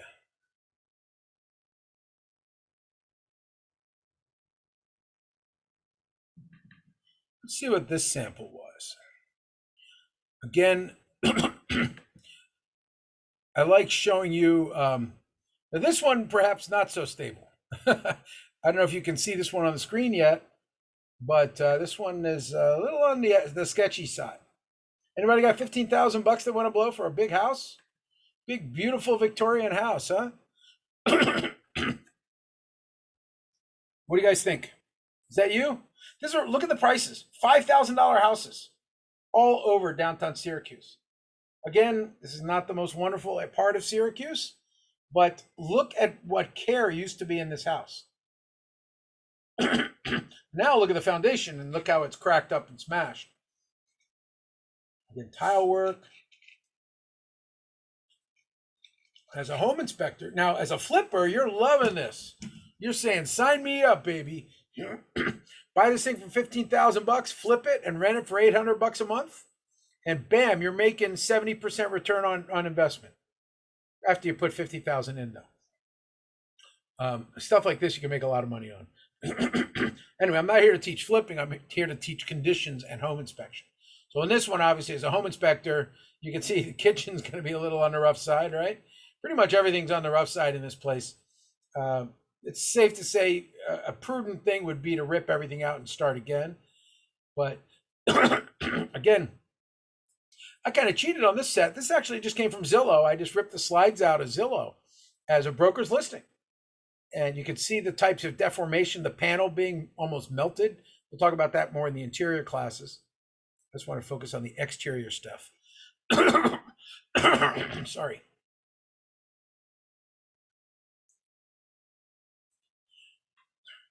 Anybody want to flip this house? Any takers? I don't think it's 15 grand anymore. Somebody probably flipped it. It's probably 150 now. The way prices have gone up, it's crazy. But it's a reminder of what older houses, and particularly wood, look at that. We talked to the exterior, how, the exterior, when everything was made of wood, it really took a punishment. It really wasn't designed to go into the 2nd century. Many of these houses were designed with a 50-year lifespan, and they're now at 120 years. So it's amazing they're still standing up. But as I said with my mantra, only the good ones make it this long. They may look beaten up, but the bad ones have already fallen down. And this was quite a home when it was built. I mean, this was a very fancy home. Look at the trim on the doors. This was quite a space. Let's see what's downstairs. Oh, look at that octopus. Oh my goodness. Look at that boiler.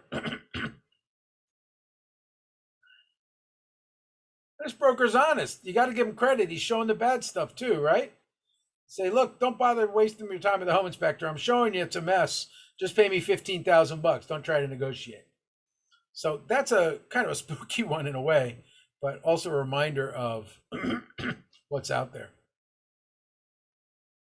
What else we want to go through? We talked about some reports earlier.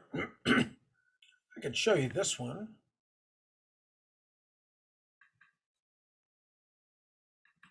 Again, as we talk about exteriors, excuse me, I am a big fan of explaining to my clients, very quickly, an understanding of history.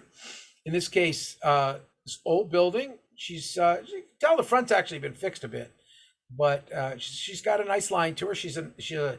I believe the street is a national landmark. And when it was built, you can actually see it on this map actually that's a little earlier, but this area today is very different from what it was 200 years ago. And I spent the time of grabbing some quick satellite images and historic images of the area to understand for the client why there was a river running in the backyard. Understanding simple things like the block and lot is one of the first things you should always do with every building you're going to go to. If nothing else, just do this. Did a quick grab screenshot. This is a 19th century map reminding where there was a river. There was a creek. Minetta Creek ran right down the back of this house. And the damage that we look at here from the back is because of it. That metal plate actually is holding the wall into the house. This building didn't even have a concrete foundation. It had wood on sleepers. You can see the joists, and they're literally sitting on dirt. The entire cellar floor is on dirt. Pretty amazing. Again, you better be confident on your termites for something like this. That's a hole, by the way. In fairness, this was the home of a very, very famous author, and they were in the process of selling the house. I got a preliminary offer for him for $7 million, and I understood they later sold it for $9 million. So go figure. I was functioning as an advisor, but also was willing to step in as a broker to try to figure out a deal for it. Again, what we look at from the exterior, painted wall, this is a 200-year-old wall. It's very, very wet. And that moist wall is making it deteriorate. Trees too close, lots of bugs. Yes, she was starting to get termites. A huge tree in the back that was damaging the stuff. And ironically, that tree is in the riverbed of the old Minetta Creek. So the tree grows very well. As quick reminders of different types of houses you might get. I'll have to get some better ones next time. Let's see what, did I do this one? Here's 40,000 bucks in Syracuse, not so bad.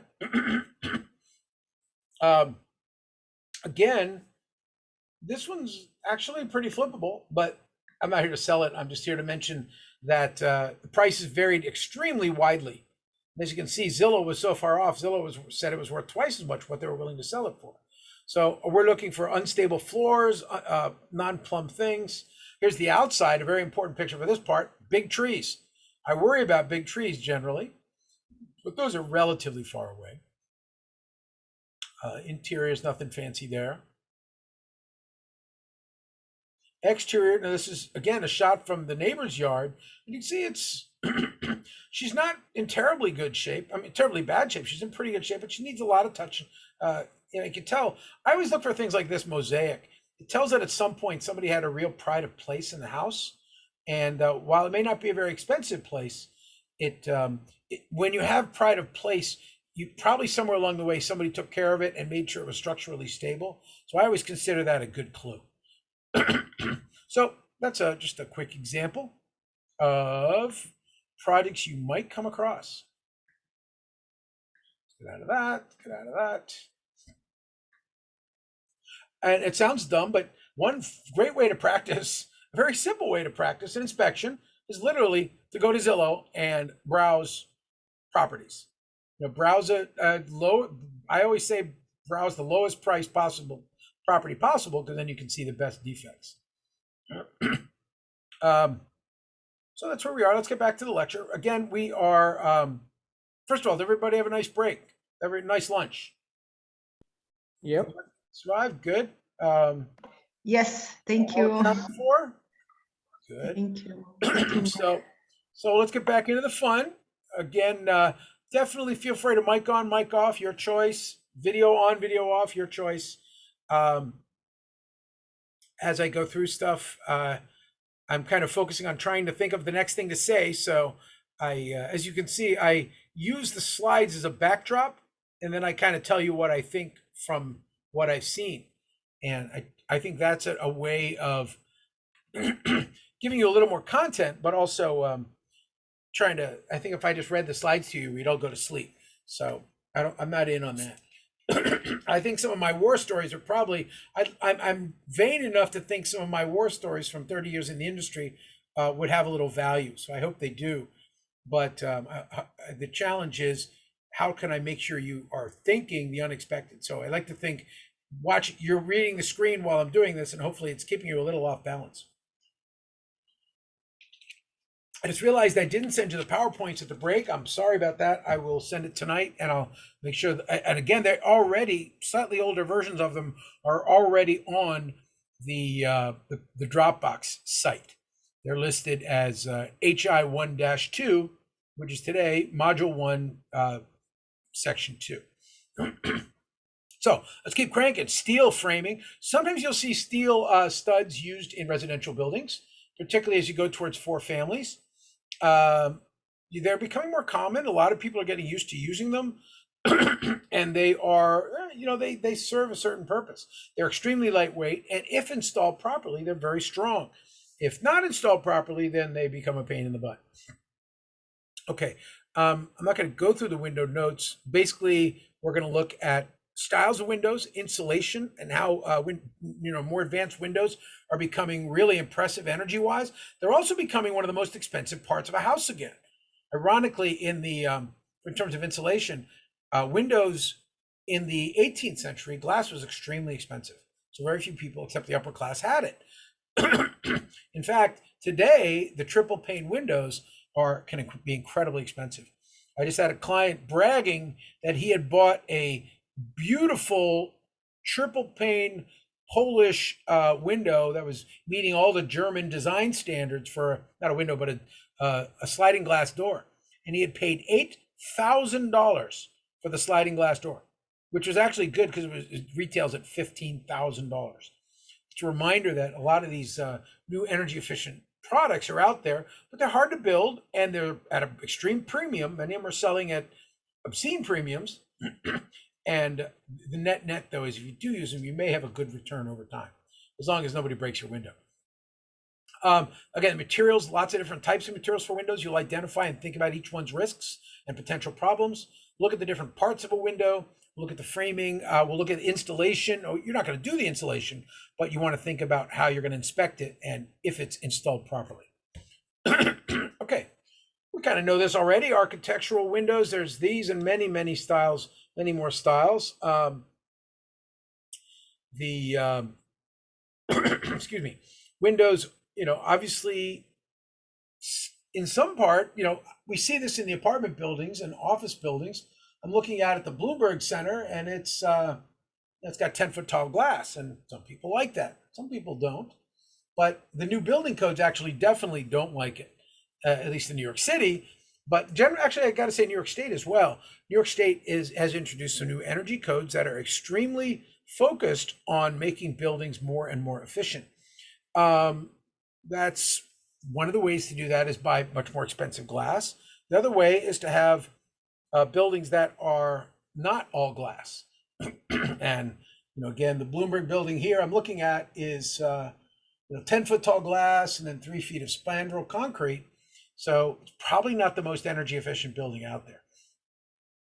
But in a typical house, 1 to 4 family house that you might inspect as a home inspector, you need to basically know the names. When I say different types of windows, you want to, you don't call it a window, you call it a double hung or a single hung. You want to be more specific. Is that glass picture window, is it fixed or is it operable? And did you operate it? These are things to check.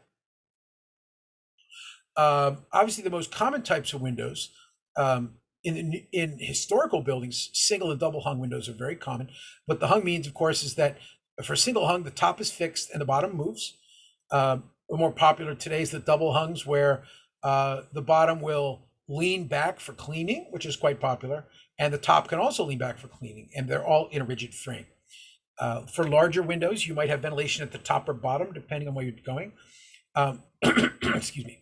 And of course, bay windows and casement windows, multi-part windows are becoming more and more popular. But there's a challenge because, as you see, while a casement window is nice with 3 panes, it's also spanning a very long distance. And remember, the glass, even though it's strong, is not a bearing element.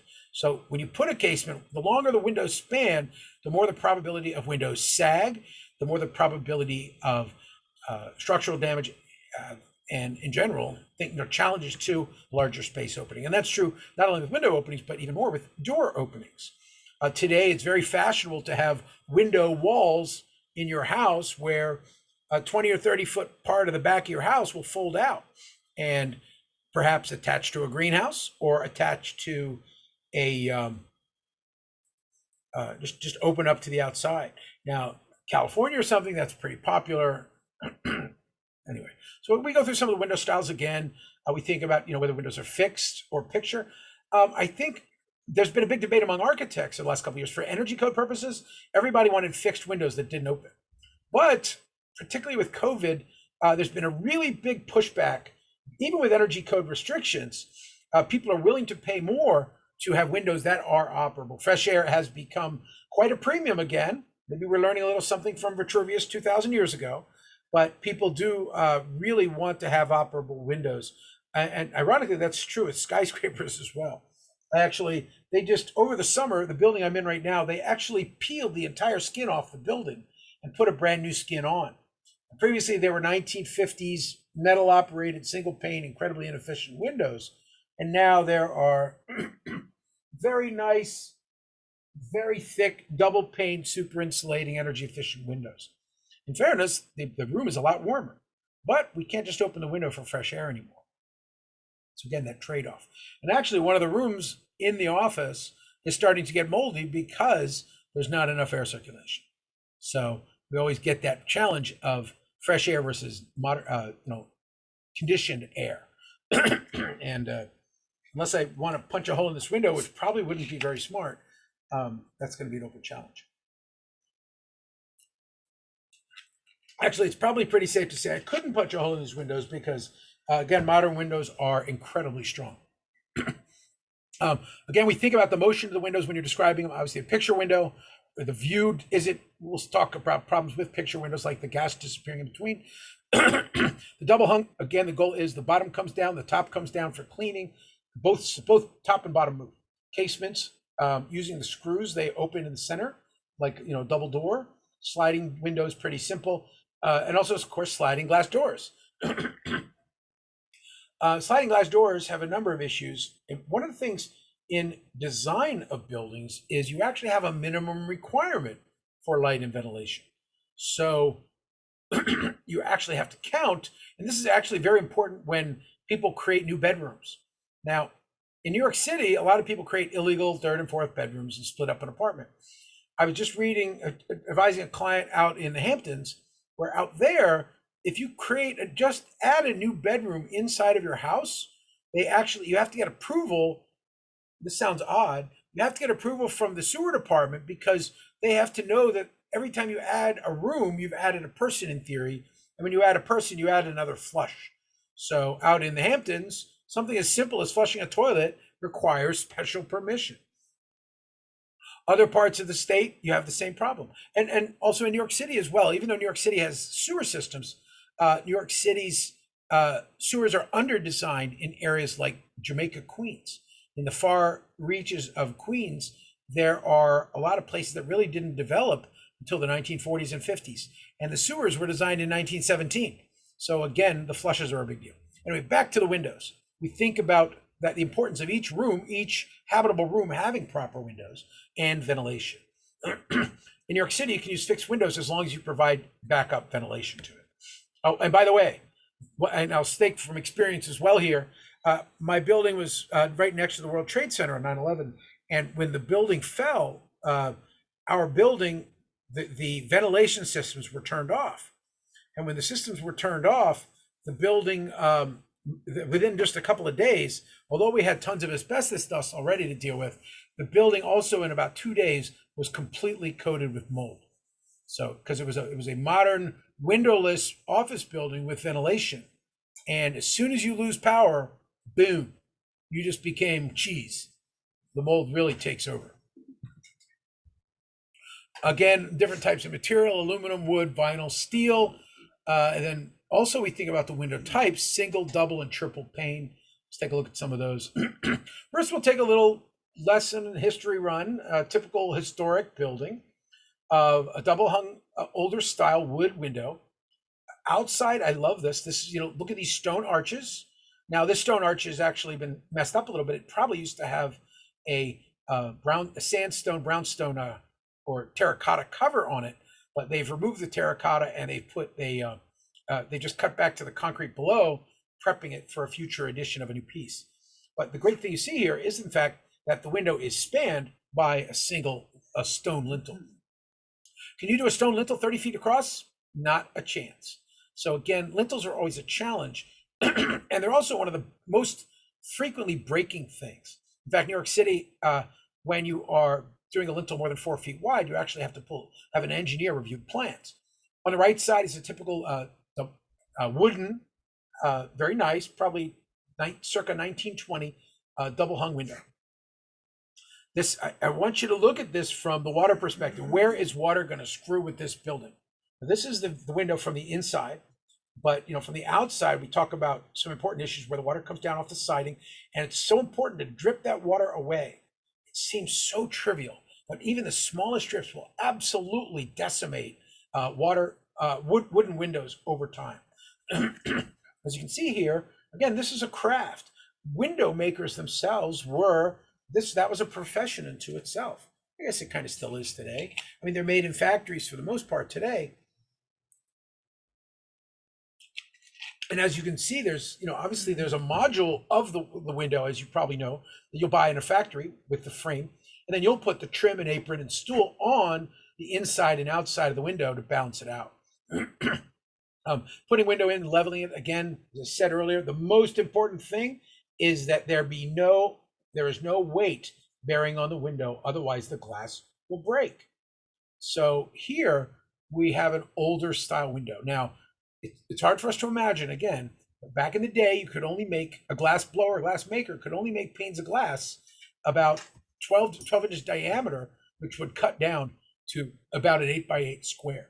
So this window here is what we call a 6x6. So it's roughly 3 feet wide, and it is 3 panes inside with the muntins in between, holding it together. It's called glazing that holds the muntins in, or the glass into the muntins, and then the muntins transfer up to the rail. And as you can see, there's quite a bit of carpentry here. The rail, the style, all this goes together. And again, it makes you appreciate, when you look at a building, all of the stuff that goes into it. We take for granted, all the things that go into it. As you can see by this detail here, again, an older building, this here, they're showing plaster and lath as the interior wall finish, where that obviously would be drywall today. And see the nice wood trim, again, just cut down lumber and just put into place. Where do I see damage in a building? Remember, this is plaster and lath. That means at least 70 years old. So I'm looking at, again, you may not see the plaster and lath directly, except for a few broken places. But where am I looking at? I'm looking at places where condensation happens and where stress and strain happen. First thing I care about is, are there any like diagonal cracks coming off from the windows? Diagonal cracks would imply that the window or the building is shifting. Second, does the window open? Now, there's a lot of reasons why a window won't open. Anybody know what the most common reason is? What do you think would be the most common reason why a window doesn't open in your home? House settled.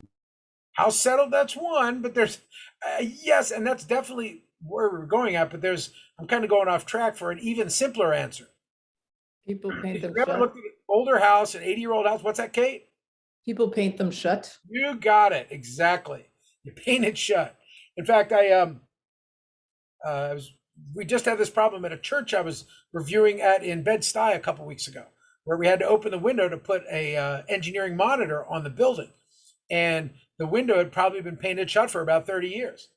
But the engineer I was working with was a little taller than me, luckily, so he was able to get the knife in just the right place and properly cut the paint out so that he could open the window. Now, as a home inspector, would you do that? No, you probably wouldn't. If the windows are painted shut, you're just going to mark windows are painted shut. Suggest opening them up before buying the property to ensure that they're structurally sound. So you guys just hit on two different things. One is settlement, which is very common, and two, I consider probably the most common, which is the painted shut. Again, how often do you paint your house? Once every 5 years? Well, this building is 90 years old. What's it got? 18 coats of paint on it? Sometimes. And you'll see this with doors as well all the time. The door in my office here is stuck all the time. Although it might be from the building settling, it's far more probable it's jammed up because 4 or 5 extra coats of paint. So yeah, these are things that you want to look at as you walk around. Again, the muntins, the different window parts. Can you open it at all? Now, and if you're a commercial building, I'm going to raise a red flag, particularly if you are 3 or 4 family. Because if you're 3 or 4 family, you have to comply. Next time they convert it, the building has to be complied with ADA, the Americans with Disabilities Act. And there's a really interestingly weird law that applies to all commercial buildings and public buildings. That is, windows have to be openable. That's pretty easy, right? Okay, windows have to be openable by somebody in a wheelchair. Okay, that kind of seems sense. Now, what if this building's painted, the window's painted shut? Is that good? No. Even worse. I'm not done yet. Ready for this? The window has to be openable with a maximum, you're going to love this, 5 pounds of force. That's like a finger, okay? The windows have to be openable with 5 pounds of force. Why do I say this? What if I told you, you building owner, the tenant can sue you if they're in a handicapped space and they can't open their windows? That is actually a federal violation of the Americans with Disabilities Act. Is that crazy? I'm just telling you what the law is. So when you're inspecting, I'm going to have to do like a separate add-on to talk about ADA and inspection. as home inspectors, the 3 and 4 family houses, if they're newer, they might have to comply with the ADA. They're older, they're grandfathered for the most part. But a dumb little thing, can you open the windows? Okay, keep moving. Now, we care today, of course, we're talking about the windows from the outside, not the inside. And the windows, of course, are a place where we have thermal shock, in the wintertime, those windows are warm and the outside is cold. What does that mean? It means the water is going to build up on the inside. In the summer, let's go reverse. The summer, it's cool inside and hot outside, so all that water is going to condense on your windows and drop down to the wood trim on the outside. And of course, most powerfully is snow and rain, blown rain. The whole point is that your windows take a beating, both because of thermal shock as well as, of course, rain. And that temperature differential, when cold meets hot, the hot air loses its moisture, creates condensation. That then goes down, just as the water is dripped down the side of the building here. This guy correctly is using a baby drill, and he's putting a tiny hole in the wood frame. Actually, this is actually the frame of a deck, a sliding, not a sliding door, but a opening door. The point is he's putting his hole for testing there. Why? Because he's got a very uneven surface, a rough surface. It looks like it's been recently painted. Hint number 1, they paint over the bad stuff before you buy the house. Surprise? That's called lipstick on a pig for you Wall Streeters. Again, the goal here is there any rot inside? Fresh coated paint, you can use an ice pick or something very small, look inside to see if there's wood rot. You may have been trying to hide it. On the outside double hung window, again, here's the outside view of that same window earlier. Well, actually, I guess that's the inside view, I'm sorry. From the inside, again, we think about the parts. The rail and the style, this window parts thing actually apparently has appeared on the test a lot. So understand this. These pieces here, the muntins, these were common because of glass, small pieces of glass back in the day. Today, a modern window might be double paned and it'll have fake muntins attached to it. It looks pretty tacky, but I guess people like a traditional look on the outside, even though it's a bunch of clip-on plastic strips and a single pane of glass. Of course, once the window has penetrated, there are often weights built into the window to balance your up and down movement of the windows. Again, in an ideal world, in 1920, that window was designed to be opened with 5 or 10 pounds of pressure. Today, the sash is broken, the lines are screwed up, and if you lift up the window, I call them guillotines, it'll slide back down and cut your fingers off. So that's actually one of the things you do want to inspect as you're going around the windows is, do you have any guillotine windows where the balancing sash weights are broken? And if the weights are broken, the window will not stay up when you put it up. And again, that's actually a safety issue. Technically, if you want to get technical for larger buildings, it's actually a ADA issue as well. Okay, window sealing. This is a typical large, beautiful picture window. And as you can see, the beautiful picture window, double pane, right? Nice. When it was put in, it was state of the art, circa 1985. And double pane window, argon seal on the inside. But as you can see, that's not only because of rain. Part of that's because of rain on the outside. Other part of that is inside, between the 2 panes of glass, you have the argon seal has broken and the window will fog up anytime it's moist outside. And this is, now technically you don't, the SOP says you're not really doing a full review of the windows other than water damage on the trims. But clearly if you catch it, if you're there on a day that you can see the condensation on the inside, I think it's not unreasonable to put a picture here. Does this cost money? Oh yeah. How do you fix this? You don't. You can't fix this window. Once the seal is broken on a double pane window of any size, all you can do is take the whole frame out and replace it with a new properly sealed frame. I actually think you could make a lot of money if you could come up with a way to, in place, remove one side, put it back on, reseal it, and re-argon it. Put argon gas on the inside. If you can figure out how to do that out on site, you'd probably make a lot of money. And so this is a real problem with windows where the double pane, the seal between the panes is usually filled with inert gas that doesn't fog up. In this case, over the years, water has infiltrated into that space between windows, and there's a lot of water there. And during, when it gets humid outside, it's going to fog inside as well. Again, we're going around that exterior of the window. We're looking for damage. We're looking for bugs, right? We're looking for cracked mullions here on the right side. We've got a masonry wall, and this is a masonry veneer. So the window, very often somebody ordered the window, but he didn't think about the fact that he bought a window for just a wood frame, maybe a 2x4 wall. He didn't think about the brick in front as well. Now it's okay to recess it like this, but obviously right here, his caulking, his waterproofing is gone. And that means when a rainstorm, this is a repair issue definitely, because the water can drip into these holes, and now it's in between the wall and the wood underneath this window is going to rot like crazy. The red dots red circles are important also. This is something you'll see. Actually, well, this was down by the base, so you wouldn't necessarily refer to it as this was somebody damaging the wood sill. I was thinking this was hail, but now I'm taking that back. I don't think it's a hail damage, but I've got other hail damage for you. Don't worry about it. Again, window frames with window inspection. This is actually in Forest Hills, Queens, and very, very, very wealthy neighborhood, by the way. And in that, these $3 to $5 million houses that you're looking at, you look at places where the different areas that it could fail. Now, if I'm inspecting this house, I really have to pay attention to this house to my left. Now, for several reasons. Obviously, we're sharing a chimney here, so that's a good reason to pay attention to the house. So that means when I'm up in the attic, I'm thinking about that as well. But here on the outside of the building, I am looking at how water is going to come down off this roof, hit a relatively flat roof, and in theory go forward, but a lot of that water or snow is going to go into my roof. So I'm looking at the joints here. Now, I can inspect most of this from the ground, but obviously the best place to inspect this, you're looking at all the different joints. I kind of follow the geometry. I look at the negative geometry, which is the inland, the valley angles. That's where the damage is going to be. Again, I'm inspecting the roof. Nice slate tile there, very nice. Again, this area was really high quality when it was built, and still is today.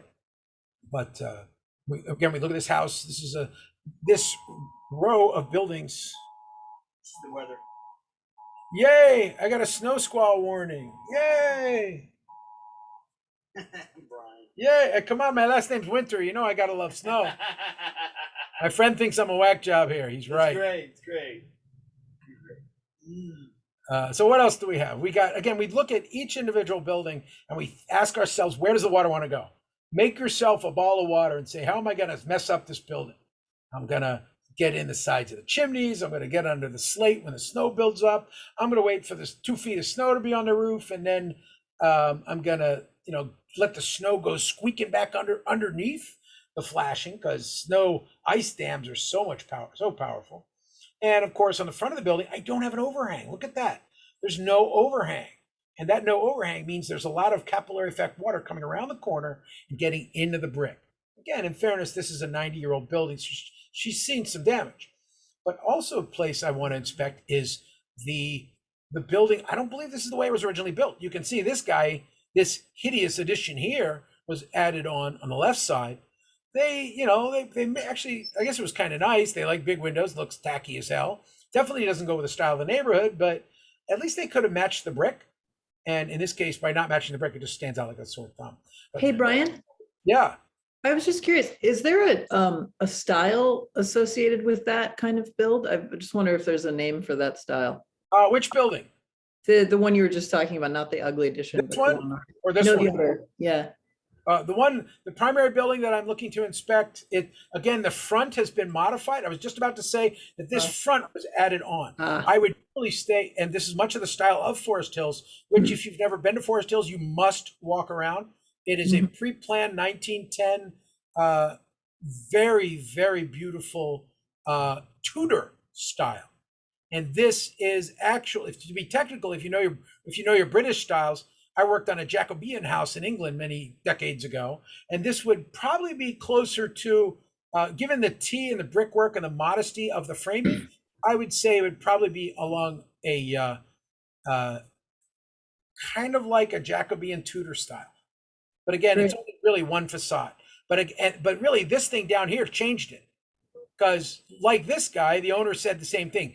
I want kind of keep it the same color, but give me the biggest windows possible. And that's because probably when this building was built, actually I can show you the buildings to the left and right. When this building was built, there was no porch, and this was added later.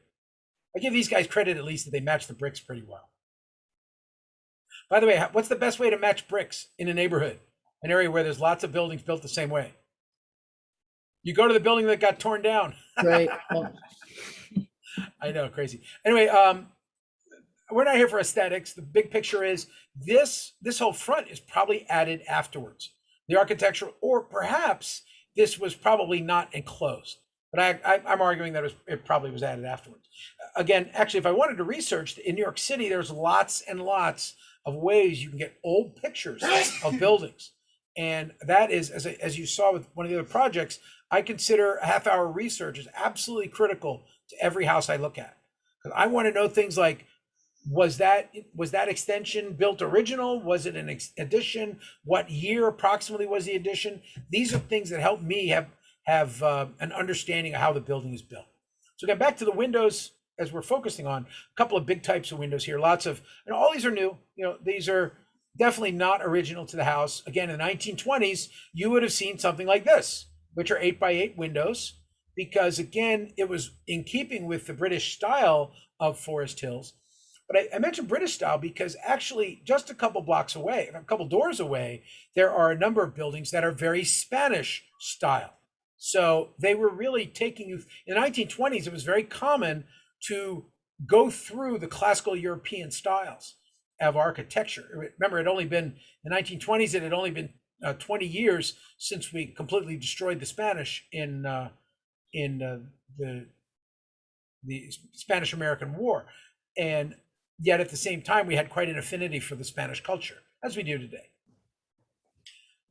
So Tudor, I'd roughly say. Now here's another one, a couple doors away, and this has a lot of problems with it. This is a bunch of clues here that I saw, I thought was interesting. Okay, first of all, roof. That's actually a slate roof. This was expensive stuff. Now there's a wood frame building, not masonry. What type of siding is that? Does anybody recognize it? Now you might notice, of course, that it's painted white over an original blue. That's kind of obvious. And the white is worn off over the decades. It's probably 1920s building. It's in Forest Hills. And a couple of interesting things. A fire escape. Why would you put a fire escape on a building? Well, the answer is, with wood frame buildings particularly, if you have a third occupied floor, in this case, they have a living attic, that attic needs a second means of egress. And in particular, if it's turns into an apartment where it somehow is a third apartment, then it would be required to have a fire escape. Of course, a metal second way out. So anyway, a couple of things. We look at the slate roof. It's interesting. We look at the asphalt. That was the answer I was looking for. Shingles. We all know these windows are not original. Of course, those are super cheap Home Depot, double pane windows that have been popped in as replacements. But we really date the building a lot. We feel for the building by looking at that slate. Now, in fairness, we saw some of the shingle tile, roof tile that had taken some abuse. This slate is probably an original 90-year-old slate. And to its credit, slate is especially today extremely expensive, but back then it wasn't quite as expensive. And really, the asphalt shingle we have today is kind of a miracle in terms of cost. The shingle we have today is so much cheaper than shingle in the past. Now, the only option they had was slate. Today, these asphalt shingles are, again, architecturally, many different types of styles. They don't last forever, but they have a cost point that makes it very useful, particularly for developers. Again, we look at that same building. We can see how the water damage is working over 100 years. You can see where they found some leaks and tried to put a little asphalt into them here. Where do I look at leaks? Look at all the mildew right here on this come on, Brian Gable. Obviously this whole building, you can tell it's probably the north side of the building. In fact, it is. And with that, you can see all the moss and mildew that's building up. it's very common in slate buildings actually, and very fashionable to have a nice coat of green moss growing on your slate roof. Back to those windows as you're inspecting them. You don't have to inspect all of them, inspect as many as you can. Easily do as you're walking around, but this is the kind of stuff you want to do from the inside as well as the outside. You're thinking about that thermal barrier where in the middle of the winter, middle of the summertime, in the middle of the winter time, it's super cold outside and 70 degrees inside. And of course, the humidity from the air hits the window and the moisture falls down and goes to the bottom sill here. This point right at the bottom of the window is probably one of the most damaged places you'll see as you're doing your home inspection. And in fairness, though, this looks pretty nice, although that caulking needs a lot of work. You can tell that looks like a relatively good condition double pane window. Then there's the not so good condition. I happened to snap this one day. This was interesting because although this isn't a single family house, it had been a house and bank, I think. Today it's a Orthodox chapel in Borough Park, Brooklyn. But I like it just because it showed just how incredibly deteriorated the exterior can get. Oh, by the way, it's snowing in Midtown right now. Yes. Yo, wow, it's a big snow. Yo, baby, we got a serious snow globe going on. So wherever you are, I hope you're enjoying the snow globe. I got a big window here and I'm looking out and the snow coming down on the city. And exactly zero accumulation though, but hey, you can always hope. Okay, anyway, let's get back to reality. Where's my laser pointer?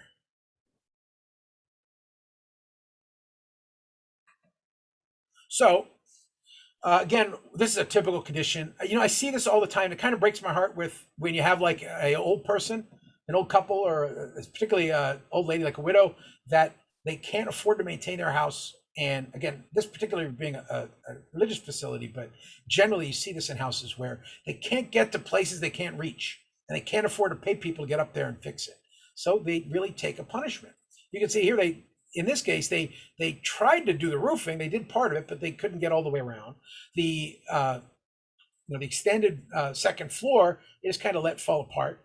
They're probably going to regret, because at some point, I hope the sanctuary down below is dry, but clearly that's not going to last forever.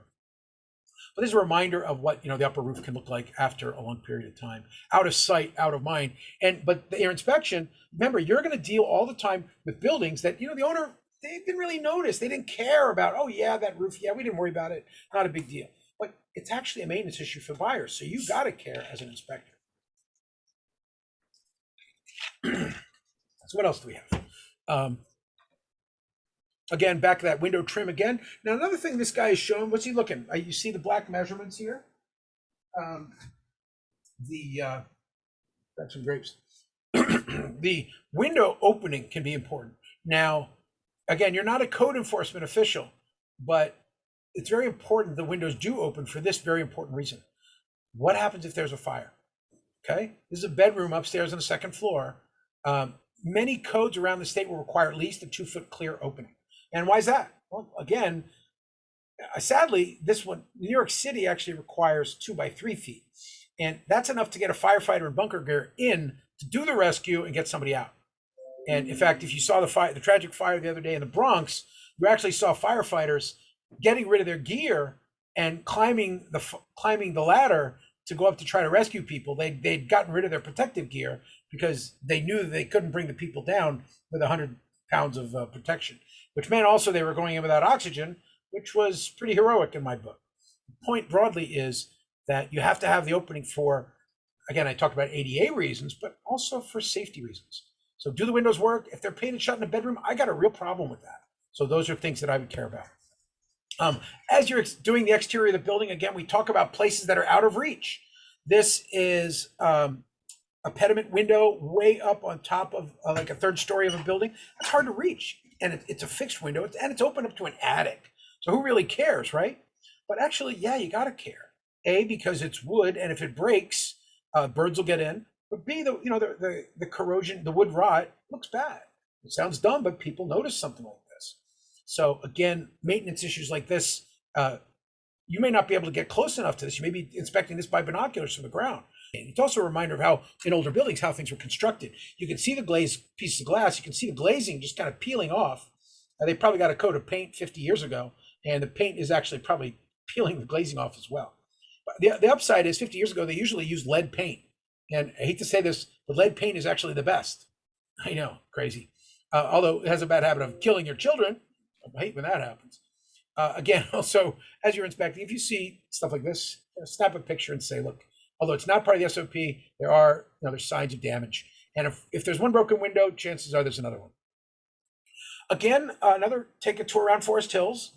We look at this as a really beautiful multi-million-dollar house and really fascinating tile work from the 1920s, beautifully maintained, right? And remember, that's my mantra. I don't care how old you are. I only care about how well maintained you are. Okay, this one is, the water is thinking through all the way, kind of that Dutch gambrel roof. It's a beautiful design. I believe this is from one of the original designs of Forest Hills. This is such an elegant piece. These guys did it right. Slate roof. You can still see they may have some issues with water damage here, but copper roof here on the at the bay windows. Copper, right? Very expensive, but it lasts forever.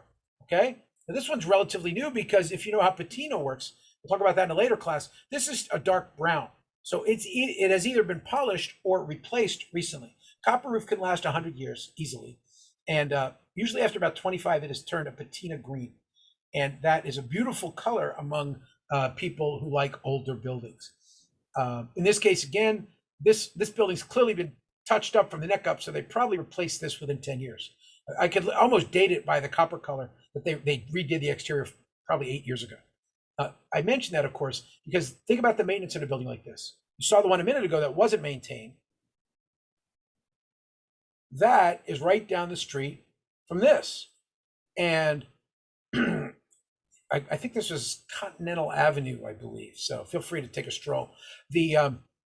Again, what do we see here? Conditions we think about. We think about walking around the perimeter. As you can see, all the bushes are trimmed back in the wintertime. That's smart. And that's important because the plaster is going very close to the base, to the ground. So as I'm inspecting it, I'd be keeping a good eye for termite holes there. Plasters, and we kind of joke about plaster here, but in other parts of the country, plaster is really a threat. You may know Miami, of course. My dad was born in a place called Coral Gables in the 1930s, again, which is very different from today. But in Coral Gables, the houses it was an artist community and pretty high end. And the houses were built of plaster like this. And unfortunately, about 5 years ago in Miami, somebody introduced these African snails. And the African snails anybody imagine a snail? Now imagine a snail that is 20 inches long. Okay, these things are unbelievable. And down in Florida, these snails are cruising along communities, particularly Coral Gables is getting the worst, because it's wood frame plaster. And the snails are literally eating right through the plaster under the house and just having a lunch underneath the house and then going back out the other side. It sounds crazy, but it's a reminder that the importance of maintaining that ground connection and more importantly, inspecting it as we do it. But again, we've talked about the ground connection. We look at the trees. Now, trees are kind of tough. You can't just cut trees down in Forest Hills. This is a very special place. So if he's too close to the trees, he's got to live with it. The community probably wouldn't let him cut down these trees, even though you can see staining on the slate roof because of the trees. But of course, the tree canopy in this neighborhood is one of the most spectacular things of it. And therefore, he just deals with it. He or she who owns the house. Again, they think about how every corner is flashed. Every window, again, this is so beautifully maintained. It was a great shot. Every one of these 2x4 windows, is properly maintained. Think about all the different ways that it can be damaged with water. I mean, this one house, look at all these windows. So lots of different ways to damage. Again, clearly recently maintained. There's a little zoom in on that. You think about the roof geometry when you're inspecting. Now, am I going to walk in this roof? Heck no. But can I inspect from binoculars? Yes. Can I inspect from that window? That's a great strategy, right? In fact, I want to look out this window because then I can look underneath the gutter, which I could never see from the street. Ideally in a perfect world, I'd walk out on this, but I'm never walking on slate. That's kind of a rule for me because if you know how much it costs to repair something like this, you ain't never walking on this. And the homeowner will understand. And how would you look around this space? Actually, a great little tool. You can just take a 5-foot, do I have it here? I have a 5-foot pole camera where, you put a GoPro, and you can get a GoPro clone for like $20. And you put it on a pole, and you can use that and look through your smartphone and inspect these spaces with a pole camera rather than trying to get up there yourself. Now, if you did, with this very high slope of roof, you absolutely should not go on the higher slopes. These lower slopes are about 312, maybe 4, I think they're 312 slope. But beyond that, I definitely would not recommend. Okay, more pictures of Queens. Not so high end anymore. Although, believe it or not, these little shacks still sell for about $1 million a piece. This is off the 7 train in Queens, and this happened to like some of the roof lines here, and I thought they'd be interesting because you can see how buildings get modified over the decades. And these were probably the same house, right? But you can see this guy, he popped up a crazy roof line here, and up over here, this guy added a really weird shed thing.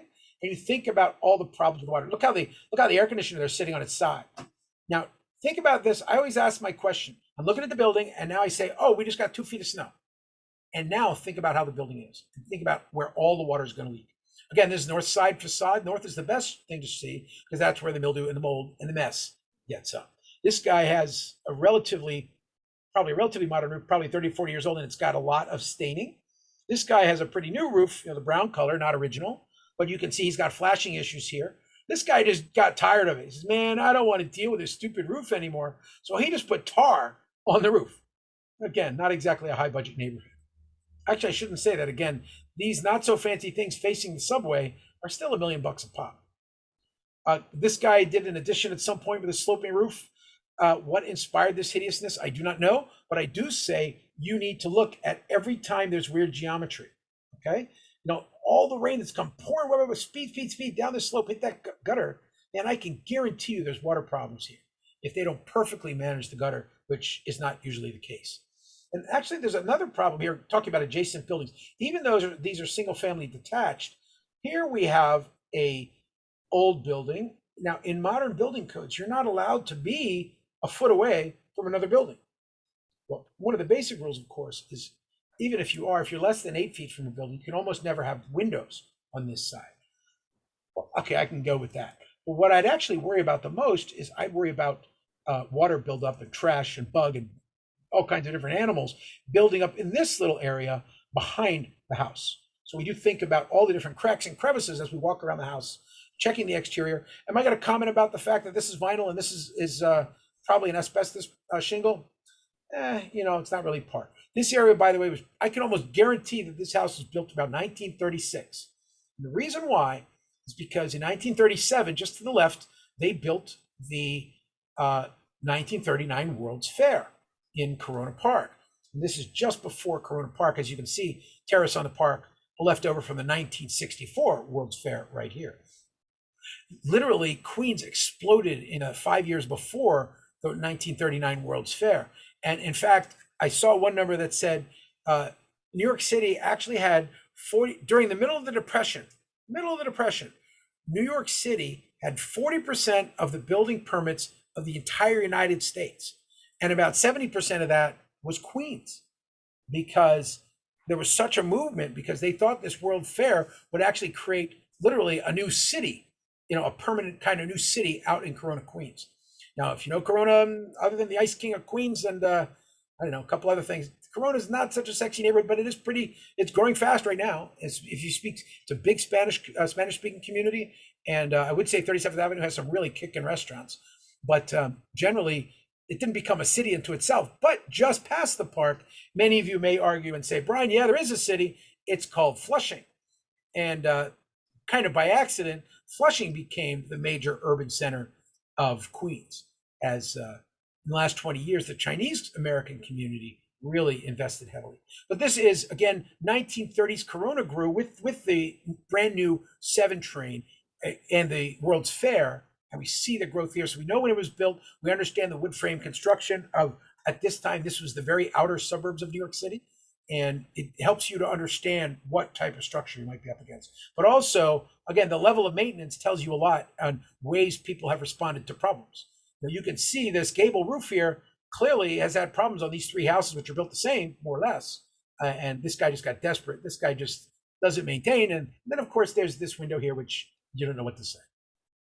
So back to thermal imaging again, quick reminder, one of the best investments you'll make is a good thermal camera, whether you charge for it or not. Thermal cameras are a catch-22 because they, in theory, if you use a thermal camera, you would know what's going, they can say you know what's going on behind the wall. So you've got to make sure if you use a thermal camera, you put some really good caveats to it.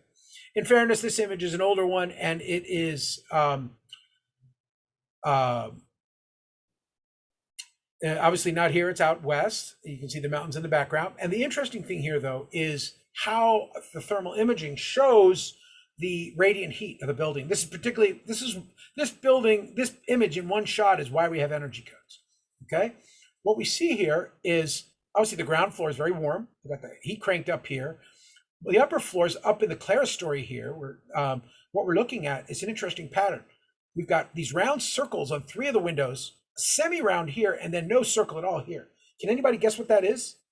Anybody think what we're looking at here? These are probably double pane windows, okay? And these 3 windows, the gas is gone in between.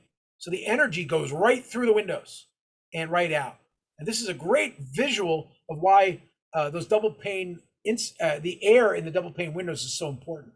This window probably has intact, the windows are intact because there's not much heat coming through the window. The other ones, the heat has really done its damage. Or the window, the lack of air in the gap, or excuse me, the air being entered into the gap, which should have been a vacuum, means it's wiped out. Okay, back to New York City. Again, thermal cameraing is very interesting from a temperature perspective. And as you can see, I like walking around when it's 6 degrees outside. Why? Probably because I'm an idiot, but you get some really great insight onto building performance when you look particularly at older buildings and how in this case, the red being hotter, how buildings perform. Now, the roofs are black, actually, not because they're not emanating heat, but because my camera isn't facing them at a good angle. Usually, if it's at a high angle, the energy is going to deflect, so it's going to look like it's cold. But as you can see here, the heat from these row houses in Rego Park, Queens, you can see how the energy at the top, as the heat inside the room has raised up, but also the very poor insulation generally around the windows as the energy goes out. And why would it be cooler around the perimeter? It's usually often because if it's a metal seal, sometimes the metal will be much colder because it radiates the heat faster. Again, more images when it's 3 degrees outside. Yes, don't go outside when it's 3 degrees unless you're an idiot like me. But again, you'll really gain a lot of insight. And you can see in this case on the left, in some cases, inverted, where they're actually in the walls. I don't know if that image is inverted, but again, you can see where heat signatures are coming from the wrong places. On the right side, again, lots of heat signatures with a healthy dose of satellite dishes out in front of it. Inside a house, you can also gain a lot of insight. This is an example of a bay window in a house. And unfortunately, the top of the bay window was never insulated. So you can see the cold air just blasting through. And you can imagine this bay window here. This panel right here is the cold purple spot here. As we walk around, we look at those windows to make sure we're doing damage. I talked about lintels earlier. Lintels are really important because in flat, architects love to have straight, square tops of windows because the arch is expensive, but it works forever. And in these brick lintels, the problem is, what do you make lintels with? Well, usually they make it with steel. Why is that a problem? Again, steel rusts. Pretty simple. In fact, it's common in skyscrapers in Manhattan, the older apartment buildings from the 40s and 50s, where the buildings will have to shut down. They'll have to go around and replace every lintel. So it's very common. And this house is not just skyscrapers. You will see like 4 or 5 bricks above the window and around the window that have been replaced. And that replacement is because the window lintels have rusted. Now, what happens if, think about it, if these window lintels rust, all these bricks want to smash the window down below. That's pretty important.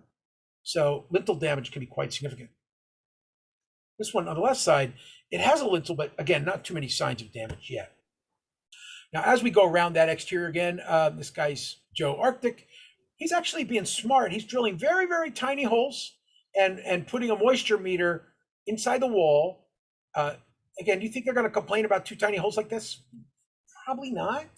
Again, that's within the rights of the buyer to do some basic probing. And again, you drill the holes, you're putting that moisture meter in. Should you get moisture here underneath the windows? That's actually, unfortunately, a place where you're going to have it a lot. Again, that condensation we talked about earlier, the water streaming down off the windows, down off the sill. And in this case, is it below the sill? And these guys are checking to see, how far down it is. If it's 40% moisture here, the house has got a serious problem. Okay. Quick reminder again, water damage. In this case, they just covered up the sill with a little bit of aluminum sheet.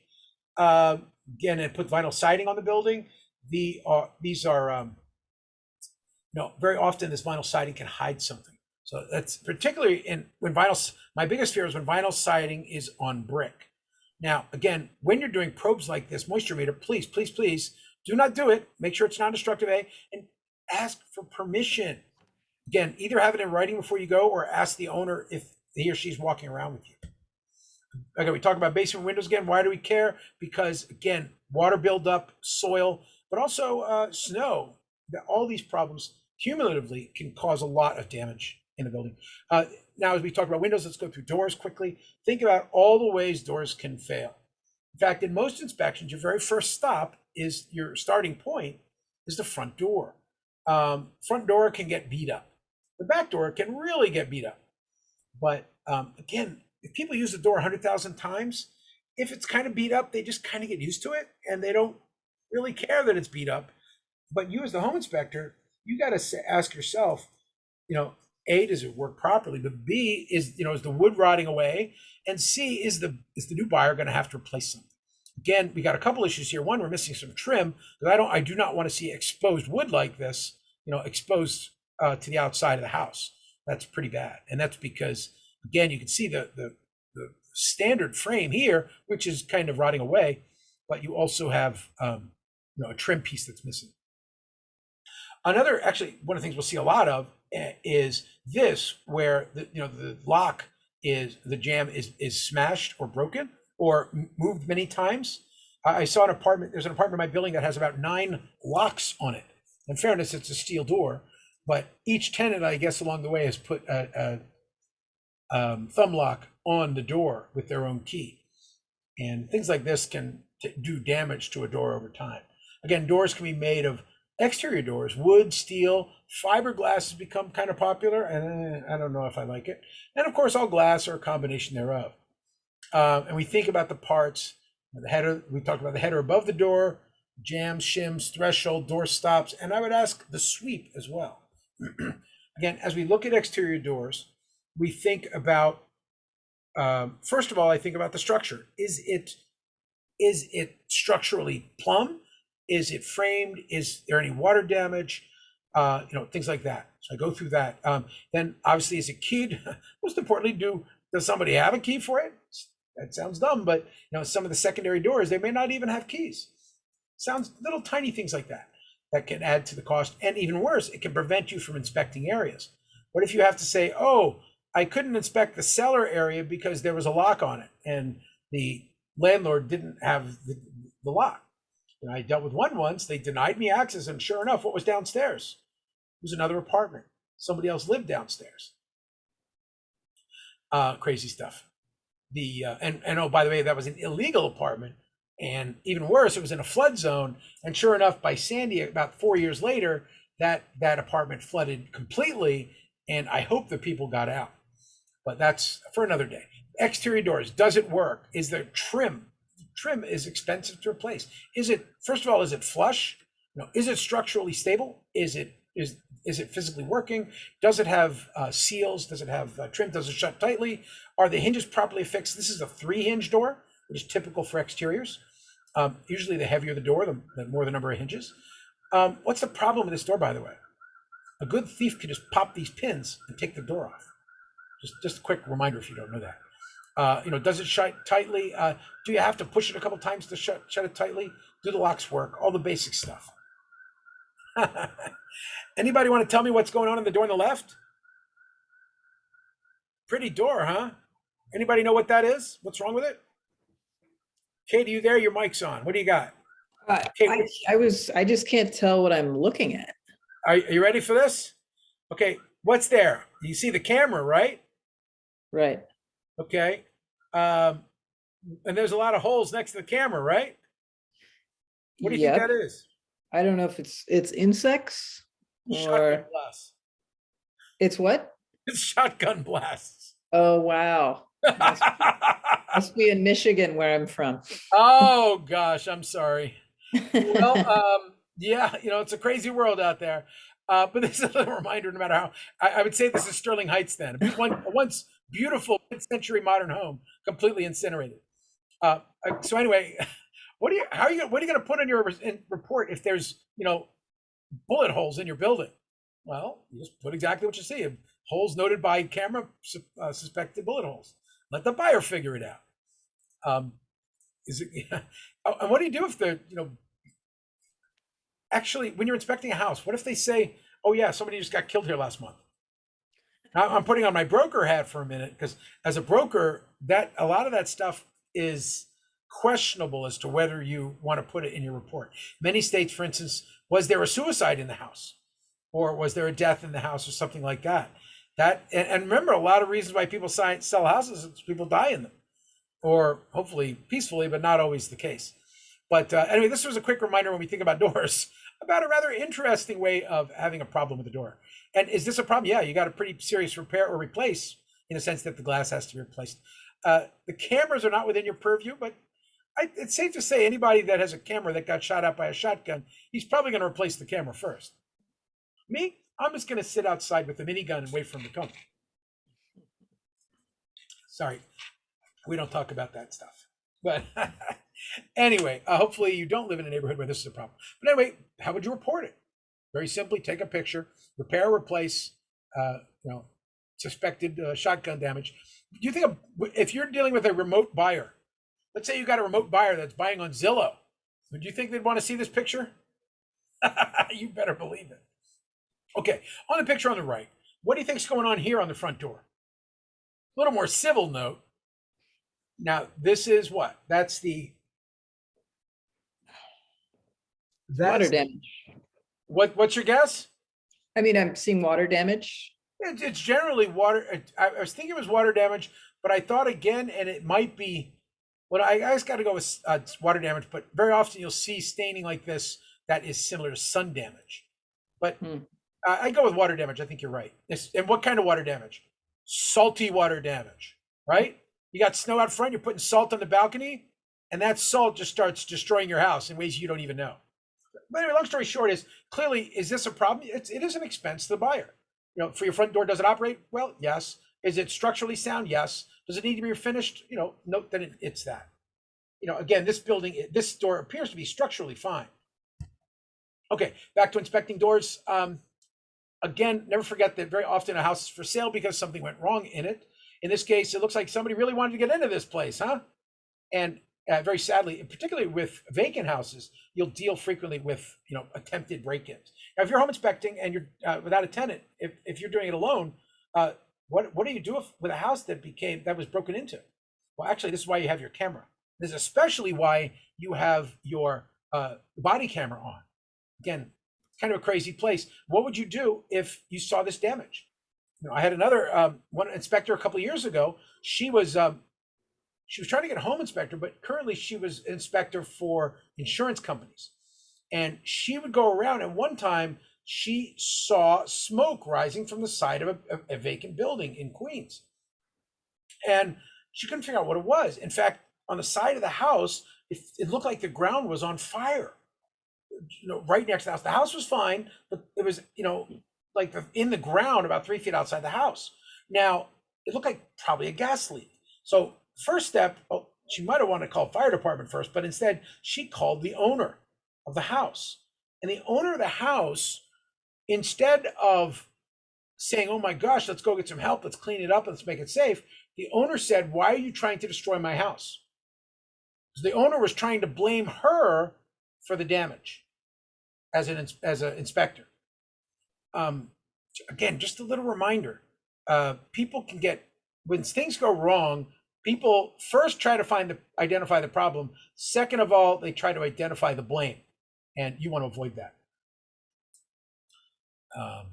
Again, it sounds crazy. Again, this one actually, apparently, I didn't take this picture, but I read it in an article. This was actually from a bear trying to enter the house.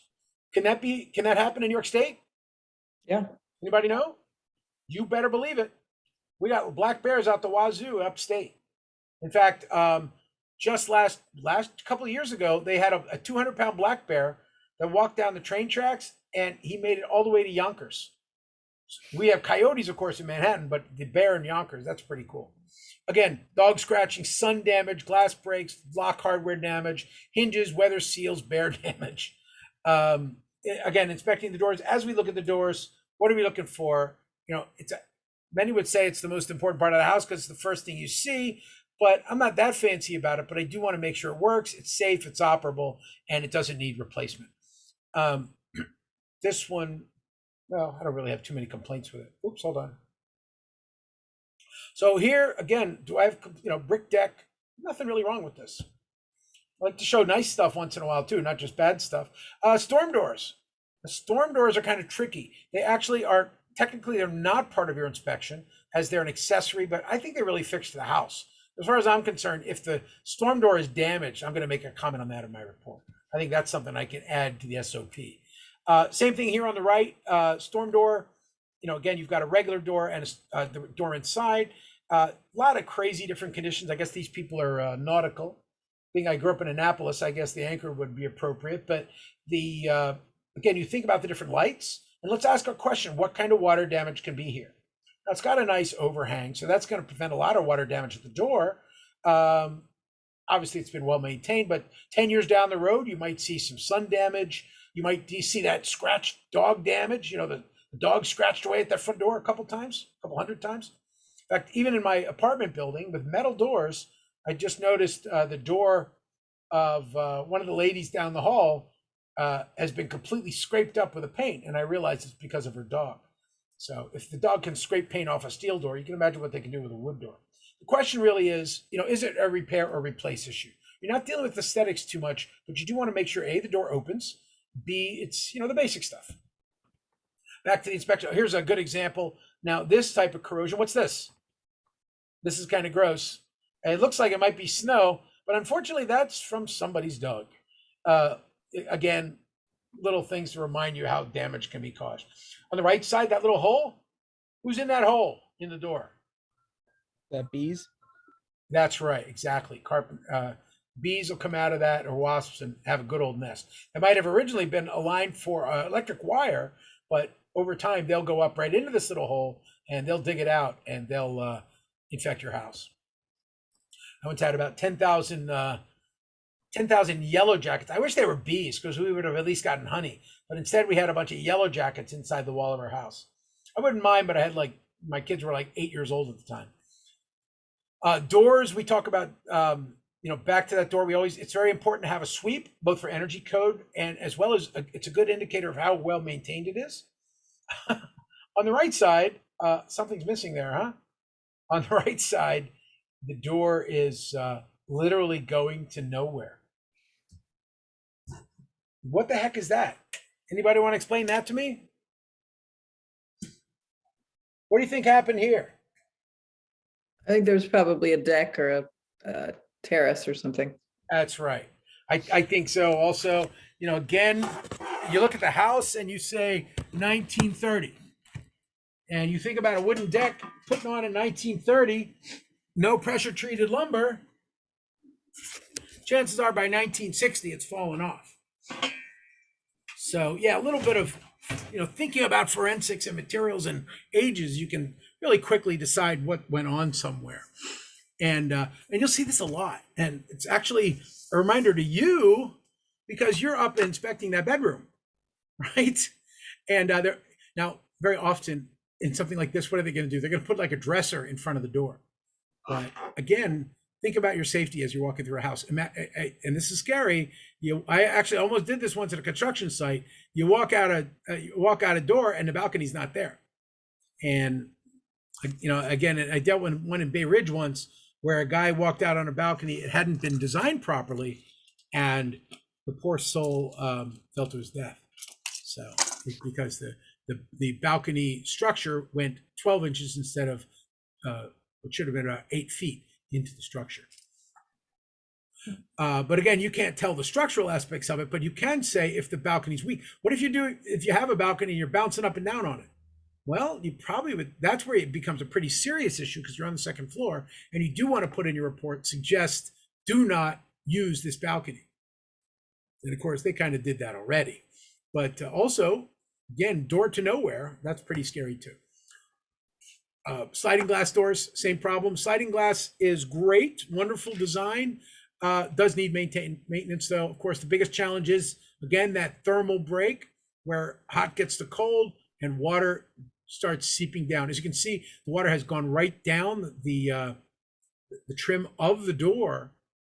Even though it's aluminum trim, nice and solid, no problem, you still have the water in the wood sections that just start rotting away. And this, of course, gets much worse in snow conditions where, again, you have a couple of months a year where there's snow piled up and you really get some consequences. On the right side, this is, again, I want to show some nice stuff too. This is what's becoming pretty popular these days, a window wall system where you got 4 or 6 or 8 panes of glass and you can just slide them open, or in some case, fold them away. I designed one once that was for Citibank. They would fold, it actually was a 100-foot long wall that folded away when the bank was open. And again, we look at this and think about the structure above. I am really worried if I'm in an inspection, I come across a door like this, because this is at least a 12-foot span. You need basically steel above this door to hold this safely. In fairness, this is in an apartment building, and it's a concrete building, so it's a lot easier to do. But in wood frame buildings, this type of door is very common, and you'll see one in a minute. Oh, next slide. This is again a combination of doors. You can see here it's an accordion door that folds away and takes you right off from the dining room out into the sunroom out here. This was a particular one that was nice. They do this a lot in Brooklyn as a way of illegally extending their houses, but that's another story. The challenge with this is, again, think about the structure, how long it spanned. Is this maintained? Do the doors move properly and easily? If the doors don't move easily, you might have spent $20,000 on the doors, but they don't work. So this can be a real risk and a very big maintenance expense. Exterior doors, again, this door, anybody see the problem with this door? It's very small. My only problem with this door is, actually it's a residential door, so in fairness. Quick thought, a commercial door usually opens out. A residential door usually opens in. I was about to rag on it, saying that if it opened out, it would hit this post box. But in fact, 99% chance it actually opens in. My other problem, by the way, with this door, although this is more of a design issue, I'd actually worry about that sill, about somebody tripping on the way out. So again, things to think about. Again, exterior doors, we think about the glass. Is it safe? It has to be tempered glass if it's less than 42 inches off the ground, okay? Is the trim in place? Is the door itself, is it solid? Is the trim solid? Caulking, warp splits, rot, etc.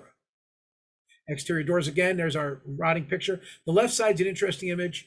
That door is actually closed, but it's not sealed properly. And because it's not sealed, you can see there's no gasket on the door, and you can see how much energy is just sweeping into the house. As with that, is actually a kitchen door, not properly done. Okay, exterior trim. As we finish up our exterior, we think about the outside of the building, and we go around. We want to look at every potential place where wood is exposed. Is it properly sealed? Is it rotting? Does it need to be replaced? In this case, a pretty important structural element, looks like at the last inch or two, is starting to rot away. Now, this is not too bad, but it's something you need to document because, again, while you can just trim it off maybe and paint it again, this area is, if that's rot, it can start permeating into the beam. And if this beam goes, you can imagine a good chunk of the roof might collapse as well. Again, architectural details. This is up in the Bronx. This is a funny house I saw in the Bronx. I guess it's not funny if you live there. Freeman Street, I believe. Again, 1, 2, 3. So it's got fire escape. So it's probably a 3-family. And again, it's New York City. So you got the fence on the outside. And most interestingly, what I didn't show is a picture of the right side of the building. And what you're seeing is a chimney outline. Now, this street was built roughly 1901. I know because that was my client as well. You could also know because of the architectural style of the windows, the flourishes of the windows, where, again, understanding American history, you can understand a lot of architecture. In 1901, the Bronx was hot. That was the place to be. People were moving up to the Bronx as, of course, the Bronx wasn't New York City. Well, no, excuse me. In 1901, it was New York City, but up until 1898, the Bronx was part of Westchester County. And the big picture is this was right near a train station, which made it very valuable. So this early brownstone, probably originally done as a single family, became a 3-family over time. But the important thing I want you to see is the plaster on the side. I showed you earlier a house where the building had dollhoused, where the entire bearing wall had fallen apart. I really hate to say for these people, this is probably exactly what is the condition here. Now, even though this is a stone front, most of the houses in this neighborhood were actually built with wood frame because that's all the Westchester County required, or even New York City required in the 1901 codes. So understanding when it was built is very important. But sadly, what kills me is that this plaster coat on the outside, okay, tells me, and the fireplace halfway out of the building tells me that this building used to be next to another building. That other building got torn down, and now this building's standing alone. And that is not a good thing. But anyway, back to the window issue, we want to think about the trim. And I could tell it's after 1898. In 1898, we had a big war, and Americans were very, very hyper-patriotic. So they put, flourishes of imperial Roman windows above their houses. And the Beaux-Arts style of architecture really had a big play on the homes of New York City. Although I don't know what to say about this faux stone rubble. Probably, it's safe to say that was added later. This was very popular in the 1950s. And because it was popular in the 1950s, what is this material? Anybody want to tell me what this might have in it? Asbestos? Asbestos, that's correct. Very, very common that these sidings were asbestos. Let's get actually to some of the siding issues, push on a little later. Again, we look at the outside of the building, and I want you to look at the building, every nook and cranny of the geometry, and ask yourself, is water getting in there? Is it sagging? Is it water damage as you walk around? On the roof, of course, you got that same issue. Every penetration, every vent, is it venting properly? Is every plumbing penetration properly done? Is the chimney, because it's a thermal shock, remember, it's 500 degrees when it's 0 degrees outside. So you get these thermal shocks that cause caulking to prematurely fail, which is why if you do a chimney, it's very important to do with metal flashing, because the metal flashing will resist a thermal shocks much better than, let's say, caulking or silicone or something like that. Again, what's this? That's the power drop. We'll go through this later. The in areas of the country, which is most of the country and a good chunk of New York City, the power will come in into a service drop and then drop down to the meter. The goal of electricity is to make it travel as absolutely little as possible. Electricity generally, depending on the insulation and the thickness of the wire, electricity will have a voltage drop. The pressure of the electricity will go down over time. And therefore you want to get the meter to be as close to the front of the house and drop down as much as possible. Again, in Manhattan and Brooklyn, much of the electrical service is actually underground. As we look at the exterior of the building, understand the flourishes and trim, just as I saw with that building in the Bronx a few minutes ago. It will help to inform you on the way the building is built. These window details tell me that this building is definitely wood frame and almost definitely wood frame bearing walls as well. Again, knowing what I know, and I was commissioner for the Bronx for a while, so I think I have a little knowledge of Bronx structures. By the way, and only about a half mile from this house, almost all of the area of the Bronx burnt down. So things to think about. This area was nice enough in the 1970s that they didn't burn it down. Again, we look at the trim, although many buildings are burning down right near that building now, but they're getting fixed. Again, we think about all the different stuff as we walk around a house, the mechanical systems, again, that holistic approach to both structure, electrical, mechanical systems, sheathing, roofing, all of that gets inspected at the same time. Again, we think about the different parts and how they inform both the age and the structural methods that are used.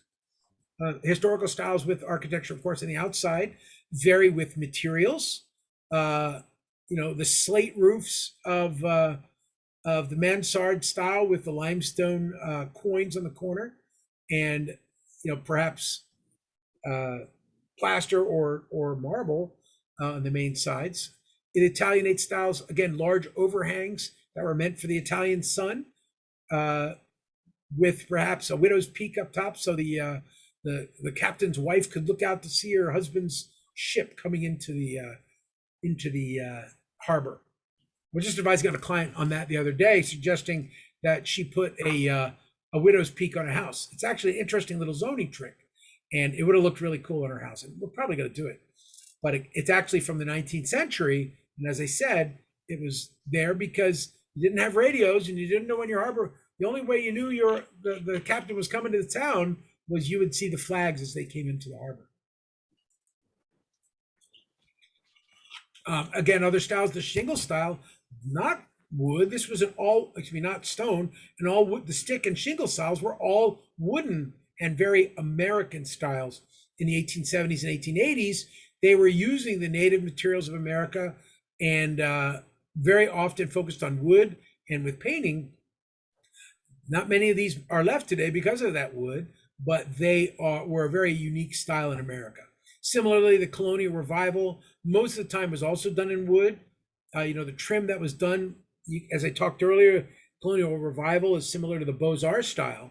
And these architectural styles helped inform the house.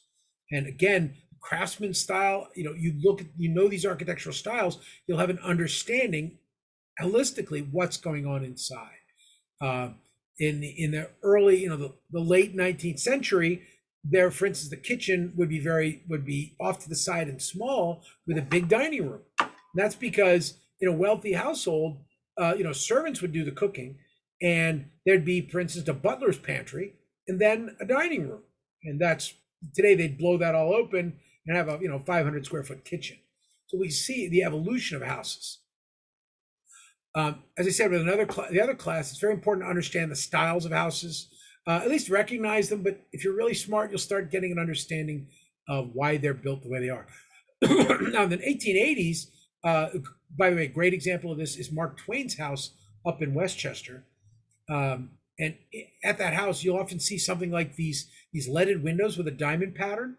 That was because in the 17th century, which is a lot of what the Gothic the Gothic style is patterned after, the Jacobean style or the Gothic style, the leaded glass was all you'd have. So architecturally, it was very pure to copy that old style because they very simply didn't have big pieces of glass. Again, classical, the Georgian style with the British evolved into a classic style, a Neo-Greco style in America, particularly in New York State. New York State was one of the wealthiest states in the United States. And if you know the map of New York State, you'll see lots of places like Corinth or Athens or Ithaca. These are all, of course, classical Greek cities. And we know that Troy, probably one of the better examples. Albany also, again, cities that were named in the 1820s as Albany became the new capital. There was another town below Albany that was capital first.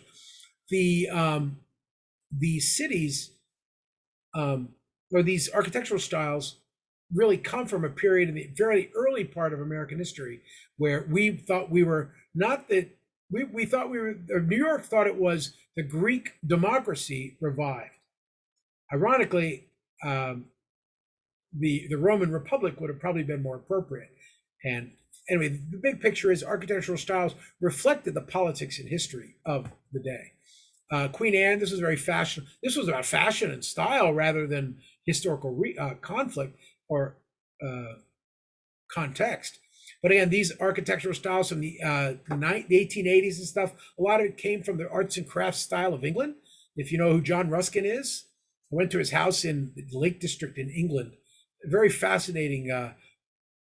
This was actually, these houses, as much as they look crazy and they're impossible to maintain, these were, the belief in these houses was that these were the green of their day, in the sense that these houses were a craftsman's house. The idea that every piece of the house would be small and be able to be built by a craftsman. And also, they were very environmentally, they believed that they were trying to be like the environment with these houses. And it's kind of an interesting that we would think of them as probably not very environmentally friendly, but in the 19th century, these guys were thinking about stuff like that as, and particularly in New York, it was a big issue. So you'll see a lot of Queen Anne here and also in Boston. Of course, older houses pre-war, back in the day, in the 1700s, you didn't really have time for fancy. I mean, a few people could do like a Georgian palace, but 99% of people just had to live. So it wasn't common. It was very common that the first floor of your house in wintertime was where you stored your animals. So, and this one's rather interesting in that it has very big windows, which would have probably been not so easy in the late 19th century. In fact, it would have been common. The windows might have been waxed paper. They literally take paper, put wax on it, and become translucent. And that translucence was actually valuable in that you would let some light in during the wintertime. So again, we think about these architectural styles, and actually America was much wealthier than Britain in 1780s, which is one of the reasons for the revolution. An American British colonist was actually making 3 times as much money as a Londoner in 1776. But anyway, these architectural styles very much similar as you would see to England, I'd say. It looked very similar to some of the houses I knew in England. And that was also because a large portion of the New York State population was of English or German descent at the time. And of course, the brick was available. That came down from the Hudson. There was a huge brick factory upstate that just pumped them out. The Lorillard Brick Factory. I think it was right near West Point. Next to that, of course, we think about the heavy timber upstate. Everybody knows New York State. You think about the Adirondacks, tons and tons and tons of trees, and the Catskills, tons of trees. Well, actually around in 1800 to 1900, these areas were completely denuded. They cut down everything. All the way, really much of the East Coast, the forests were taken down for firewood, or actually not for firewood, for charcoal. They would think about this. You want to talk green? I don't think so. When a blacksmith made ironwork, he made it using wood charcoal much of the time in the 18th century. So we think about the supplies of wood that drove construction in New York State. Again, roof tiles, very often they would still use the hay of, out in the countryside, you would have the hay of the British thatch roofs, but more commonly, the tile would either be, again, a ceramic tile or a slate. There was, again, as we saw earlier with slate buildings in Manhattan or in Queens, there was very large supply of slate upstate, and it was a pretty important factor in construction. And why would you use slate rather than hay? Well, actually, New York City, most people don't realize, New York City has burnt down 3 times. In 1776, of course, it burned when the Americans withdrew, the rebels withdrew because we were all British still at that point.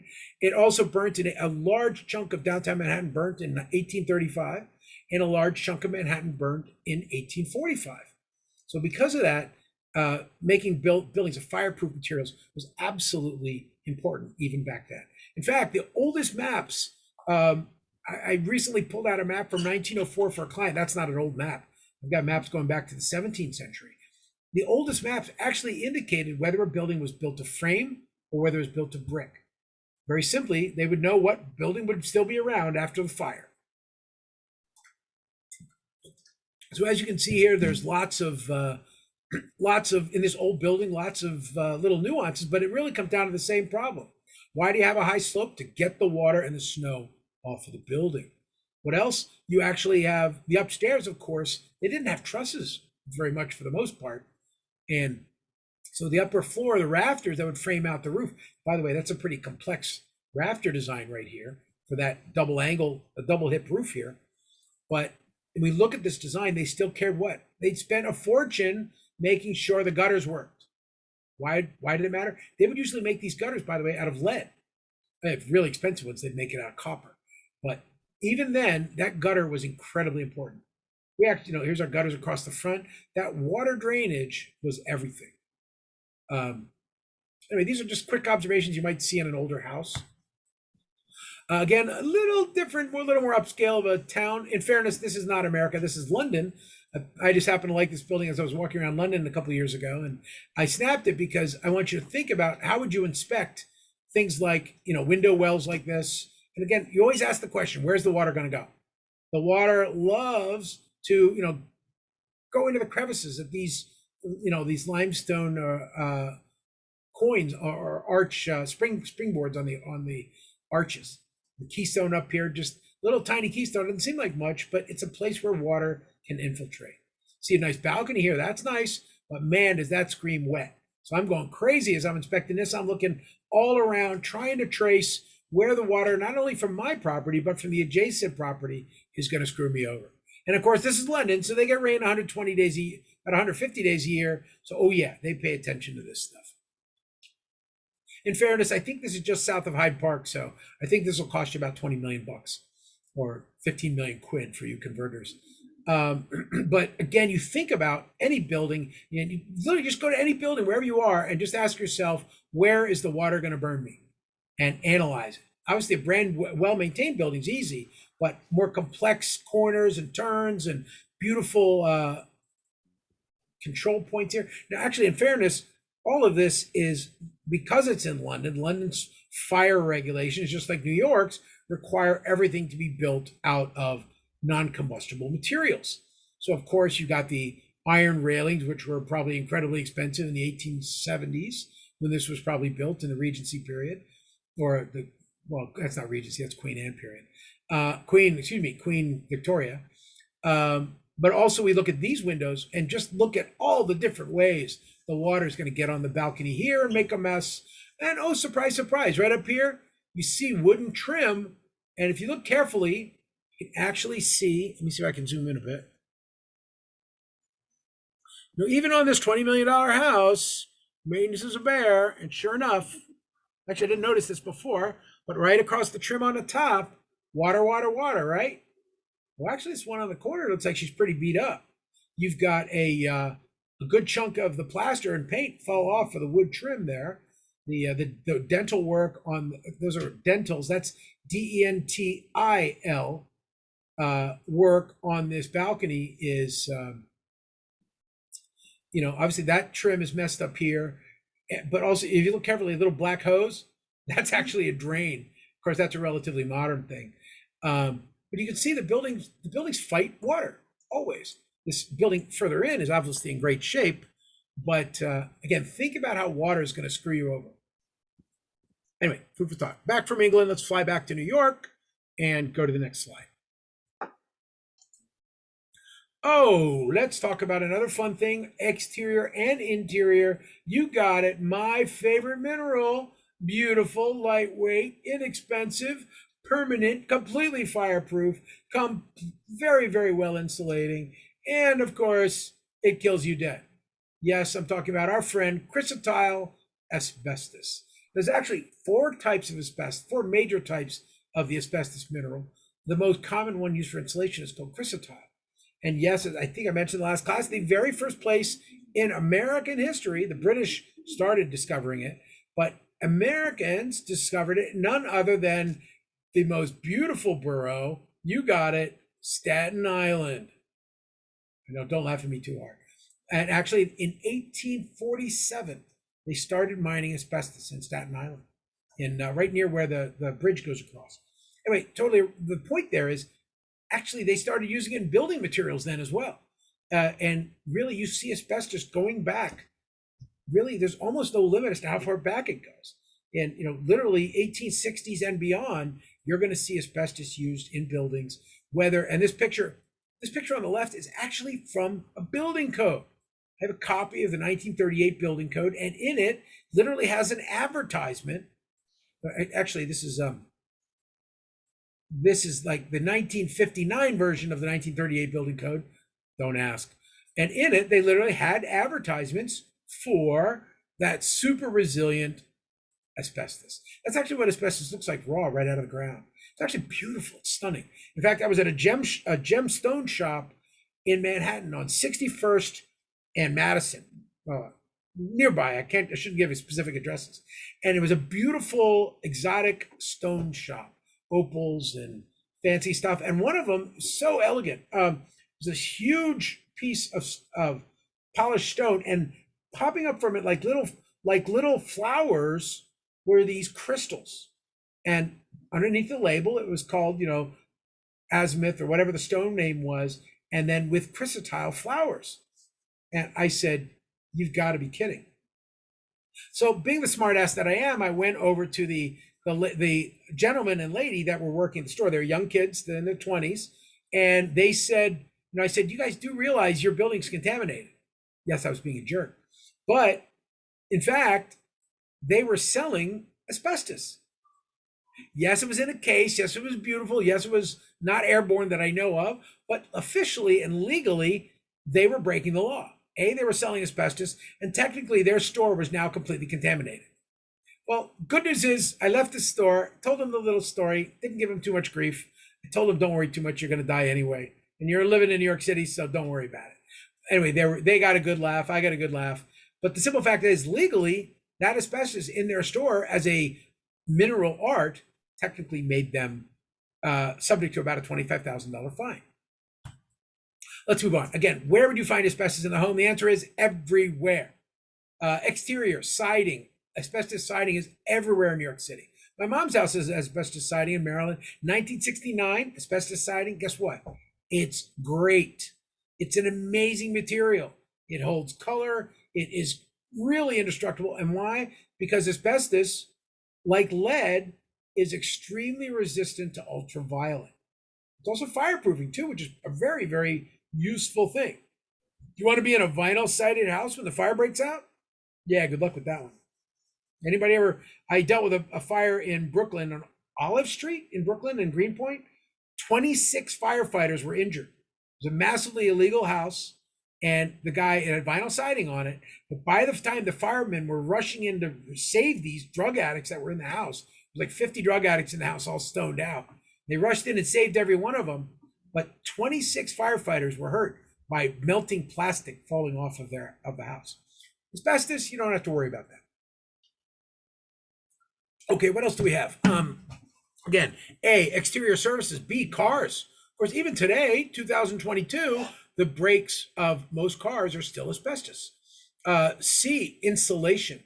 Again, it was used for all kinds of insulation within the house. In fact, I'll probably show you the vermiculite asbestos later, which I have found countless times in buildings in Brooklyn. 1920s, vermiculite, which is like a very lightweight clump of powder. It's a fantastic insulator. It's easy as hell to install. It's almost like styrofoam. And it also, unfortunately, flakes off a little bit. And vermiculite is a wonderful rock, but unfortunately, the town of Vermiculite, Wyoming, has per capita the highest rate of lung cancer in the world. A little bit to think about. Always good and bad, huh? I did a little bit of evil. Again, D, floor tiles. Anytime you're dealing with flooring that is 9x9 floor tiles, most if it was done in the 50s and 60s when they still used asbestos, particularly in the kitchens and the bathrooms, if it's a 9x9 floor tile, it's almost guaranteed that floor tile is impregnated with asbestos. Why? Because it's a great material. It's fantastic. It binds. It mixes with the linoleum well. It makes a nice, strong reinforcement. It's somewhat fireproof, and it kills you. Well, actually, the encased in linoleum, it's a lot safer. The really bad risk, although you still got to pay to remove it, Also caulking in windows, window siding, everywhere. Okay. We'll talk. We talk about boilers and heaters. Hey, fireproofing. I grew up in Annapolis, Maryland, and there were a lot of 60-year-old guys that talk like this. They all like this. They chain smoked all over the world. And unfortunately, many of these guys had spent their lives down in the boiler rooms of naval ships. And a lot of them didn't make it to their 70s because, the asbestos they had inhaled on the ships was pretty bad. Again, electrical equipment, a lot of insulation there, built-ins, water heaters, hoods. They were used really old systems. Now, it's pretty safe to say you probably don't have a 60 or 70-year-old washing machine or water heater, but I'd be surprised. Again, appliances that were used in fireplaces. I showed this in another class, in my home class, the best one of all for asbestos, decorating your Christmas tree. They used to spray your Christmas tree with powdered white asbestos because they were afraid of the Christmas tree catching on fire and killing you. So instead, they flocked. It's called flocking, how appropriate. And the flocking would actually, do wonders for your lungs. Again, asbestos exteriors, a typical Brooklyn or Queens house. There's millions of these fake stone asbestos panels everywhere. They actually aren't panels, they're actually sheets. These things would roll out 4-foot wide sheets. Man, this stuff was easy to put on. You just roll it out, trim it up, bam, you're done. One day you got the new cool 1962 look and you're up to date. And we see 60 years later, it's still there. Hey, here's the secret. It still works. Does this scream 1958? Yeah. But, the owner of this house really doesn't care. He's like, you don't like the way my house looks? You know what you can do with yourself. Again, although I would remind, as I think about the asbestos, I also look at all the mold on the driveway, which tells me, maybe they got some drainage issues. And this guy, he's smart at least a little bit. He's got his drain going out to the street. Other things you would look at in a property like this, the stairs, look like they're sloping down a little bit. I'd kind of worry about that. Okay, back now we talked about asbestos. Another big problem is radon. Radon is, of course, a naturally occurring gas. It's actually a derivative of one of the most common minerals in the Earth's surface, which is uranium. Uranium is very common in the Earth's surface. Luckily, uranium-235 isotope is not so common because, yes, that's the one they build bombs with. However, uranium-238 is common, and as uranium goes, uranium drops, loses a few neutrons and decays, and very super heavy metal uranium, when it loses 2 neutrons, that metal shoots off a neutron and it actually becomes a gas. Pretty amazing. In fact, this gas is a big deal. As you can see here in New York City or New York State, radon is a huge challenge. And I'd suggest all of you, by the way, even if you're in the Manhattan area, which is, the New York City area, which is relatively low radon counts, you should show them this map and tell them, hey, you want to spend an extra $100 on your home inspection because I will run a 24-hour radon test in your house. Okay, back to the roof. What are we doing on the roof? Let's take a look at what's up there. We talked a little about all the different fail points. Look at that. This is what I look for. Intersections of buildings, the neighboring building, or perhaps a different section of module of the building. This is what I care about. Now, this guy is smart. If I'm hiring a home inspector, I want a guy who does a good job, and I want a person, ladies out there, you might be doing it too. I want a person that is going to see as much as they can. Yes, the SOP says you can do a binocular inspection. You're not required to climb on the roof, but this is a 512 slope, okay? And it's a dry, beautiful day. And, it looks like it's pretty good. So, you kind of probably would gain value on the slope. What is this inspector puts into his report? A picture from the rooftop. Why does he do that? It shows, hey, home buyer, I went up on that roof for you.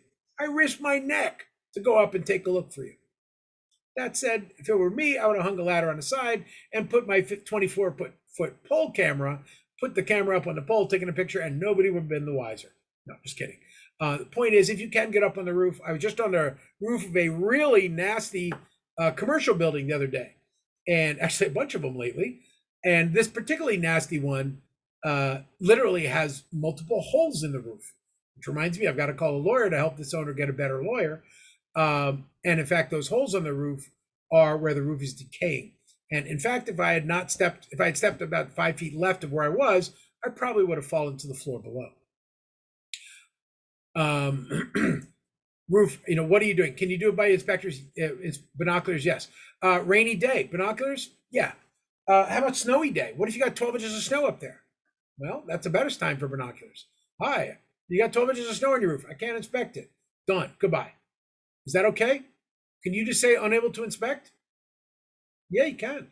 They hired you for a couple of hours to go take a look at the house. Okay? If you can't see the roof, you can't see the roof. Now, here's the cheater's way, by the way. Before you go out, what are you going to do? You're going to look at Google Maps, Google Earth. You're going to get a nice aerial image of the roof. I do this all the time. What else am I going to do? I'm going to look at Google Street View. I think Apple, I don't want to sell at Google, but the point is, use every piece of reconnaissance that you can get. So when you go out there, you can tell what's going on. Google Street View has gotten to the point where I can read plaques on buildings. That's how good their pictures are. Again, that's not an official source. You can't use that to defend yourself in court, but you can say, hey, I went there that day. I did an inspection from the ground. I saw this, this, and this, but I didn't see this. And I didn't go on the roof, but I went up to the edge of the roof. I checked the gutters, really important. By the way, with gutters, what do you check for? What's common in gutters is you're dealing with, if you seal a lot of the granules, the little tops of the roof, like this roof is probably a 20-year-old roof. You can tell by kind of it's gotten thinner. And that thinner is because the granules have washed off. They're often in the gutter. So gutter is actually a really good place to tell maintenance. Again, roof inspection, describe the roof structure, eaves and soffits, roof covering, roof drainage system, inspect the flashings, inspect the skylights, chimneys, and roof penetrations.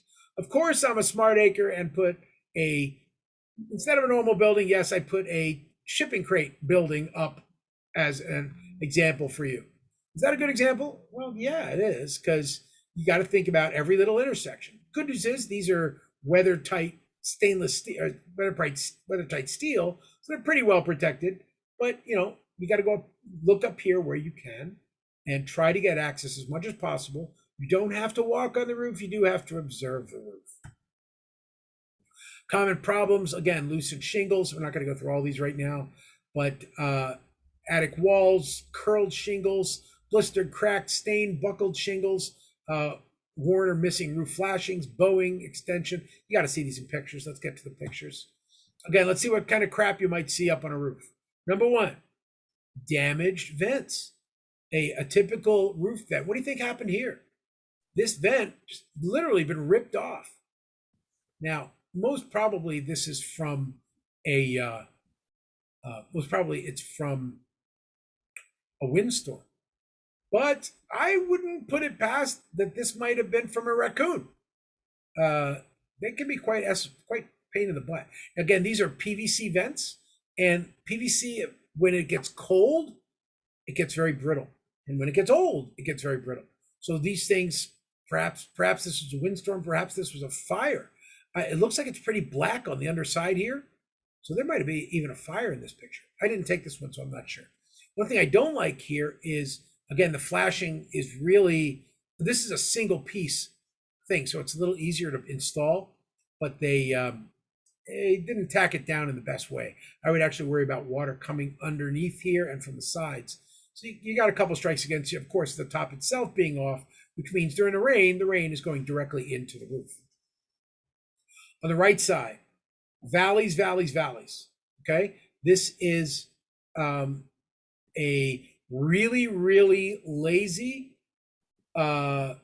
roofer.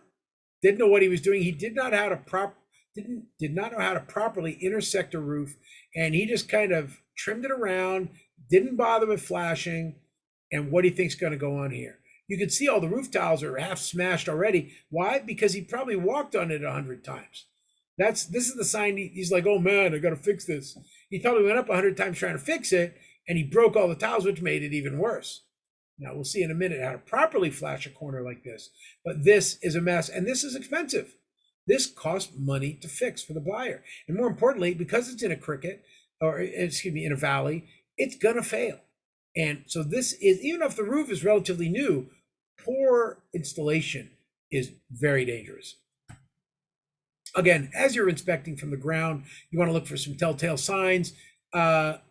This is, you can tell by the granules and how the granules have kind of washed away on this roof, and how you can see the granules have gotten into the asphalt next to it. It's probably a 30-year plus old roof, pretty significantly old roof.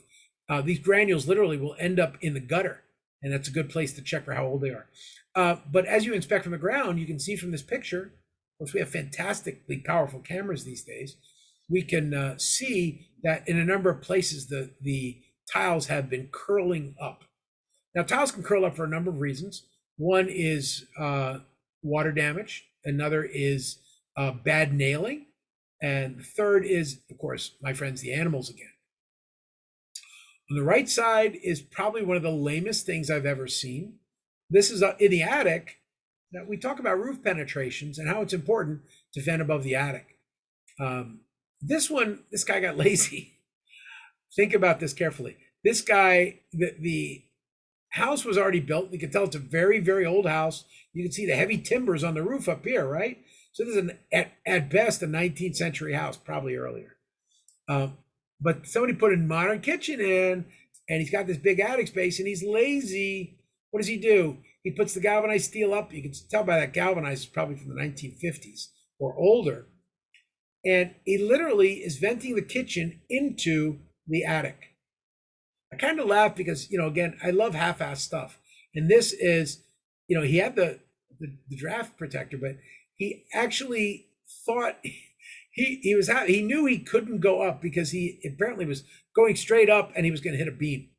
So rather than bend around and keep going up, which he should have done, he just kind of put what he thought was a little bit of fireproofing on the beam, and then just let it vent into the attic. That is, of course, a recipe for disaster because, of course, you keep the burner on, let's say the kitchen stove for a couple of hours, you got a lot of carbon monoxide up here in the attic. What does carbon monoxide do? It sinks, so it goes back into your house.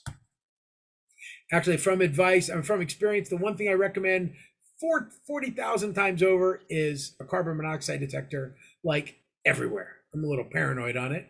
But in fact, as I said recently, I did an inspection and I actually bought one and brought it to them as a gift because, again, it was 4 young guys. They weren't too smart on keeping things right. And they had a boiler that was really improperly done in the basement of their building. And luckily, nobody was sleeping down in the, not basement, but the cellar. They were not sleeping down in the cellar. But I could tell that if their boiler ever malfunctioned, anybody down there would be a dead man. Again, we talk about that inspection of the roof again. We look at the tile here. Now, sometimes these are this erratic pattern. Many asphalt tiles are now designed to look like slate from the roof. So be smart and make sure you take a good look. Because if it looks like slate and you call it slate and it's actually asphalt shingles that are cut, you're going to look like a fool in your inspection. And also, most importantly, slate behaves very different. This asphalt shingle is going to, as I said, shred its beads. It has fiberglass beads on the top. They actually do a great job because the one thing that does not fear sunlight, the one material that does not give a darn about sunlight is glass. Glass is incredibly capable in resisting, and microgranules of glass are what's on these tiles. Again, other things we think about is bad nailing. This guy hey, I missed. Nail again. Okay, nail again. And the problem with this is each one of these holes is a penetration. In this case, the bottom two probably missed because it probably isn't hitting wood underneath. But most importantly, this guy didn't go all the way up onto the roof, but he got up as much as he could. And actually, this corner is the most important place. If you can at least get up to here, you'll add a lot of value because this is where you're going to see a lot of water damage. Okay, water runs down. If the gutter's jammed up, it's going to back up underneath the tiles and damage the subroofing. Other things you might, we've about 15 years ago, a person from DEP in New York City called me in Brooklyn, and he said, "Look, we love green roofs. What do you think about green roofs?" And I said, "Let me explain something.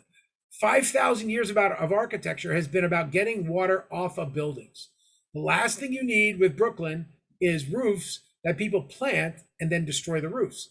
And I jokingly said, "If you want to see green roofs, I'll show you green roofs. Let's get in a helicopter and we'll look at Brooklyn green roofs," which was, in fact, lots and lots of rooftops with bad drainage and huge algae pools growing on the roofs. And of course, as you see here with these gutters, it's always nice to do an inspection and know that they're taking good care of their gutters because trees are growing in them.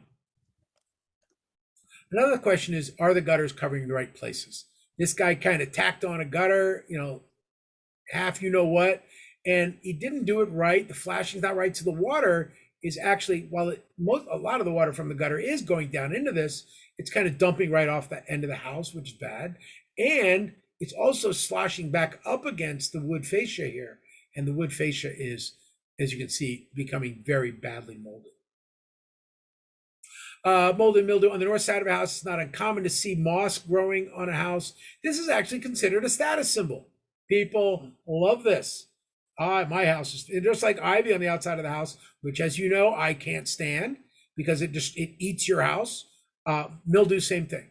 I kind of like it a little more on the roofs because when you're in England, you see that people literally grow. They do a thatch roof and it literally grows for 50 years. By the way, it's a great insulator. Again, we talk about the importance of keeping the trees back from the roof. This is a shingle roof with a lot of tree debris in it, and that tree debris stays. And it dissolves, and the acids, particularly from an oak tree, the powerful oakum acids from the leaves will really tear up and stain a house. On the right side is even more significant. This is a cedar shake roof, really, really expensive, okay? But it's wood, okay? While yes, cedar shake is pretty resistant to the sun and resistant to boring worms and stuff, it's still bad because in this case, you've got a tree literally touching the roof. That is a mega no-no. Again, look, it's fall. I can't stop leaves from falling. I'm not saying keep leaves off the roof. I'm just saying you got to watch for buildup.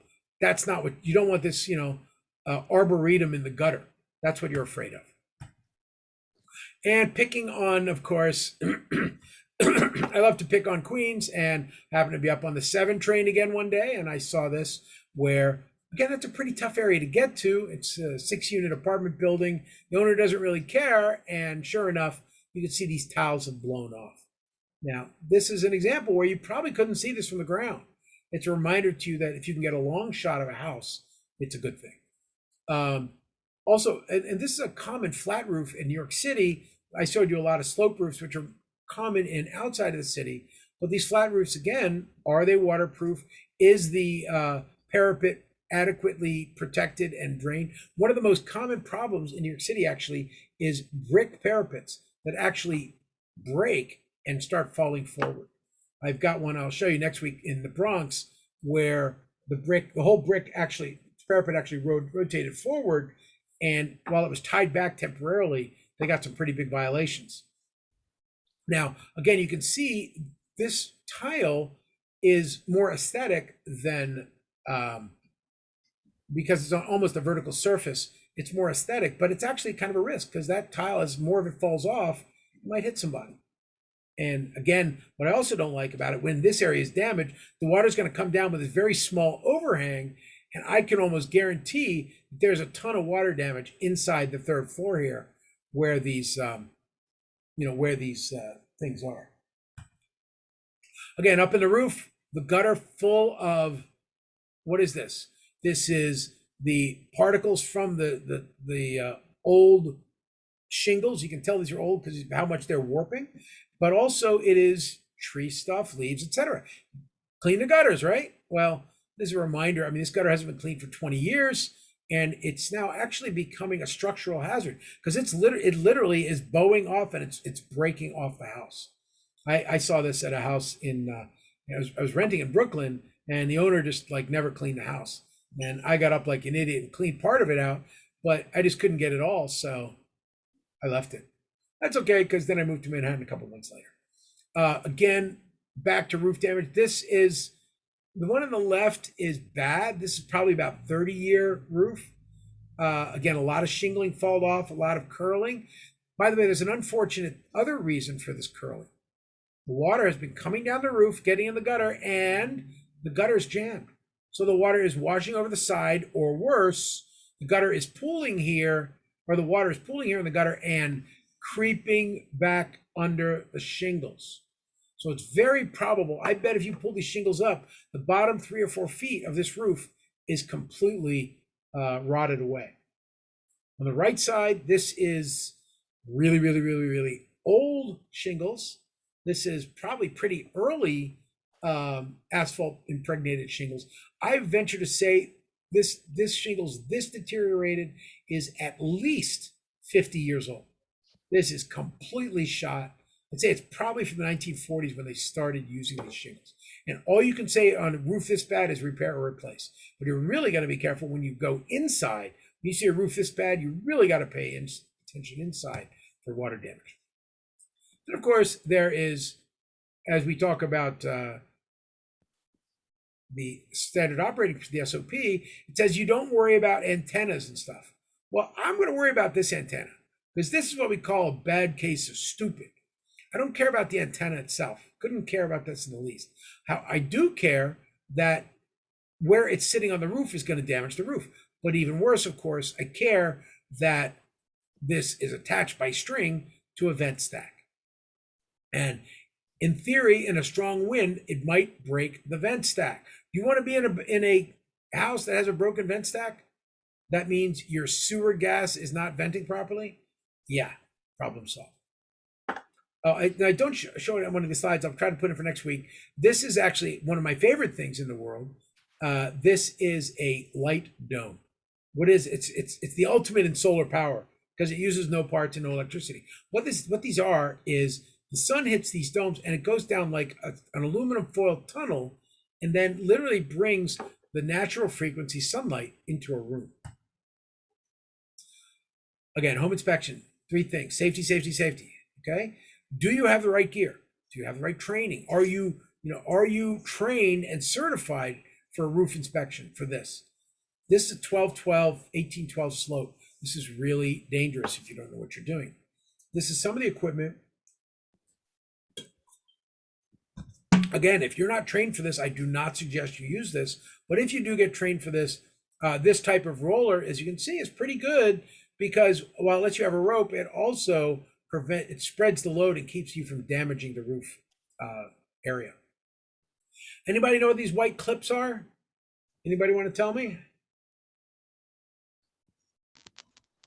Those are called snow clips. I'm sorry, what? What's that? Stop snow sliding down? Well, it won't stop a person, but it'll stop the snow. Yes. And obviously in that case, you worry about it. You don't want the snow falling on somebody's head.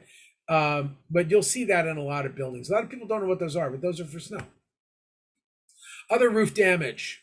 This is a critter, right? This is, what do you think caused this? Anybody want to guess? There's a big area of the roof where all the shingles were bent upwards and broken off. That's a tornado. That's tornado damage. Can you have that here? You better believe it. We have tornadoes in New York City. There's a video on YouTube of a tornado going through Sleepy Hollow High School parking lot up in Tarrytown. There is, again, I've dealt with numerous tornadoes in New York City, one in Brooklyn, in Bay Ridge, and another one in Queens. So it does happen here, believe it or not. And this is kinds of damage you might see from the ground. Again, an owner, that's an old person that doesn't really look up much. They don't notice that the roof's been damaged. Hey, it's not leaking, so he doesn't care. But this is a major cost for repair for the new buyer. So that's got to be on your report. Here again, even worse, this is a really bad tracking of damage and clearly needs to be replaced. Now, when you're up on the roof, this is a great picture to take. It says a whole bunch of things. One, the gutter, okay, it needs to be clean, but it's relatively stable. 2, the underlayment, the decking at the base of the gutter is relatively dry. That's really good.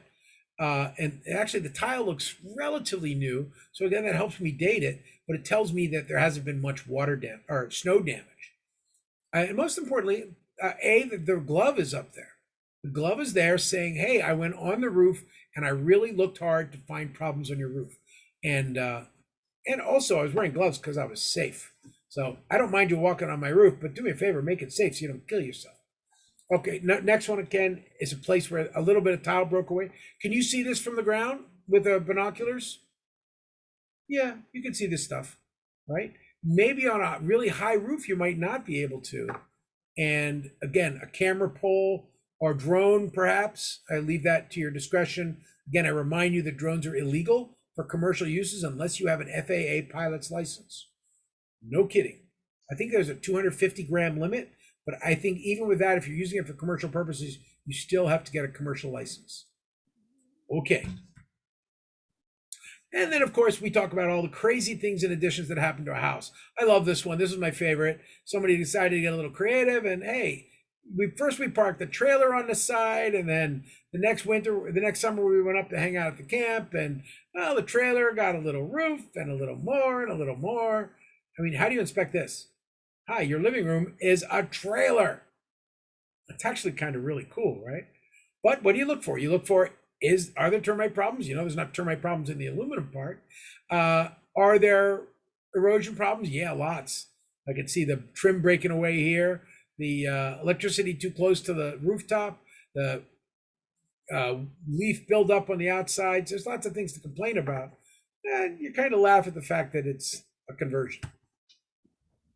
Again, we saw the picture again. We think about the roof and we think about the overhangs and the dormers that are up there. They all have a structural system. And again, I can't stress enough the beauty of what goes into framing one of these roofs. It seems like a trade and a boring thing, but these guys are smart, and a few ladies, mostly guys though.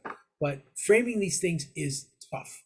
I did this once when I was a kid at a hotel that I actually helped design, and they didn't know that I helped design the hotel until the last day. My last day, they didn't do a couple things that were on the drawings. And I never told them that I had actually been one of the architects on the drawing. I just told them I was a guy doing construction. And I just got accepted a job in New York City. So I was getting ready to go up to New York City. And I told them, you got to put these hold downs in, which attach the wood sill to the concrete frame. And they kept blowing me off saying, oh, you don't know what you're talking about, blah, blah, blah. So one day, the last day, I was bigger and stronger than I am today. Well, unfortunately, smaller and stronger than I am today. And I knew how to carry a 24-pound maul. And I went up, I walked in, the inspecting engineer was in the room with the contractor who wasn't listening to me. So I said to the engineer, we don't have hold downs properly here. This building's going to have a real problem. It's not properly attached to the ground. So what do I do next? I take the 24-pound, and the contractor tells me to shut the hell up. Pardon my French. So what do? I'm a wiseacre. I pop a hole in the wall with a hammer. And he's like, you're fired. I said, that's okay. I don't care. And the engineer says, well, how did you know the hold downs weren't there? And what I did was, it was great. I went to the set of drawings. The contractor is fuming at this point, but the engineer wanted to know. And of course, at this point, I gladly quit.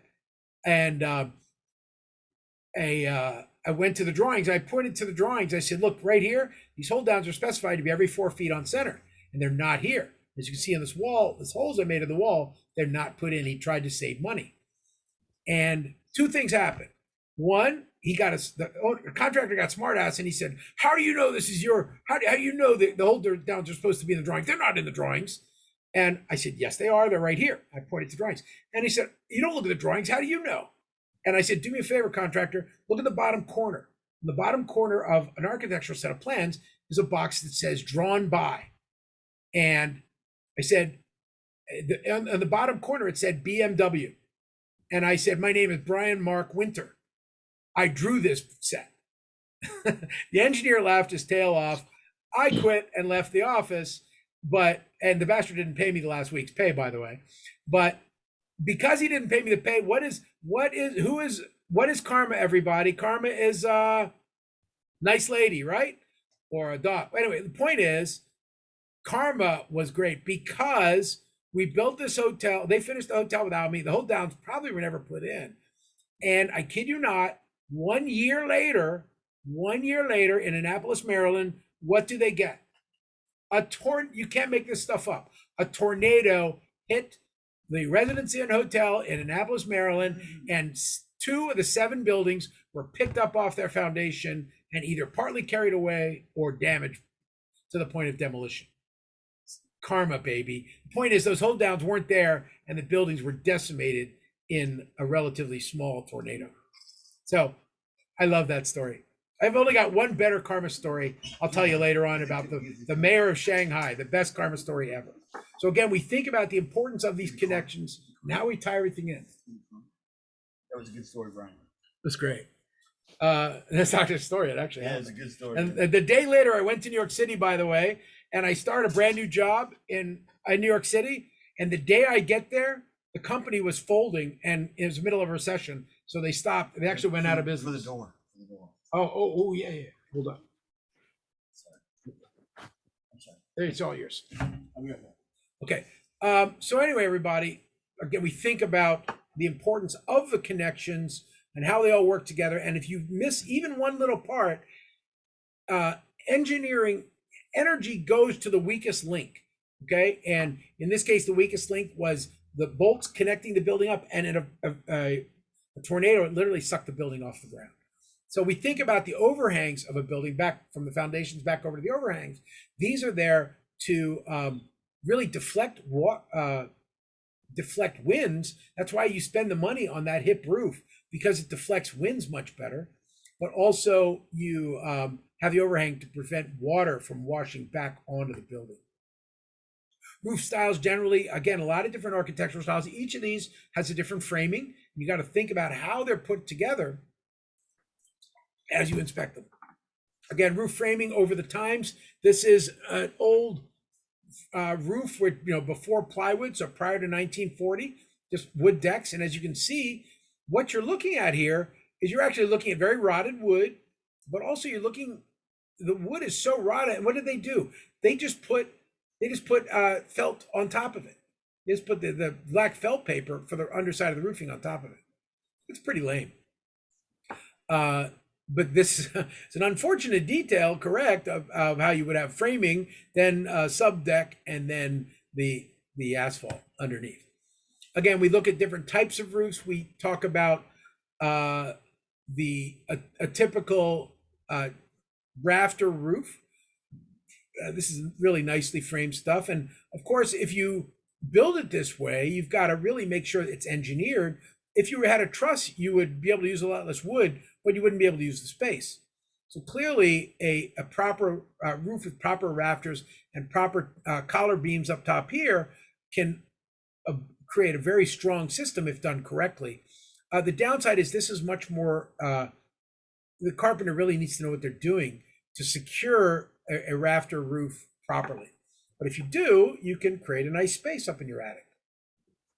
On the right side, as we talk about the roof, we talk about, in this case, where the shingles blew off and where there was a ridge vent, the ridge vent it was ripped off, and now we just have this hole. And that is not good for a number of things. This is an interesting shot. Also, what's going on here in the building on the left? Look at that sag. Wow. Now, this is interesting. A lot of things can cause this. Most of the time, it's just because the trusses or the joists inside or the rafters inside have been damaged. Another reason why this might, because this is really bowing like 8 feet wide. This would say like 3 or 4 rafters are missing. Another thing that could unfortunately happen this is they put 2 or 3 layers of shingles on the roof. And you're only supposed to have 2 layers of shingles on a roof. You can do the first one, and then 25 years later, you can nail a second one on. But after that, you really shouldn't put a third coat on, because it literally will add so much weight that the roof will deflect. On the right side, same problem. Again, this is probably an engineering problem and a little bit of an optical illusion, but again, the roof is sagging a little bit as well as being diagonals. But you often don't think about the long-term structural effect. In this case, the column here for the overhang has settled, and that's a pretty significant problem structurally, because if this whole area bends, it's going to cause lots of unforeseen effects on the trusses of the building. Again, let's look at some of the materials on the roofs. We talked about asphalt shingles again. These are usually fiberglass impregnated with asphalt shingles, and they have little glass beads attached, and those are used to reduce the solar effect. If it were just asphalt, the fiberglass, again, when the asphalt gets really hot, it starts to melt. The fiberglass kind of keeps it in place, and ideally the granules on top of the asphalt reflect a lot of the heat before it gets, or it disseminate the heat before it melts the asphalt. Wood shakes like this, very beautiful, but very expensive and a potential maintenance problem. As you can see here, this guy's pointing out areas where the shingles have split a little bit and there's gaps through the roof. And when it rains, that is a problem. Again, on the left side, we look at more damage on a roof. Now, this probably isn't a tornado. I don't know what it is, but probably what this is somebody was walking on the roof and on a hot day or a cold day, perhaps, and a lot of the shingles snapped off. And this is a reminder to home inspectors why you got to be careful going up on the roof. On the right side, we look at, again, that bridge vent. Who wants to inspect this one? There's actually a building in Bay Ridge, Brooklyn, that's often referred to as Hansel and Gretel's house. But this is not it. There's another one. But as a home inspector, what would you do on a house like this? I got to tell you, I would just, for the whole roof, I would inspect what I could, but I would put a note saying you must have, a certified person to go up on this roof and really detail inspect it. Now, for me, I'm going to walk around. I'm going to look for water damage. I'm going to look for flowing water where the paint would wash away on the plaster. But I'm definitely not walking up on this critter. That goes without saying. But it also shows you what type of damage cedar can do. Now, cedar is obviously not popular in New York City for a number of reasons, including fire resistance. But it is common upstate New York and out in the Hamptons. You'll see a lot of it. Okay, my favorite material. I'm missing one picture here I should have put on, but I love slate. You guys have seen slate in a number of buildings already today. This one is nice. This is actually on a church on 75th Street and Park Avenue. And it's like an 1870s church. And it's really, really pretty. And actually, on the other side, there's a pattern of like a religious symbol. I'm not going to do religion here. Again, different slate can be cut in many different ways. As you can see, since antiquity, they've been cutting slate tiles for roofs. And great news is this stuff will last forever. Your biggest problem with this stuff is the roof holding it up. The roof below may fail, but the chances are the slate's not going to fail. Again, what does hurt tile is freeze-thaw cycles. It is impermeable, but it does get damaged because of, again, that freeze-thaw cycle. Flashing. Flashing makes people happy. Flashing is one of the most important things on a roof, okay? Every time you have a weird corner, is it flashed properly so the water runs properly? I kind of actually don't like this flashing, although it's beautifully done, nice copper, nice sealing around it. I'm actually worried that the water is actually going to run down too fast. And the water is going to kind of jump and damage the slate around this area. As you can see by the color of the copper, this is brand new roofing. But I would actually suggest he put, just like those snow clips, I would suggest very seriously that the roofer put some kind of bends or clips to slow the flow of the water. Again, super fast flowing water is your enemy. This corner of this window is probably a good example there. While modern caulk helps, clearly you've got some potential issues. And of course, with snow, you're all over the place. Again, how do you inspect slate? From the ground, from the windows. Never, ever, ever walk on it, okay? But this has also been maintained. If you look carefully, you also, while most of the tiles are round, you'll see a few tiles that are clearly very good condition. And in fact, that's a commentary on how you install slate. You take a piece of slate, take it up on the roof, and try to slip it in where it needs to be. If it doesn't fit, you just hit it with a hammer and knock it down to size, and then put it in and attach it in place. On the right side is an example of how a roof fails. This is a vent up on the roof. And sadly, the vent is releasing a lot of moisture, which I guess good, but they should actually spend the money to get the vent up a couple of feet away from the roof, because as you can see here, there's a lot of mildew building up, which means there's a lot of moisture that's going underneath the slate, and it's going to do premature damage to the framing. More slate is my, Rego Park, a simple little garage where they would still use slate. You can see though, it's not a priority for the homeowner because it's a little 1920s garage that can't even fit a car. But you still think about, again, it's a part of your inspection, right? It's a separate building for the car, so it is a separate inspection. And what do we put here? We look at the roof. We see lots of missing tiles. That's up on the radar. On the right side, again, I really should zoom in on this a little bit. A lot of damage to the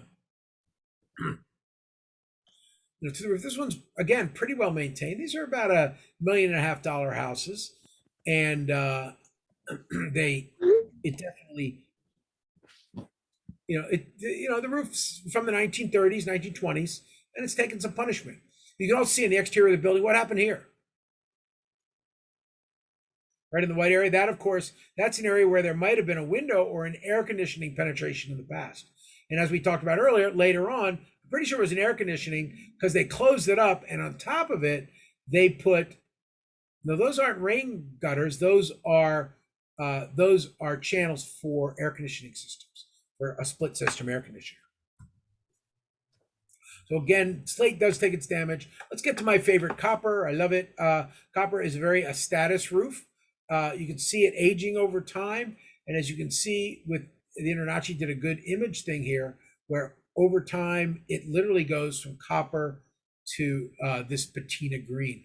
In 1992, in 1993, a building called Worldwide Plaza opened up on 50th and 8th Avenue in Manhattan.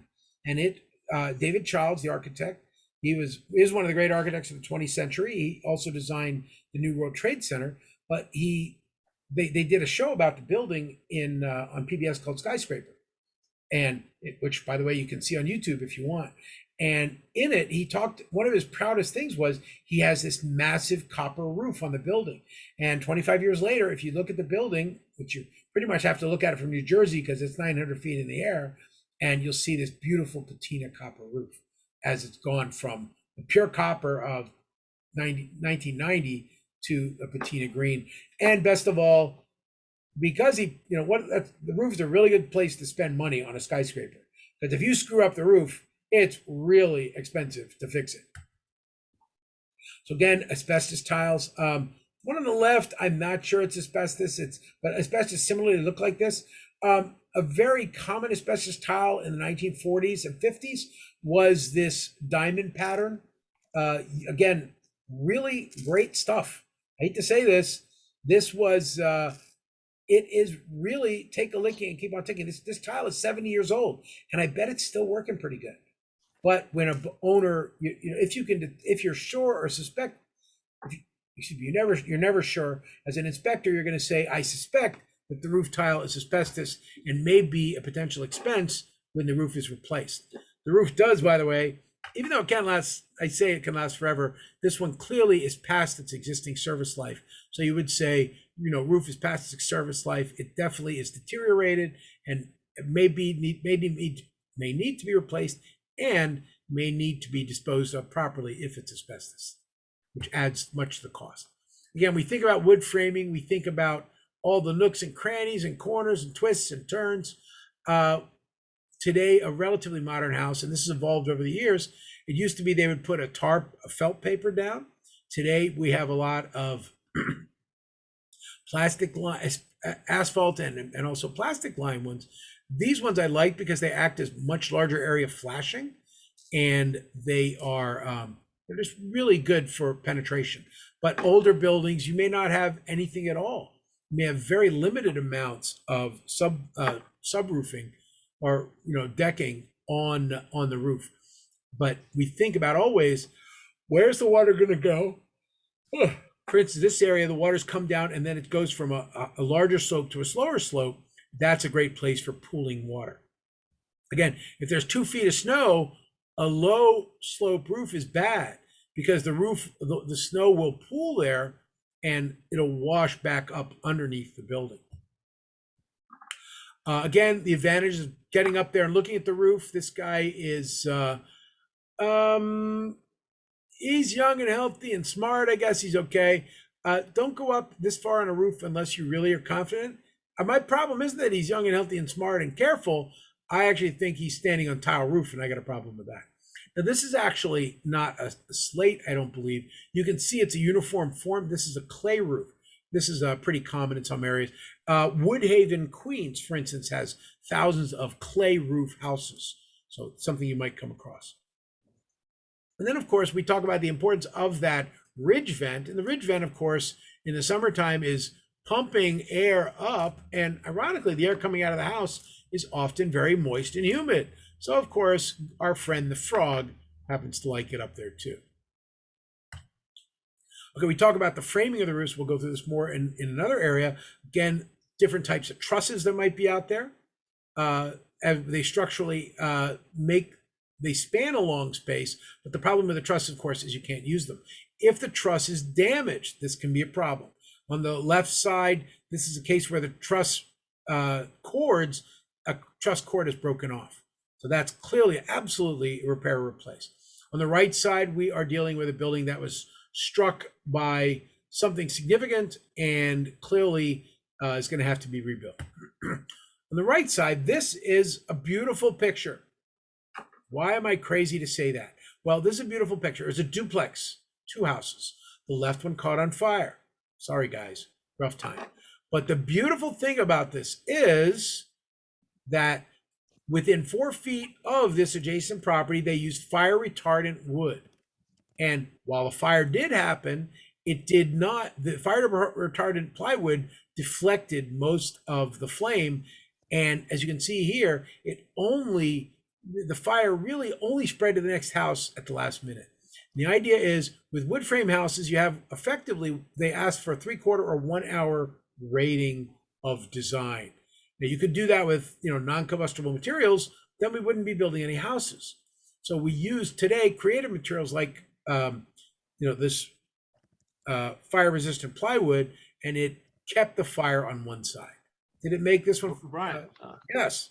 Is it expensive, the fire retardant plywood? Good question. It's a little more expensive, obviously, but actually even worse though, there was a big scandal in the 80s. One of the 1.0 version of this stuff, the early plywoods actually deteriorated really badly. And there was $1 billion lawsuit where thousands, if not millions of these houses were built, and they had to rip out and replace all of the fire retardant plywood.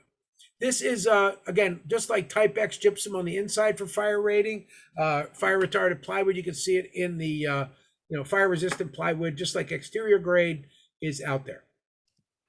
And again, the idea is, can you protect, you can't prevent this fire from burning, or house from burning, but you can minimize the damage. This is the building code in a nutshell. You're not going to prevent a fire. You're going to minimize the damage, okay? Again, we think about water damage and drainage. The drainage system, as we've been saying all day, got to make sure those gutters are in good shape. This one's okay. Comes off the roof, makes nice connections, takes nice down to the house. But other roofs, I love this. Can anybody see this and understand what you're looking at with this? This is a downspout that kind of, I guess it's a California thing. I'm not sure. This would definitely not work in New York, but I can tell it's California by the framing of the rooftop. That's usually something you see in areas that never get snow. But what's going on here? The water comes and then it goes down these buckets, and kind of every one of the buckets is diffusing rain at the same time. That doesn't work a whole lot during snowstorms. But the idea is when you talk about the drainage system, we think about getting the water away from the house. And most importantly, what do we see here? They got this pretty little thing, but look at all the damage on the house from this pretty little thing. The paint is completely destroyed underneath these windows, right? Probably because of the water dripping from this pretty little art project. Again, we talk about making sure the drain gets away from the house, the asphalt shingles cloudering the gutters, the gutters improperly done like this or detached from the building. And of course, once it gets to the ground, the splash blocks to carry it away and making sure that the gutters are intact and maintained at all times. Again, I like to show nice things. This is a beautiful copper gutter.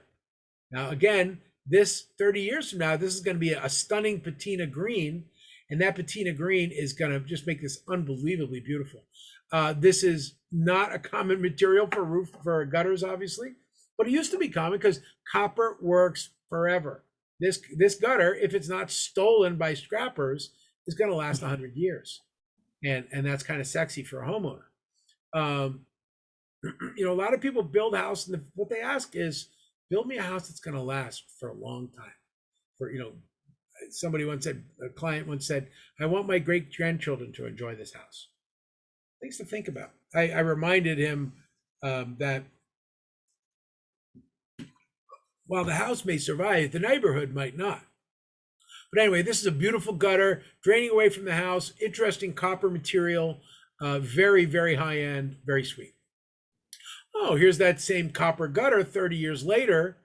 In fairness, this actually looks like it's fake copper, but it might be one of the anodes because the idea is that the copper eventually turns colors over time. And again, what's the goal? Get even the tiniest little roof overhangs need to have gutters to get the water off. Why? Bam, right here. Ice dam risk. This is what it's all about. You can see the snow coming down off the roof, gets the gutter. Where does it go? Nowhere. What does it start doing? Icicles. Icicles are really bad. They look cool and all, but they tell you something's wrong with the roof. In fact, if I'm doing a home inspection, I can't see the roof because of 12 inches of snow. I am going to say, you know, roof drainage is questionable. Snow's piling up in the gutter, may be causing ice dam damage. And on the right side, you can see the physical force of the weight of snow, where it literally just pulls the gutter off of the house. These heavy nails that hold the gutter on are strong, but they're usually not anchored as well as they should be. I never figured out why they didn't use screws for this. But actually, somebody told me that the reason why they don't use really good screws and hold it really well onto the house is because they would rather the gutter break off than rip the fascia plate off of the house. And that kind of made sense. Again, you can see the type of damage that might come from frost heave and ice. And this is not good. That is definitely not good. And because the ice dam, little reminder of what your gutter might look like. The ice dam, when you get 12 inches of snow building up here, the snow as it starts to melt is going to saturate under the tiles. And that's why it's so important to get up here, touch the roof line, lift up the tiles, and make sure there's no rot underneath. In this case, the home inspector's using his gloves and showing, look at all the crap that you got in this roof, this thing. If you look carefully, that's not just garbage, that's actually, you know, sprouting trees in the gutter. Again, gutter damage. Look at that. This is where, again, the gutter was attached too well. It literally ripped the fascia plate right off. Okay. This was a pretty powerful force. Sometimes this is vandalism. Sometimes this is animals. Sometimes this is snow. By the look of the trees with no leaves on them and the snow guards here, I'd probably venture to say that the snow guards didn't do their job and it literally ripped the gutter off the building. Flat roofs, of course, are very common in townhouses and row houses in New York City. They have a kind of separate set of problems. And here we think about the asphalt and, you know, usually very often they're asphalt shingles. In the years recently, they've been painting them white to create a reflective, and that is considered to be very green and wonderful. But actually, recent studies have said by painting your roof white or silver, you're actually taking years off the life of the roof. And the reason why is the heat that is no longer absorbed is actually letting moisture build up. That heat, the black roof heat, used to be good at evaporating water inside the wood decking underneath. And a recent study I saw said by painting your roof silver or white, which is required by New York City law, actually is potentially taking 5 or 10 years off of the life of a. Okay, hi Kate. Anyway, again, we look at the flat roofs, and this is clearly an old roof. Needs a lot of work. I was just recently on a roof that, well, I've been on a lot of roofs lately, but the asphalt really takes a punishment. And one of the biggest challenge, and this is why I told the EPA person that there's a lot of green roofs in Brooklyn because of ponding. It's because of this. All over Brooklyn, people weren't maintaining their buildings for decades, and the rooftops, the drains get clogged up, the rooftops would break, and you get these huge lakes of green, nasty algae on the rooftops of the city. And which is one of the reasons why I always argue with clients that if you want to do a green roof, you're not going to do a green roof unless you understand that you may have to replace the structural underlayment as well as perhaps the framing system of the building. Because if you're going to keep, it's one thing to have 2 feet of snow up on the roof, but to have 24 inches of soil and 2 feet of snow and completely saturated soil, you've got a disaster on your hands. Again, there's our 7 train specials. Again, we look up on the rooftop. Flashing is so important. In this case, of course, a vinyl siding was added probably in the 90s, but the building next to it, you can see the original stucco. And that stucco, chances are the water's gotten behind it. You can see the mildew and mold here underneath the overhang. And that tells me that the stucco is really wet and the flashing might be not so good. Here again, we have a black roof and a white roof, really the same building. I'd love to study this building over time to see which roof fails first. According to this recent study, the silver roof is going to fail first. Now, the good news is, we think about it's bad to have a black roof in the summer, but obviously in the wintertime, the black roof is really great because it helps melt the snow faster. So again, it's a trade-off. I guess if you can find a way to roll out a sheet of white roof, a white plastic sheet over your roof in the summertime, hey, maybe that would work. Who knows? Actually, that's one of the reasons for the green roofs is the hope that a soil planted, tree planted roof would, the green roofs would be able to absorb and be much better than the black roofs. But unfortunately, when you deal with green roofs, you've really got to be careful to make sure that the green roof doesn't damage the roof itself. Again, flat roof drainage and damage. Typical, you'll go up on a roof, you'll see these pools where they're underway. And this one's probably simple. They probably just have to clean the scupper out here. Again, clean that out. And this is a good thermal image of a rooftop. And in this case, you can see where the water is. You can literally see the framing of the building below. And you can see this one part at the low point of the roof where there's a lot of water getting in there. And by the thermal temperature difference, that's usually a slow but long-term leak that might really hurt the building. In fact, thermal cameras are a great way of detecting failure in roofs before it gets much worse. More flashing. Again, quick imaging of this flashing. This is just a straight shot. I don't know if this is legit. You can definitely do this.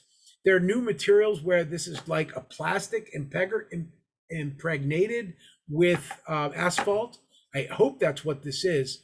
It looks like it's pretty good quality work. Nice trim, right? Again, the water comes down, hits this ramp, and slowly goes down. Again, I always worry about the speed of the water coming down. Does it hit the gutter, or does it just fall out into the yard? Velocity is the key. 9.8 meters per second squared. If you remember your physics, that's a problem with water accelerating down your building. The faster it goes, the more damage it does. Don't believe me? I got 2 words for you: Grand Canyon. Okay. Again, what type of roof is this? It looks like slate, right? But this is a great example of a roof tile. One of the newer styles, a little more expensive. It has these erratic patterns. And it's meant to look like slate. It's kind of nice. The black is supposed to be like a shadow. And as you can see here, the shadows, instead of a uniform color, the shadows are, again, a good architectural, looks three-dimensional, but also most importantly, it hides damage. Makes it look a little better. Again, a simple vent on a rooftop. This guys, they nailed it down, and then they put a little caulking or something on top of it. Chances are that's not going to hold over time. Again, flashing, where do we care? Flashing is anytime the roof surface is directing water down.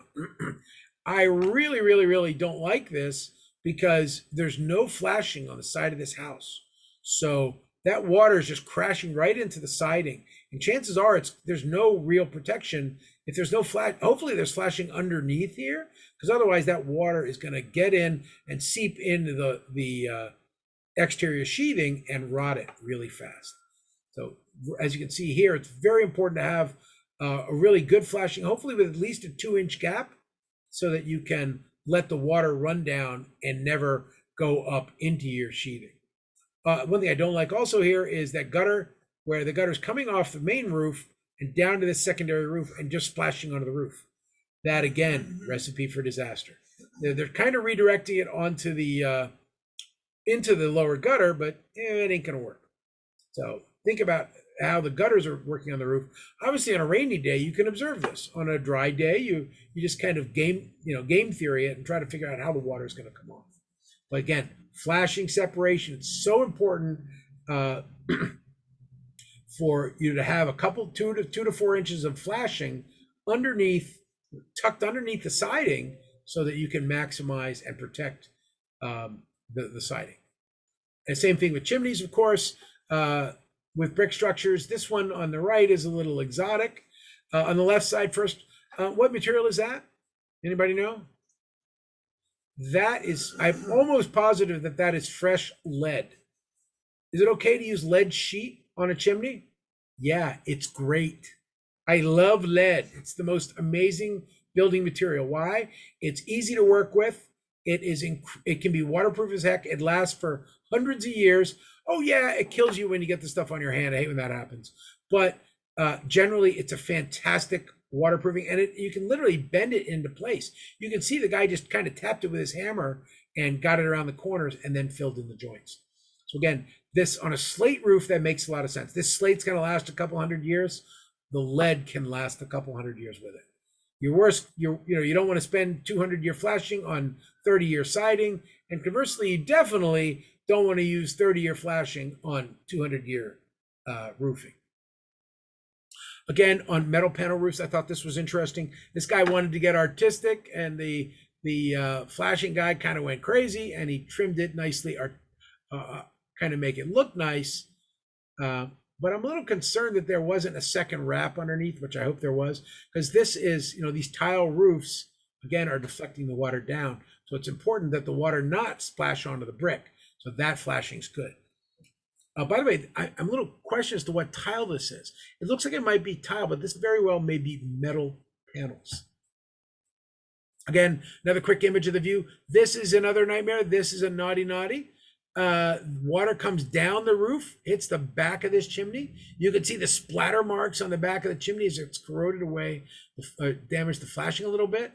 Hopefully it's old, but this is very common. Think about, again, snow stays here for 2 weeks or 6 months in upstate New York, and that snow works its way into the roof. Big naughty. This is the correct way to do it. This is how wide is this? Just count the bricks. 8, 12, 24, 8, 16, 24, 32, 40, 48, 56 plus 4, a little less, but you get the idea. About 60 inches wide, 5 feet wide, okay? This is the right way to do. This should have this little triangle here. This triangle is called a cricket. The purpose of the cricket is to, again, the water or snow comes down, it's deflected away from the back of the chimney so you don't get damage. Again, chimney damage, ouch. Really, really sloppy flashing repair, not going to work.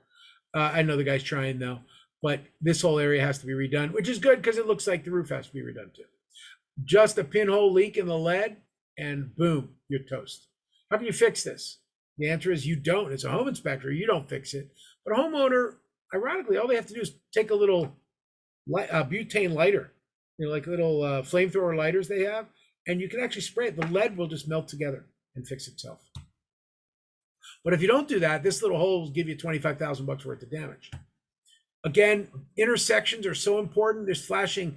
You can see the guy tried to put flashing on where the water is coming down the roof next to a wood surface. Okay, it looks like the flashing deflected until it got down to here. Then the gutter overflows, and you can see the mold mildew damage on the side of the gutter. On the right side, again, more flashing. You can see they tried to put some flashing underneath. Not perfect because the water is actually going to go right up underneath the flashing. Again, more bad details. The wood is too close. Just like you don't want wood to touch the ground, you don't want wood to touch a side roof. Yeah. So obviously this one's got a problem. The guy spotted there by their drone probably. And as you can see, a flashing piece is now missing. You definitely want that on the report. In this case, they guys had this is very common in the Southwest. They have a device called a swamp cooler where they get air conditioning, not by compression or stuff. They actually get air conditioning by pushing water and blowing in a fan with water over and into the house. This is a covered up swamp cooler with just stuff. Again, you're not going to see this in this area. We think about, again, the vents and pipes that penetrate through a roof. This is where it really helps to get on the roof because even a small damage to these pipes can cause a lot of damage. A little crazy up here. This one's off on an angle. That's not terribly good. Maybe, I don't know if I don't think that's an optical illusion. I think that's just a vent that's not mounted. It's not vertical. Plumbing vents, they don't have to be 3 feet up, but again, not such a bad idea. Those are just plumbing vents, so we're okay. Attic vents, they're okay. Each one of these penetrations, you want to look at how it's connected. Same thing here. We got what looks like bad, without thinking about it, without seeing too much, it looks like I got some bad flashing here again. Every time an architect gets fancy and wants to have a really cool, funky roof design, he's actually giving you a living hell headache in the damage that will do. As you can see here, it's probably the north side of the house, so you've got a lot of moss growing on the overhang here. That means two things. One, you're on the north side of the house, and two, maybe there's a lot of water building up in the wood in this area because the drain's not working properly. Okay, more rooftops, bad flashing here, bad flashing here. These are stuff when you're up on the roof or drone or pole camera, whatever. Is that a problem? Yes. What happened? This used to be a steel pipe and they later replaced it with a plastic pipe. So that is a type of problem you'll see. And the cap or the caulking around it has failed over time. Here, the metal sheet bent up, again, not going to work. Up on your roof, you'll deal with split systems a lot. Split systems are common in, this is obviously for a 16 unit building, but in a larger building count, or 1 to 4 family building, you might have 2 to 4 to 6 of these up on the roof, depending on the size of the house. What you care about, again, flashing and the connection of the 2 lines into the house. Now, in this case, this is 2 units going down the same chase. And of course, that's efficient where you can do it. One of these is hot, one of these is cold. The supply line is super hot and super high pressure copper. And then the suction low line is lower pressure gas instead of liquid. And that sucks it back into the system and returns the refrigerant cycle. A couple things here. The units are properly spaced. I like that. Although I had a discussion out in Las Vegas for quite a bit of time with a manufacturer, and we were debating how far away these units could be. Because I had a client put 24 of these units on a rooftop, and they were only 8 inches apart. And I raised an issue, and the manufacturer, I talked to the manufacturer out in Vegas, and they said, no, that's okay. Again, we talked about SIP panels earlier, and one of the many problems with engineered and super insulated systems. A lot of these super insulated systems, again, when water builds up, the system fails. This is a rooftop, again, on top of a SIP panel system. Again, this is plywood, styrofoam, plywood sandwiches that made the roof. Biggest problem here is they didn't tape it properly in between, and it looks like the water actually seeped in and destroyed the OSB panel from the inside. Again, roof flashing, as we were saying, anytime you deal with slope changes, think flashing. Any type of penetration, skylights, one of my favorites, the chimneys, and any repaired areas, these are things you want to look at. On types of roof, we think about any change of material or change of slope. In this case, I'm actually, this little rooftop addition here, this pop-up is really great for making some nice habitable room here inside. But again, this super flat roof, big drainage problems, big problem, possible leakage here. Anytime you penetrate a roof, you're asking for trouble. But that's okay. You just got to do it right, spend the money, and you got to make sure when the buyer checks that it's stable. And of course, the butterfly roof, that is the channel, the cricket here. You want to make sure that that area is super well flashed and drains properly. And of course, the problem here is snow buildup, in which case this roof is shot. The butterfly roof became famous in the 1940s with the Corbusier and designers in Palm Springs in America, but it was popular afterwards, other places as well. Again, we look at ceramic tiles. I had to double take on this one, whether I wasn't sure whether these were steel or terracotta panels. In inspection, I thought it was steel. I since looked up and it's probably terracotta. Again, nice corners and stuff. Again, this is back to Forest Hills, a very wealthy neighborhood. They used a lot of the Spanish influence in some of the buildings. And you can see here the really high quality of the flashing, taking very seriously every nook and cranny, except for this area here I was a little worried about, but again, really good flashing all the way around. Key thing is they're maintained. Why do you care? Because you're not like one of these guys. Now, I had to do this once. I had to go up on a roof and shovel 5 feet of snow off a roof, as these guys are doing. This isn't me, but the point is that you think about snow load. Now, you would probably say, don't worry, Brian, that's New England snow. It's super lightweight. And you'd be right. But this snow over time gets really dense and builds up. And actually, a good roof, this is a relatively new house, right? And I can tell it's new because the snow didn't melt. In fact, an older house with no insulation, the snow would just stay up there for a long time. At a certain point, if it builds up too much, it actually deflects the truss. So I've seen devices that are basically flamethrowers where they'll go up and melt all the snow up in the roof. Again, roof framing, we think this is a SIP panel roofing, as we saw the water damage before, where again, the insulation doesn't have any place, hopefully, for water. So it creates a super insulated roof. You put roofing on top, but if any of this leaks, you're dead. More typical roofs with the, this is an overhang of a much older style roof. You can tell, again, the rafters are here. What you're looking at here is a attic. You can see by the drywall has been peeled, or the lath has been peeled off of this room, where this was a room up in the attic, and they're in the process of renovating. Now, the conditioned space here was, excuse me, sorry about that, in this room, but as you can see by these soffit vents, the area right on the other side here was not conditioned.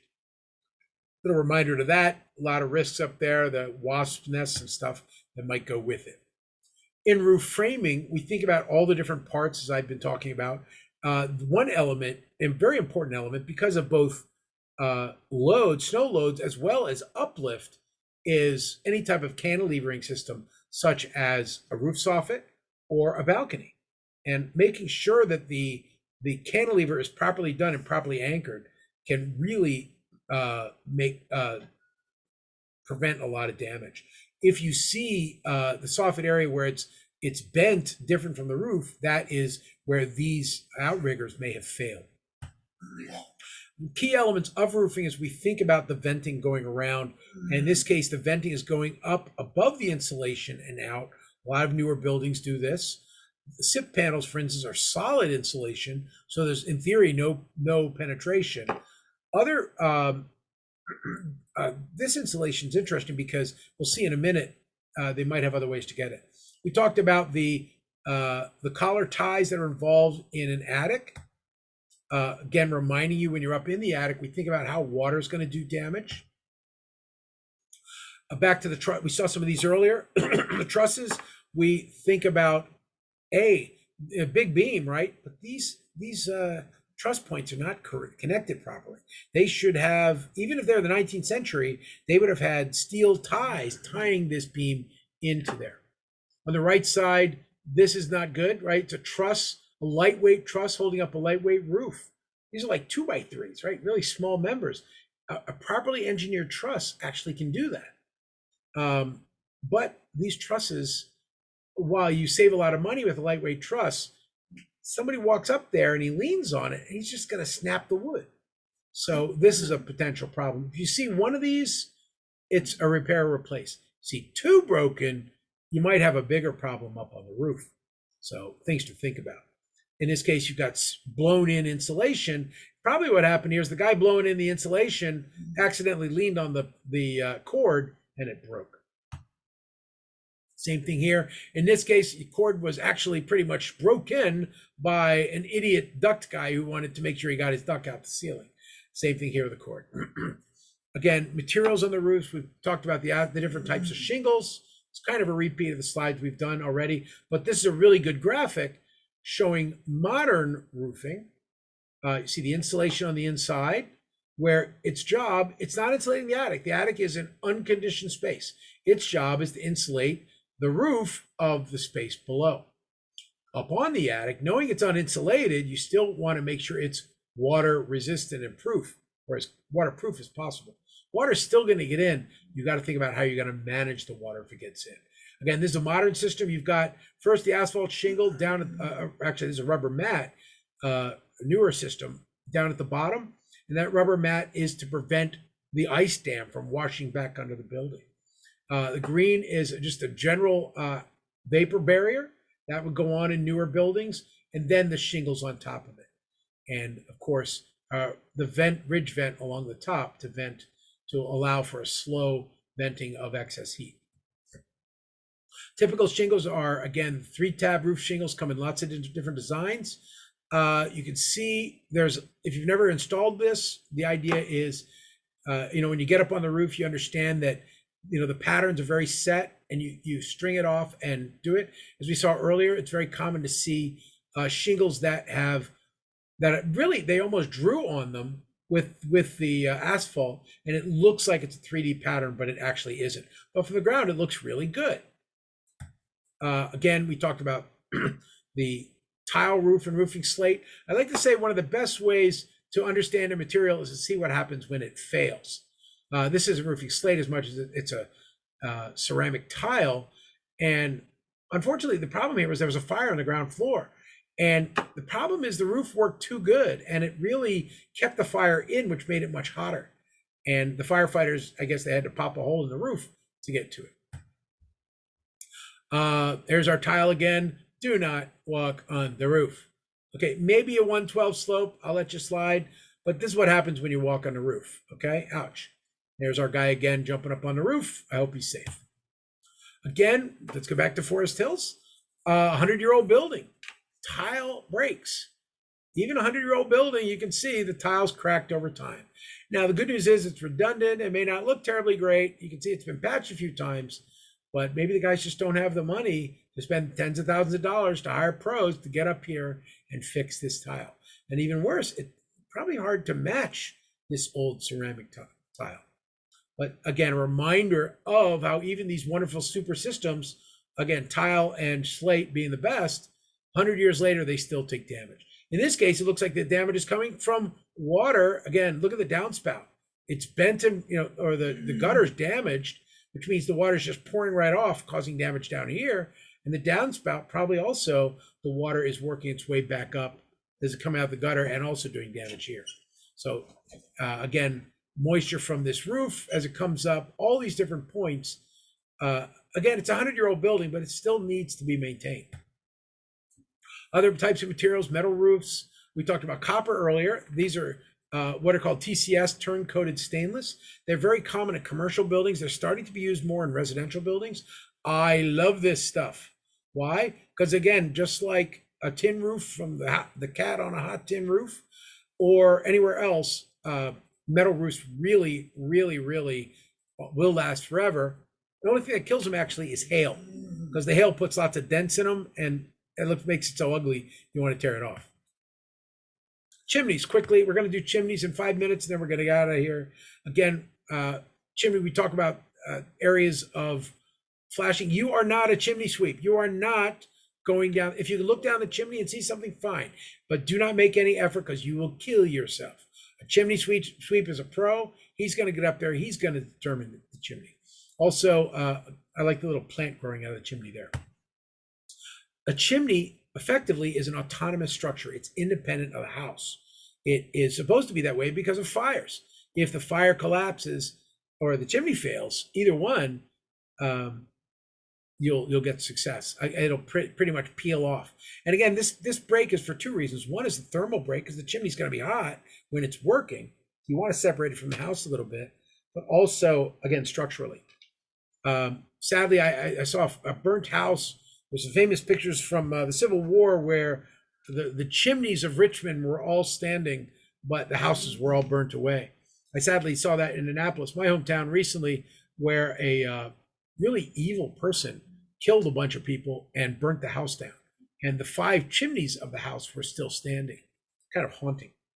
Prefabricated chimneys are also very common. Today, we have a lot of natural gas stoves. If you didn't know, by the way, a new wood burning stove is illegal in New York City. It will soon be illegal in New York State, which kind of blows my mind, but that's the law. One house recently advertised that it had the last legal wood burning fireplace in New York City. And ironically, the house is made of shipping crates. Go figure. So the 21st century building with the 19th century chimney. Again, how do chimneys work? The goal is to get the fire started. Ideally, you can induce the flame up a relatively short distance and then the air circulation kicks in. I worked on a chimney once on Park Avenue, building, me and a friend helped design. A lot of people worked on it. And the chimney was actually 44 stories or 42 stories tall from the 3rd to the 43rd floor. So it actually had to have inducers. You would have to turn on this air circulation and start sucking air out of the apartment a couple minutes before you lit the fire. Because if you didn't have that, it's almost impossible to start inducing an airflow in a 40-story chimney without this inducer. Again, chimney inspection, quick from the distance. Stupid here. It's supposed to be at least 3 feet above. It's got to be 3 feet above any point within 10 feet of the house. This is 3 feet above, but it's at a 12-12 slope, so it's only 3 feet away. And as you can see here, there's charring damage. On the right side, this guy is what I call stupid. Why is he stupid? 2 reasons. One, he's standing on the top rung of his ladder. If I saw somebody on my property standing on a ladder like this, I would immediately ask him to get down and get off of my property. It's extremely unsafe. You do not have to reach down and look at the chimney. You do whatever you can safely. If you do binoculars only, that's okay. I can see from binoculars that the masonry around this chimney is severely failing. That happens a lot in chimneys. Flashing, of course. On the right side, another type of chimney fail, just literally falling over time. You can imagine if it falls on the power lines, how much fun that's going to be. Again, what happens when chimneys fail? Chimneys get clogged up, or sometimes the creosote light ignites on the inside. And in this case, these guys are rebuilding a chimney. On the right side, again, another chimney, and I just saw one of these the other day. I've got to finish a report on. In this case, the chimney is cracked and water is going down into it. Again, more flashing problems on the right. This is a kind of an impromptu chimney. The guy made it with a steel drum. Is it legal? Well, it's not perfect. It actually works pretty well, though. It may be a steel drum, but at least it's got a proper capping. What's the problem with a big chimney this wide? Birds. This is my favorite for skylights. Another great place for water to come in. I love skylights, but they fail all the time. Again, thermal shock plus angled roof plus bad slope equals fail. And this is the ultimate repair, the greatest repair in all of history. This guy had a leaking skylight. So what does he do? He takes a tire, he takes some rope, and he takes, yes, 2 grappling hooks. And yes, he deflects the water off the skylight by a tire and 2 grappling hooks. Yeah. So this is the kind of craziness you might see. The bottom line is skylights are a hole in the roof, and as like any hole in the roof, they are a major potential fail point. They're not only a hole in the roof though, they all are that thermal break. In fact, one of the things you'll see, this is a polycarbonate or plastic chimney or plastic skylight. These kind of fail over time. The plastic really takes a beating and becomes melts and becomes not so, it becomes translucent rather than transparent. So that might be something I'd put in a report. If it's not drain, if it's not leaking, hey, that's good. But if it's not making a pretty color, I'm not happy with that. Again, how does that skylight operate? Does it operate properly? And is it a place where a lot of rain comes in? Back at the roof vents, we talk about the importance of flashing anytime you penetrate the roof. Right. Yeah, what do you got? Yeah, for the skylight, even if you put flashing around it, it's still not, I mean, there's no guarantee that water wouldn't come in, right? Look, three things: maintenance, maintenance, maintenance. Again, there are a lot of great skylights out there. Skylights are a fantastic addition to a house. And they're actually, in some cases, legal requirements in apartment buildings in New York City. They're actually required in stairwells because if the power ever goes out, you still have light. So you have to deal with it and make the flashing work, whatever it takes. Okay. Now this is a angled roof flashing or skylight, but again, the flat roof flashlights. Skylights. I'm sorry, I don't have a picture of one, but the rooftop, what's called MDL skylights at the top of stairs, in a 3 or 4 unit apartment building, you're required to have a 10 square foot skylight on the roof to let light into the building and ventilation as well, because that stairway is also, if you put a ventilation on the skylight, it helps to keep airflow, to keep the corridor from getting all moldy. I actually had a product we were designing recently in the Bronx, a guy put a flat skylight with no ventilation on it, and I had to reject it. I said, you can't use this. You've got to use that really expensive copper, super long lasting, very well ventilating skylight. I knew it was more expensive and he wasn't happy about it, but I said, it's got to be able to be 2 by 8 feet or 2 by 4 feet, and it's got to breathe. He spent the money, he did it the right thing, because he knew I wasn't going to sign off otherwise, but we made it happen. Again, solar roofs, that's going to be a big change, right? How do you inspect this? You don't. This is a separate system. This is no longer your roof. This is kind of a gray area, right? You've got, all you can say here is have the Solar City person inspect the roof. You can't touch this. Good news is most of the time when they put these solar roofs on, they put a brand new roof on the house. So chances are if you see one of the Solar City roofs, which were supposed to be built, by the way, in Buffalo, New York, but they aren't, these solar roofs are going to be something you don't touch.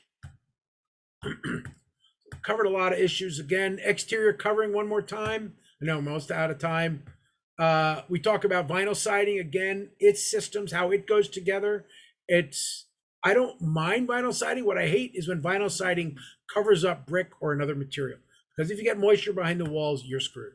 The vinyl siding types, again, definitely not being a salesman for them. Again, they can really, these are, actually, I'm sorry, these are wood sidings, but actually, I apologize. These are vinyl. They make this. It's kind of crazy. Again, siding damage. Siding is plastic. Plastic is brittle. Brittle can break. Okay, so siding, particularly when it's cold, you can kind of smack it. And then, of course, there's this, which is a hailstorm. This house got hit by a hailstorm and just absolutely decimated the siding. You can see the angle of the rain by the fact that the overhang is there, the damage is there, which means this wind must be blowing 50 miles an hour. And as you can see, it completely shredded the house. What do you do here from an inspection perspective? Well, all you can say is replace everything. The windows were broken. From a home inspection perspective, you just take a couple pictures and say, dude, fix my house. Again, another challenge you'll have with hail, and this is important for roofs as well, is the dings. Now, you get enough dings on your house, and particularly from a bad hailstorm, and they'll give you a new roof. But they don't like giving new roofs, so they actually have some very high standards for damage before they pay for a roof.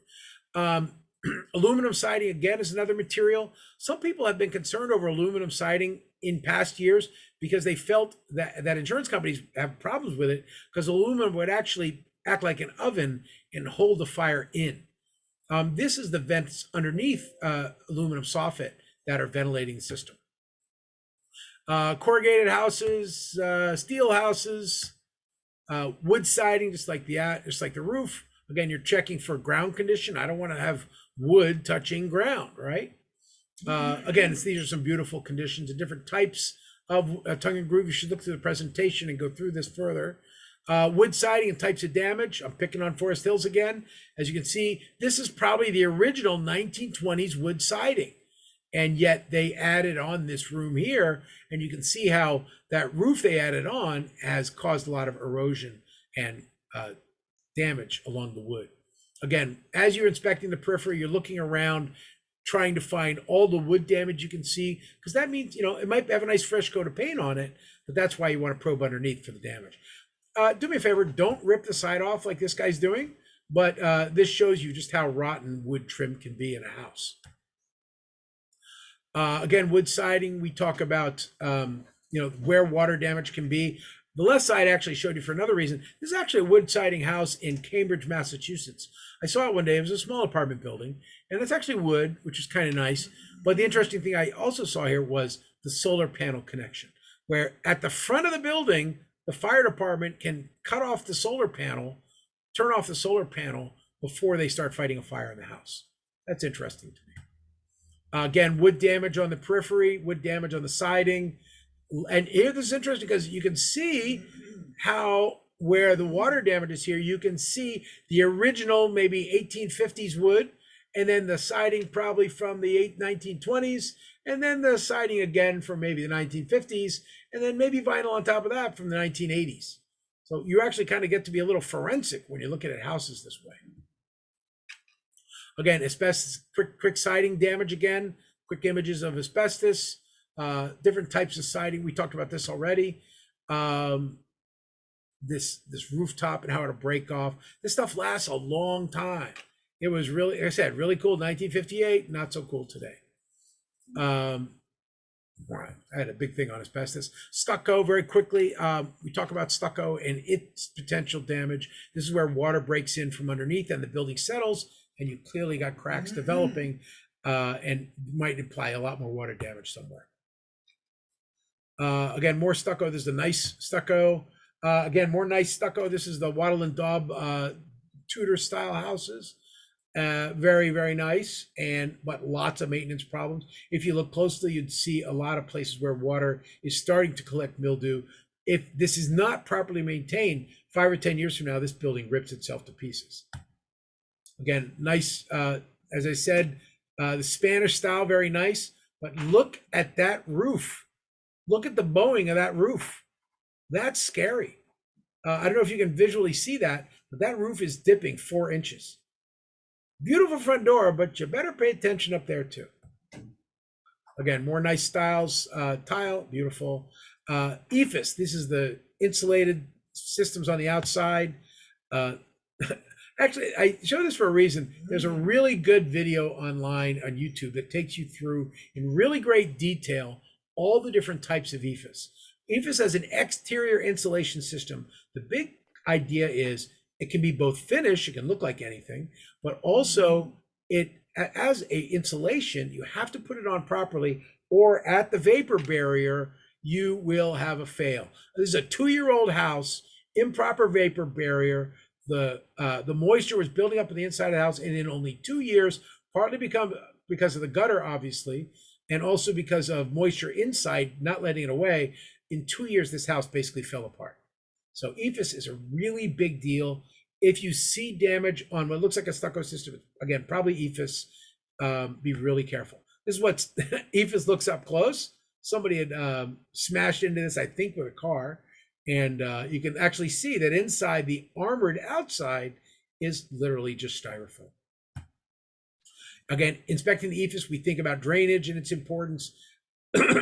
Is there a place where the water can move away? If not, you've got problems. More fails. I go through this later. This is an 1800 building with the wall buckling, and not good. Not ultra dangerous yet, but definitely needed some work. We saw this building earlier. Again, with the brickwork, don't paint your brick. 200-year-old facades, well maintained, but still taking some damage. As we think about, we've looked at the brick siding a lot. Is it plumb? Is the water running in the right place? Is it running away from the brick? Otherwise, you got problems. Quick images for some masonry walls again. Never know what you're going to see out there. Again, this is a veneer brick with wood frames on the inside. And this is a very common structure of the day. This one's well maintained. It's 90 years old. It's been maintained for 90 years. It's a good shaped building. Masonry siding, again, we're looking at a building where in this case, they're painting. That's not good. Won't go too far here. Lintels we talked about earlier. More types of masonry veneer and all the potential fail points here. Again, materials for the future down in the cellars. We'll talk about this more in the basement chapter. These attaching on insulation as a great solution. Vapor barriers that are really changing the game as long as you manage the water. Solar systems, etc. I love this. And I looked on eBay last night. Yes, $45,000 for a DIY cabin house delivered to your house. Maintenance, of course, materials of the future, carbon fiber, taking these older buildings. This is actually a trailer park, and they're adding a layer of insulation on the outside of it. So we've covered a lot, and it's past 6 o'clock, so I got to cut you guys off. I won't bore you to tears anymore. Please go on the reference directory if you're taking the class to look at the different challenges, and definitely look at the presentations online. If you're not sure, give me a call. The two presentations are a really good outline and summary of the book, and they're going to be good material for you. Your next step, if you're in the class, you are going to be contacting John to take the test. You can take the section 1 test on chapter 5 and 6 pretty much anytime you want with John, and he'll coordinate it with you, and then you'll be ready to go. So I think I'm locked and loaded for the day. A couple quick questions. And again, download this presentation, and you guys are out of here. Everybody good? Thanks, Brian. Thank you, Brian. Yeah. Hey, Brian, I have a question. Yeah. I hope you got something in all these pictures. And as you can see, don't be afraid to just walk around the neighborhood. You'll be surprised what you see. Thanks, Brian. Take care, everybody. Good show.